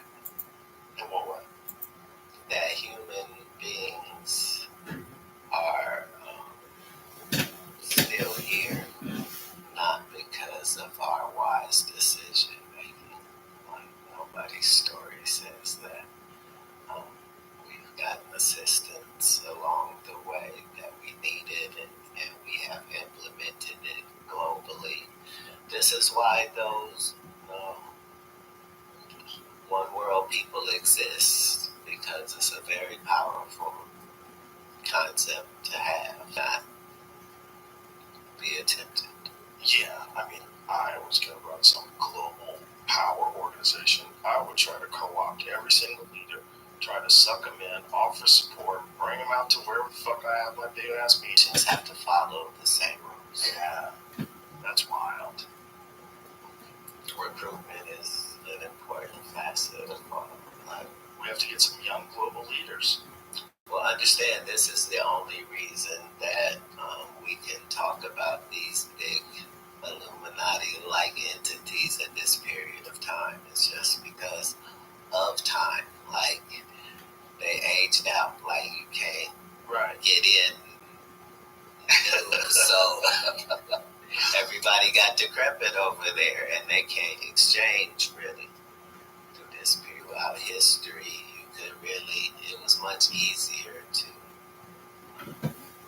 get people to not tell them. Right. That's part of your job, you know. Imagine going to a World Economic Forum party. What did those freaks do with all the listening devices that scanned out of the room? All their phones have been put into bags and locked away in a lead vault. What do those freaks in the world? There's something involved that's outlined to keep a secret. That's always been the case. Secret societies. I mean, that's the whole Eyes Wide Shut thing. That there's some freak shit going on behind the scenes to anybody that really wants to control everything. You don't just want to control everything. But these Epstein-like characters have existed throughout history, whether they are human beings universally. So everybody is a supplier. Epstein, Weinstein, like these guys knew what extremists liked and provided it, and provided the way for you to to have $1 billion and not create a fantasy island type environment has not existed throughout history. Right. And there's always been those people can only kind of interact with those kind of people. When you reach that certain level of wealth and global success, like you're a Bill Gates type guy, how many guys can Bill Gates hang out with? Bill Gates can't just go bowl, join the bowling team, make friends with other bowlers. It's too weird. He's got to hang out with his kind. And the more you do that, the less you are in touch with what makes sense to say. And that's when you see them saying the most outlandish shit, because they don't recognize how regular people are going to react to what the fuck you're saying. You know what? We're going to own nothing and be happy? What the fuck did you just say? Did you say I'm going to own nothing and be happy? So, but there's things. So who owns the things? And who enforces who owns the things? And how do you do that? When you take away everybody's weapons, you're the only one that has weapons, and you get to decide who owns the things. And no one owns the things, and everyone's happy. Okay. Right, but part of what you're trying to do is you're trying to come up with something that allows you to have the power while also profiting simultaneously. Right. So if it's modern religion, let's say, so in the teaching of Jesus' time, right, when they said pay the tithes, right, it was you had your whole farming plot, let's say it was 40 acres, and you had corn planted there, right? You would when it came time to harvest, you would harvest everything except the rows that were on the fence, right? And the rows that were on the fence, that was the 10% of your field that would go to people that didn't have it. So it wasn't just you giving the 10%. It was also the fact that human nature is if you were going to give people some of your crops, you're going to pick out the best crops for you and your family, and then you'll put another pile for the giveaway. Right. You know what I'm saying? And this took care of that, where it was all equal. And the person that didn't have to feel like they was a beggar. They could come and pick and see which corn they liked and get. You see what I'm saying? Well, that's a smart move just for harmony in the community, too. But then people have a vested interest in this farmer being successful with his crop. Right. Some of that crop is yours. But the decision to take it from that to God said, give me 10% in this plate, is going to make $1 billion a day for 1 billion people. This is why Tesla has to go. Why? Because not what Tesla is saying about electricity is the fact that he's saying this should be free for everybody, everywhere. Yeah, he wanted to have aerial electricity free for everybody, like radio waves. And the day that you say that, that's a wrap. It's cheaper to keep it because we make $200 $1,000,000 a day, Yeah. and we all agree universally you should pay for this, and we'll be in charge. So for us to say, I think they're going to do that with cars. Duh. This is how this goes, and the 100%. processes. Yeah, that's the conspiracy theorist's biggest fear about electric cars. But it's not just electric cars. We found out it's an OnStar. It's on, I have a Cadillac Escalade. That has an OnStar. If I'm driving, the government wants to stop me, they can shut my car off. It's crazy. And if you were in that business, what would you tell them they need to do in the next 5 years? Yeah, Get better at it. They get better at that. Yeah. Control where they go, control the steering wheel, control everything. I want you to auto driving on all cars. Auto driving on all cars with third party input. Is this not what we would say to Tesla? Yeah. I mean, to Elon, if he said, I want to make cars. Right. Well, we say, okay, well, these are the regulations, and you have to make them like this. And you go, oh, that's great. Someone steals my car, they can get it back. How are they going to get it back? Well, they control your car. You can make it cheap enough to not be a difficult sell. Yeah, make it cheap. That's what capitalism is about. Yeah. Well, that's also like when you get free internet or free services through Google, right? It's free. But what you're giving up is your data, which is extremely valuable. So they're giving you something. You can now use Google, but now they have all your data. And they're just a big net that mines data. And because of that, they're one of the most powerful entities that's ever existed on Earth. There was a story that we learned this from fishermen, how a net works and how much it's important to get as much in as you possibly can, and that's where analytics live. And yes. That's where I'm saying this is where the DNA industry is built off of is the fact of the future. Like at that same point that you're saying that we'll have those cars that do that, they'll be able to predict crime. Oh yeah, and step in before certain things even need to happen. Or they'll probably instigate you to a certain level of stress that they could indicate that you're about to commit crime, and then they come and get you. They won't need to be that nefarious, only because some of this stuff we know already. It just requires profiling that we're not comfortable with. Like worldwide, most terrible crimes are committed by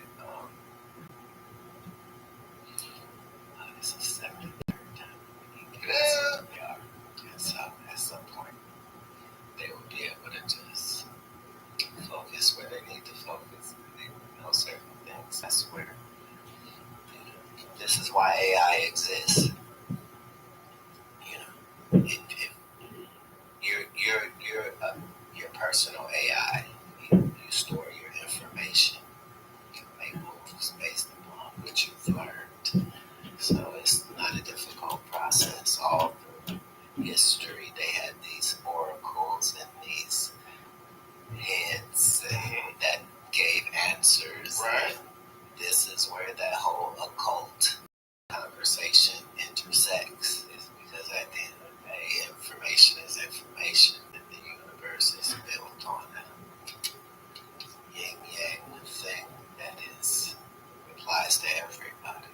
And we're slowly getting connected to that oracle, slowly getting sucked into that black hole, to the point it will be inescapable. Right. Yeah. And those old billionaire dudes would love to be in control of all that.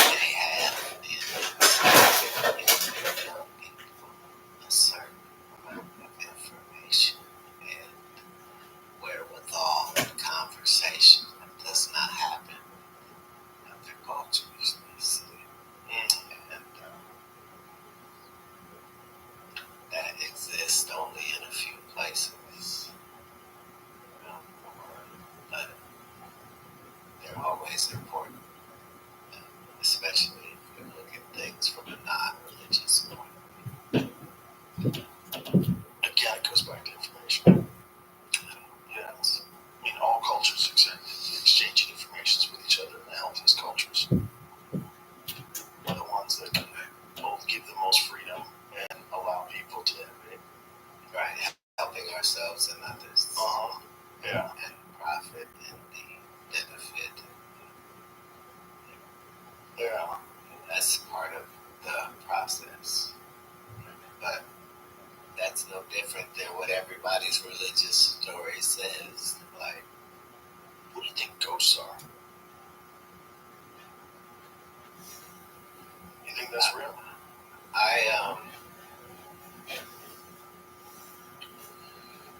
Interestingly, I don't believe in. Well,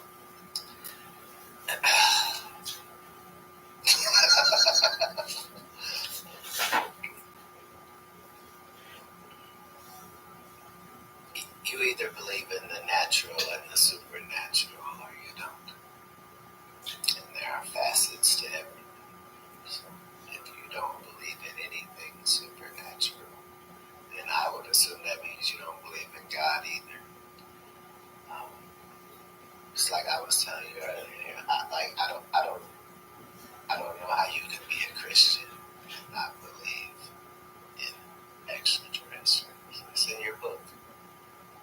It says there was a war in heaven and God was fighting Satan and threw him down here. This is taking place. So Also, when he's in the Old Testament, Ezekiel's story. Ezekiel's story is essentially about a UFO encounter.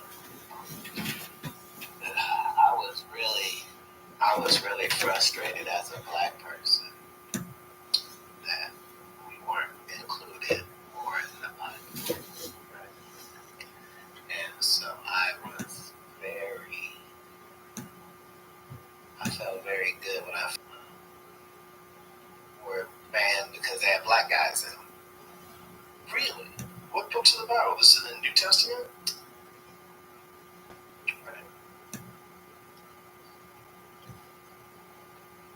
You know that book, it says that Noah was an albino. I always still wondered about Noah's age. They talked about being hundreds of years old. And it tells everybody's story. Yeah. But here's my thought. If human beings were at one point in time more technologically advanced than we are now, which is possible, we are on the verge of taking human life and expanding it way beyond 100 years. We're like real close. People that are alive today will live to be 150. I'm not qualified to be having any of this conversation. I'm barely qualified because I've talked to a lot of qualified disclaimer, but understand, we know more now. Like we know that the earth is not spinning now the same way that it once was. We know that. It's slightly different, measurably different, right? I'm saying, the interesting thing is in all of those stories that we're talking about, to be in that position, it just says they were God. So yeah, they were there. This is at a time when people were dying of some things that today we would call pretty easy. Yeah. But it was wiping out whole groups of people. Yeah, it's interesting. Well, it's fascinating because there's no way to go back there and see what the fuck was going on. So not yet. Let's be fair though. They're not telling some wild story. Like if they say that a guy had this guy lived 600 years, they're also telling you about the 346 children that he had and his 1,500 wives. Right. Like, hold on. These are numbers to back up. Right. If human beings do live to be 500 years old, that's a real possibility. That would be the only way that you can show that. Yeah. Is by talking about all the wives and all the children and all the... And if you do take... When they're doing genetic engineering on kids now, and in China, they did the genetic engineering that would make the children more likely to be brilliant, more likely to be super intelligent. Sir, why are you acting surprised by key components of the breeding process? Right. True, right? If we're talking about German Shepherds or Doberman Pinschers, this is perfectly fine, right? Right. For me to say that thanks to these reasons, this dog is a pure example of the transformation of the breed, and that his attributes are his intelligence and his loyalty and his... Right. This is all part of it. That's it for your kid. Why wouldn't you do it? That's what I think they're going to start off with normal stuff. It all starts off as normal stuff, though, because it's abnormal. So the first thing you're doing is, okay, so we're in charge of, like, how could you not? How could you not? Is more the question to be had. And that's why in that profession, they're allowed to do certain things and then tell you they're not going to do it. Yeah. Like how much you not is more the question to be had. Yeah, if they're telling you that there's no clones, the guy telling you is probably a fucking clone. At this point, I have no doubt that they've made human clones. They've made dog clones. You can get your dog cloned. If your dog's gonna die, you can get the DNA from your dog, get a fucking puppy, and it'll be eerily similar to your dog. They think including some personality traits, which is just very bizarre, very Pet Cemetery. But if they can do that, why can't they do that to people? They can. Well, here's the thing. Before this goes off the ring, it's true. Because there is a God, the bar has been set so insanely high for your clone that you can't really get much usage out of it.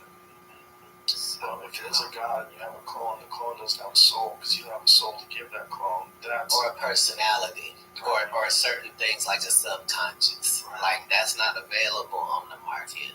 Lungs are, heart is, arms are. Right. But subconscious, we still don't have the understanding that how we're able to be as brilliant as we are in this world while only using a portion of though there are those of us that know with the pineal gland what medicine says it's for, and what that would mean. And so those people's job is to make sure that there's fluoride in all the water. So your pineal gland will shrivel. Get calcified or whatever. That's all. The fluoride thing is wild. The fact that people aren't up in arms about them putting fluoride in your fucking drinking water is so crazy. It's so unnecessary. It's brilliant on the other end, though. Oh, yeah. So what happened is the reason people have that relationship is they cleaned up the water the same time that we did that. You know what I'm saying? So people at that time just remember the water not being that great. And then all of a sudden the water is really great. And it's got fluoride and it's good for you. Good for your teeth. Despite the fact that there's direct correlations between high levels of fluoride in drinking water and low IQs. They think it lowers people's IQs. They think it's terrible for you. People won't find out about that for 100 years, and I'm not even going to be 100. And most of these decisions are made like that. Yeah. Well, most people are terribly unaware of the fluoride thing. When you bring up, they always say it's good for your teeth. Like, don't you brush your fucking teeth? Why do you need fluoride? Why do you need fluoride in your water? Are you sure that's why your teeth aren't falling out? It's the fact that people don't understand that it's a toxic thing that you can't buy or purchase or handle. It's in your drinking water. Buzz. Yeah. But I don't even use fluoride toothpaste. I'm not gonna let you take me where this conversation is going. Where's it going? Now that we went to fluoride, like I'm Where's gonna it have to cut no further than that because once you start having what they'll do, like Yeah. you understand everything's a campaign, and that's how you can approach it. Everything is find out. Who's making money off Where's the profit? How does this make sense? Why? Somewhere right now, the fluoride plant's going, what the fuck are they talking about? Somebody just introduced legislation to try to remove fluoride from some state in drinking water. Some people are waking up to it. They're realizing that this is so unnecessary and obviously not good. Well, just understand that there are far too many places that don't have clean water. So, True. Like Flint, Michigan. Still that water's fucked up. There's, what about that place in Ohio where that and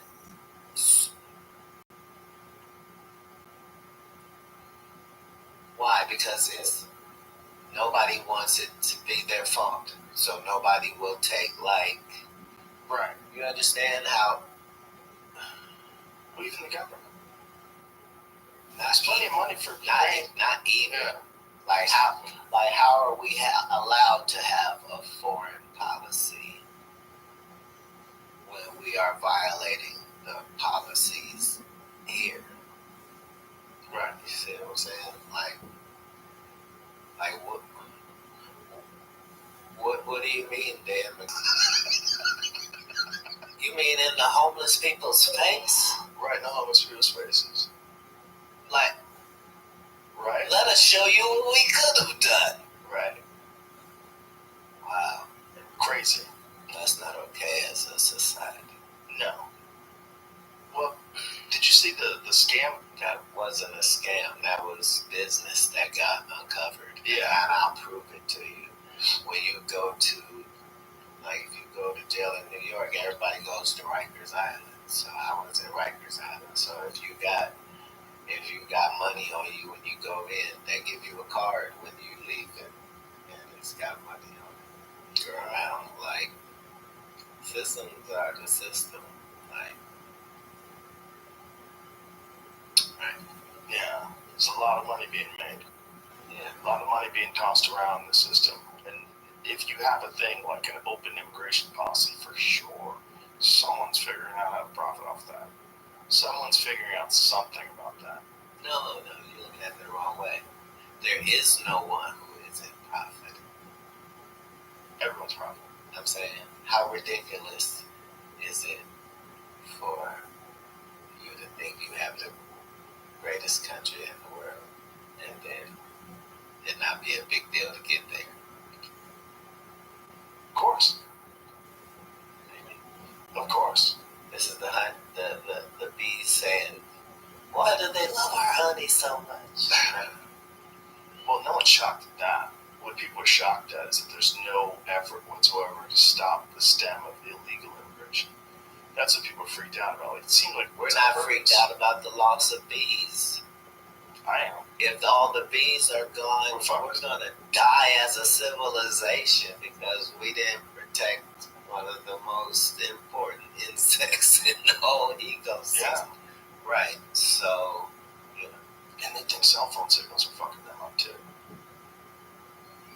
Well, imagine you're going to be forever, but also it's on just cell phone signals everywhere.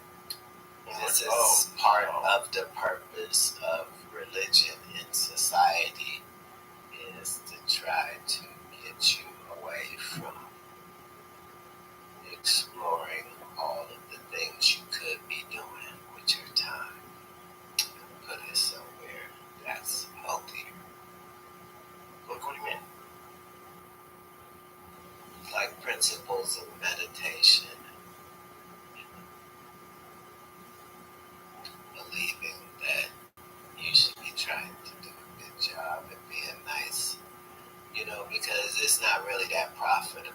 right? But here we are talking about, you know, that's what really would help our country and civilization if we treated the downtrodden better. But the truth is, there's very little money in that. Yeah. Very little money in that. The truth is that the immigrants that come over here are generally super qualified in something. Yeah, and motivated. And I mean, shit. If I just walk that's here, like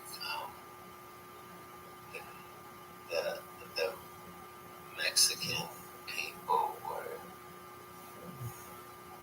the second, or well, they were their own jolt to the civilization of the fact that, yeah, you can say, oh, they shouldn't come over, but anybody that comes over willing to work hard and succeed, and those are people you want of heart, and they immediately help.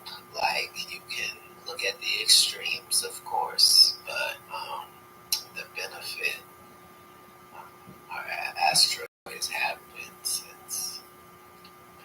awesome. But that puts you in a real complicated situation. Do you make drugs legal? Everything legal. The problem is you're going to get a bunch of people that get addicted to drugs that probably wouldn't without that. And then you have to say, is that just part of the process? We have to learn to deal with this new thing that's everywhere. Specific, like, it's a very difficult conversation to have because most of the things that we will all agree are terrible drugs aren't being used at the hospital. Right. So until that part gets taken, like, it's a bad look all the way around. But the bar has been set so high. Like, everything that's called a drug nowadays is terrible. Like, there's been no evolution. Like, yikes. Well, that's part of the problem with keeping drugs illegal, and especially psychedelic drugs, since 1970. It's like stymied human evolution, stymied research, stymied growth. Illegal. Look, Specifically psychedelic drugs. If there was a God, then he put a fail-safe on the drug so that you would have a burial. And that's Richard Nixon. That's ODing. ODing, yeah.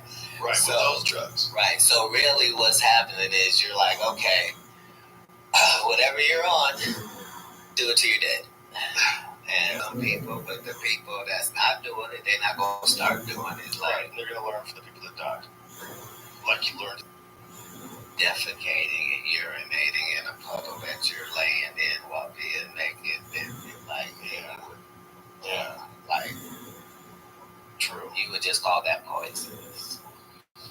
If you were smart. Tap with a lot of other factors. Well, a lot of these things were used sparingly and in context as well. You found what I'm saying? So, particularly a lot of psychedelics, they were used in a ritualistic way. But that's like us saying, you know what, in that cooking show, they were using herbs and spices. Like, yeah, that goes with it. Right. Like, if somebody tells you that when they used to come through with the ball and the smoke and the incense, that at one point it was marijuana, Yeah. right? Understand that it was setting the mood. That's how you know there is an occult. How could there not be? There's another side to everything, universally. So, I was in a wild time in church. Everybody's got contact high. People walking down the aisles with balls filled with marijuana smoke. well, understand, this is not being consistently done. This is being done. Right. You know what I mean? And so there's no such thing as you getting too much of it. You're not getting enough to do anything except relax. Right. And relax is what you should be doing as we discuss what we're discussing. Yeah, it'll humble you a little. Calm you down a little. It'll take the edge off. Yeah. You're not getting enough to have the munchies. And if you do, we'll probably have something for them. But I'm history, people have been searching for this connection. And we don't have historically any evidence of any groups of people doing something for no reason. Right. There was a element to this. So when we have the stories of we went in this cave and crazy shit was down there, and like we now know that a lot of that existed. Like the air is not the same down there. You know, these were things that were not known then. So it's just fascinating to see the stories where we are now and to see how advanced they were on these particular subjects. And at time weeded out the BS stories, really. Yeah, there's probably something to all of them. There's probably something to all stories from all cultures. Last over time. Like, that's what I understood.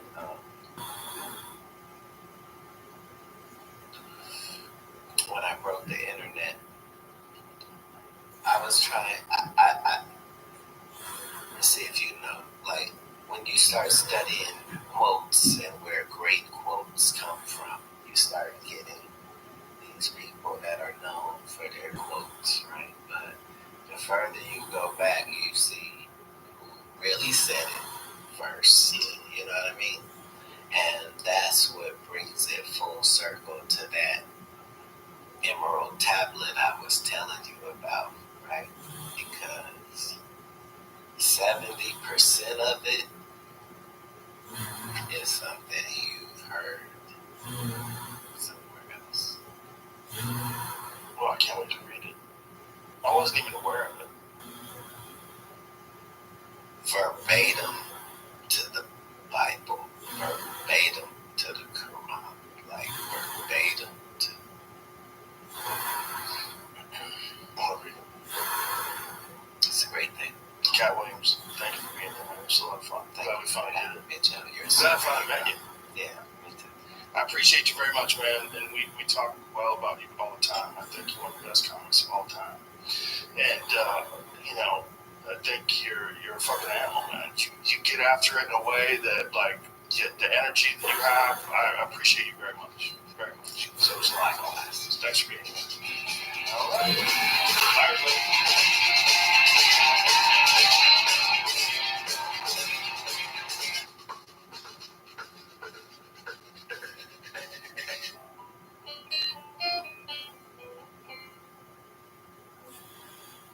This episode is brought to you by LifeLock. Your tax refund belongs to you, not an identity theft. Over $6 billion for identity theft in 2023. If you're in a bind this tax season, LifeLock can help. LifeLock monitors and alerts you to identity threats you may miss on your own, even if you're careful with your personal information. And if you do become a victim of tax-related identity fraud, which encourages them to apply sooner. If you're curious to see how much ZipRecruiter can help you, today's your lucky day, because remember, you can try ZipRecruiter on ZipRecruiter, get a quality candidate within the first day. Once again, to try it for free at ZipRecruiter, the smartest way to hire.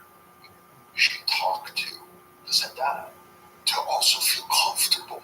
You're like, at any moment, I'm in the jungle in Colombia, Right. I'm fucking dead. And I just got my little recorder, and I goes, so do you like cocaine? And they're like, no. You can expose to your enemies roughly where this is. Yeah. Roughly. You're going to give away some information that can be used against you. I'll find those guys who are on that video. Yeah. I don't need, they have a mask on. I know who that is. That's Pedro. I know Pedro. Like, if you had a fucking mask on and you were talking, Those I are don't pretty know. guys. That's Dan Soder. You have to do it. Did you guys like watch him around? You have to do it in all Cat Williams. Like, Yeah, while you're working on cocaine. I ain't giving away this cocaine. Ain't no one touching it, Pippin. Just the entire time you work in a coke factory. That's good.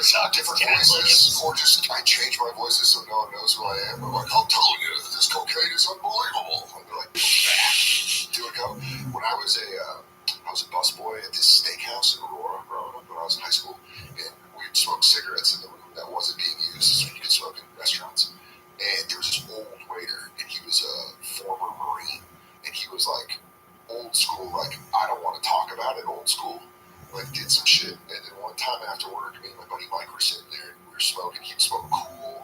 bastards. Whoa. And this guy was just telling us stories about he was a sniper in the army, and his job in Central America was to kill donkeys that were carrying drugs north. Whoa. And he's like, because we always ask him, like, did you kill people? He's like, no, I just shot a shit ton of donkeys. And he's like, because all these donkeys just have all this weight on them. And then they would just pop them in the middle of the jungle and be like, well, now you've got, and then it would set up like, okay, now go get them. But this dude, like, him telling us that, and us being 16 and wanting it to be people, and you're like, nah, but you kill people. He's like, no, you're not listening to what I did. I fucked their shit up. What a really dumb way to handle a problem.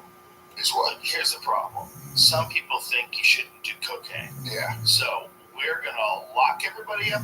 Those people, a super billionaire, powerful cartel, Like an army. an industry, an army, a well-funded army. Yeah. And they can walk here. Yeah. And that's because you don't want people over here to sell coke, even though people want to buy coke. Yeah, let it rip. I kind of feel like that's the only real answer. Bring Like, it. don't do it. Don't do it. But if it was sold in America, it would be actual coke. Like, is it that hard to sell pure coke? I bet it would. I bet it would make a lot of people's lives better and a lot of people's lives worse. A lot of people's lives worse, for sure. They would go like this. Look, Richard Pryor got just regular coke and it ruined him. Yeah, I mean, Right. we're on a lot of blow right It's now. like, dude, it's like 80s coke movies where you know they were writing and then making it while they're doing coke. There's some of those movies, like, what are you saying? I do probably not, maybe, but Electric 2, Electric Boogaloo, Breaking 2, Electric Boogaloo. I watched that in my hotel room and everything, and I was like, this was written on cocaine. Because every scene just goes like, and then they're here, and then they're here, and then they're here, and everything's all right. My number one speculation is Showgirls.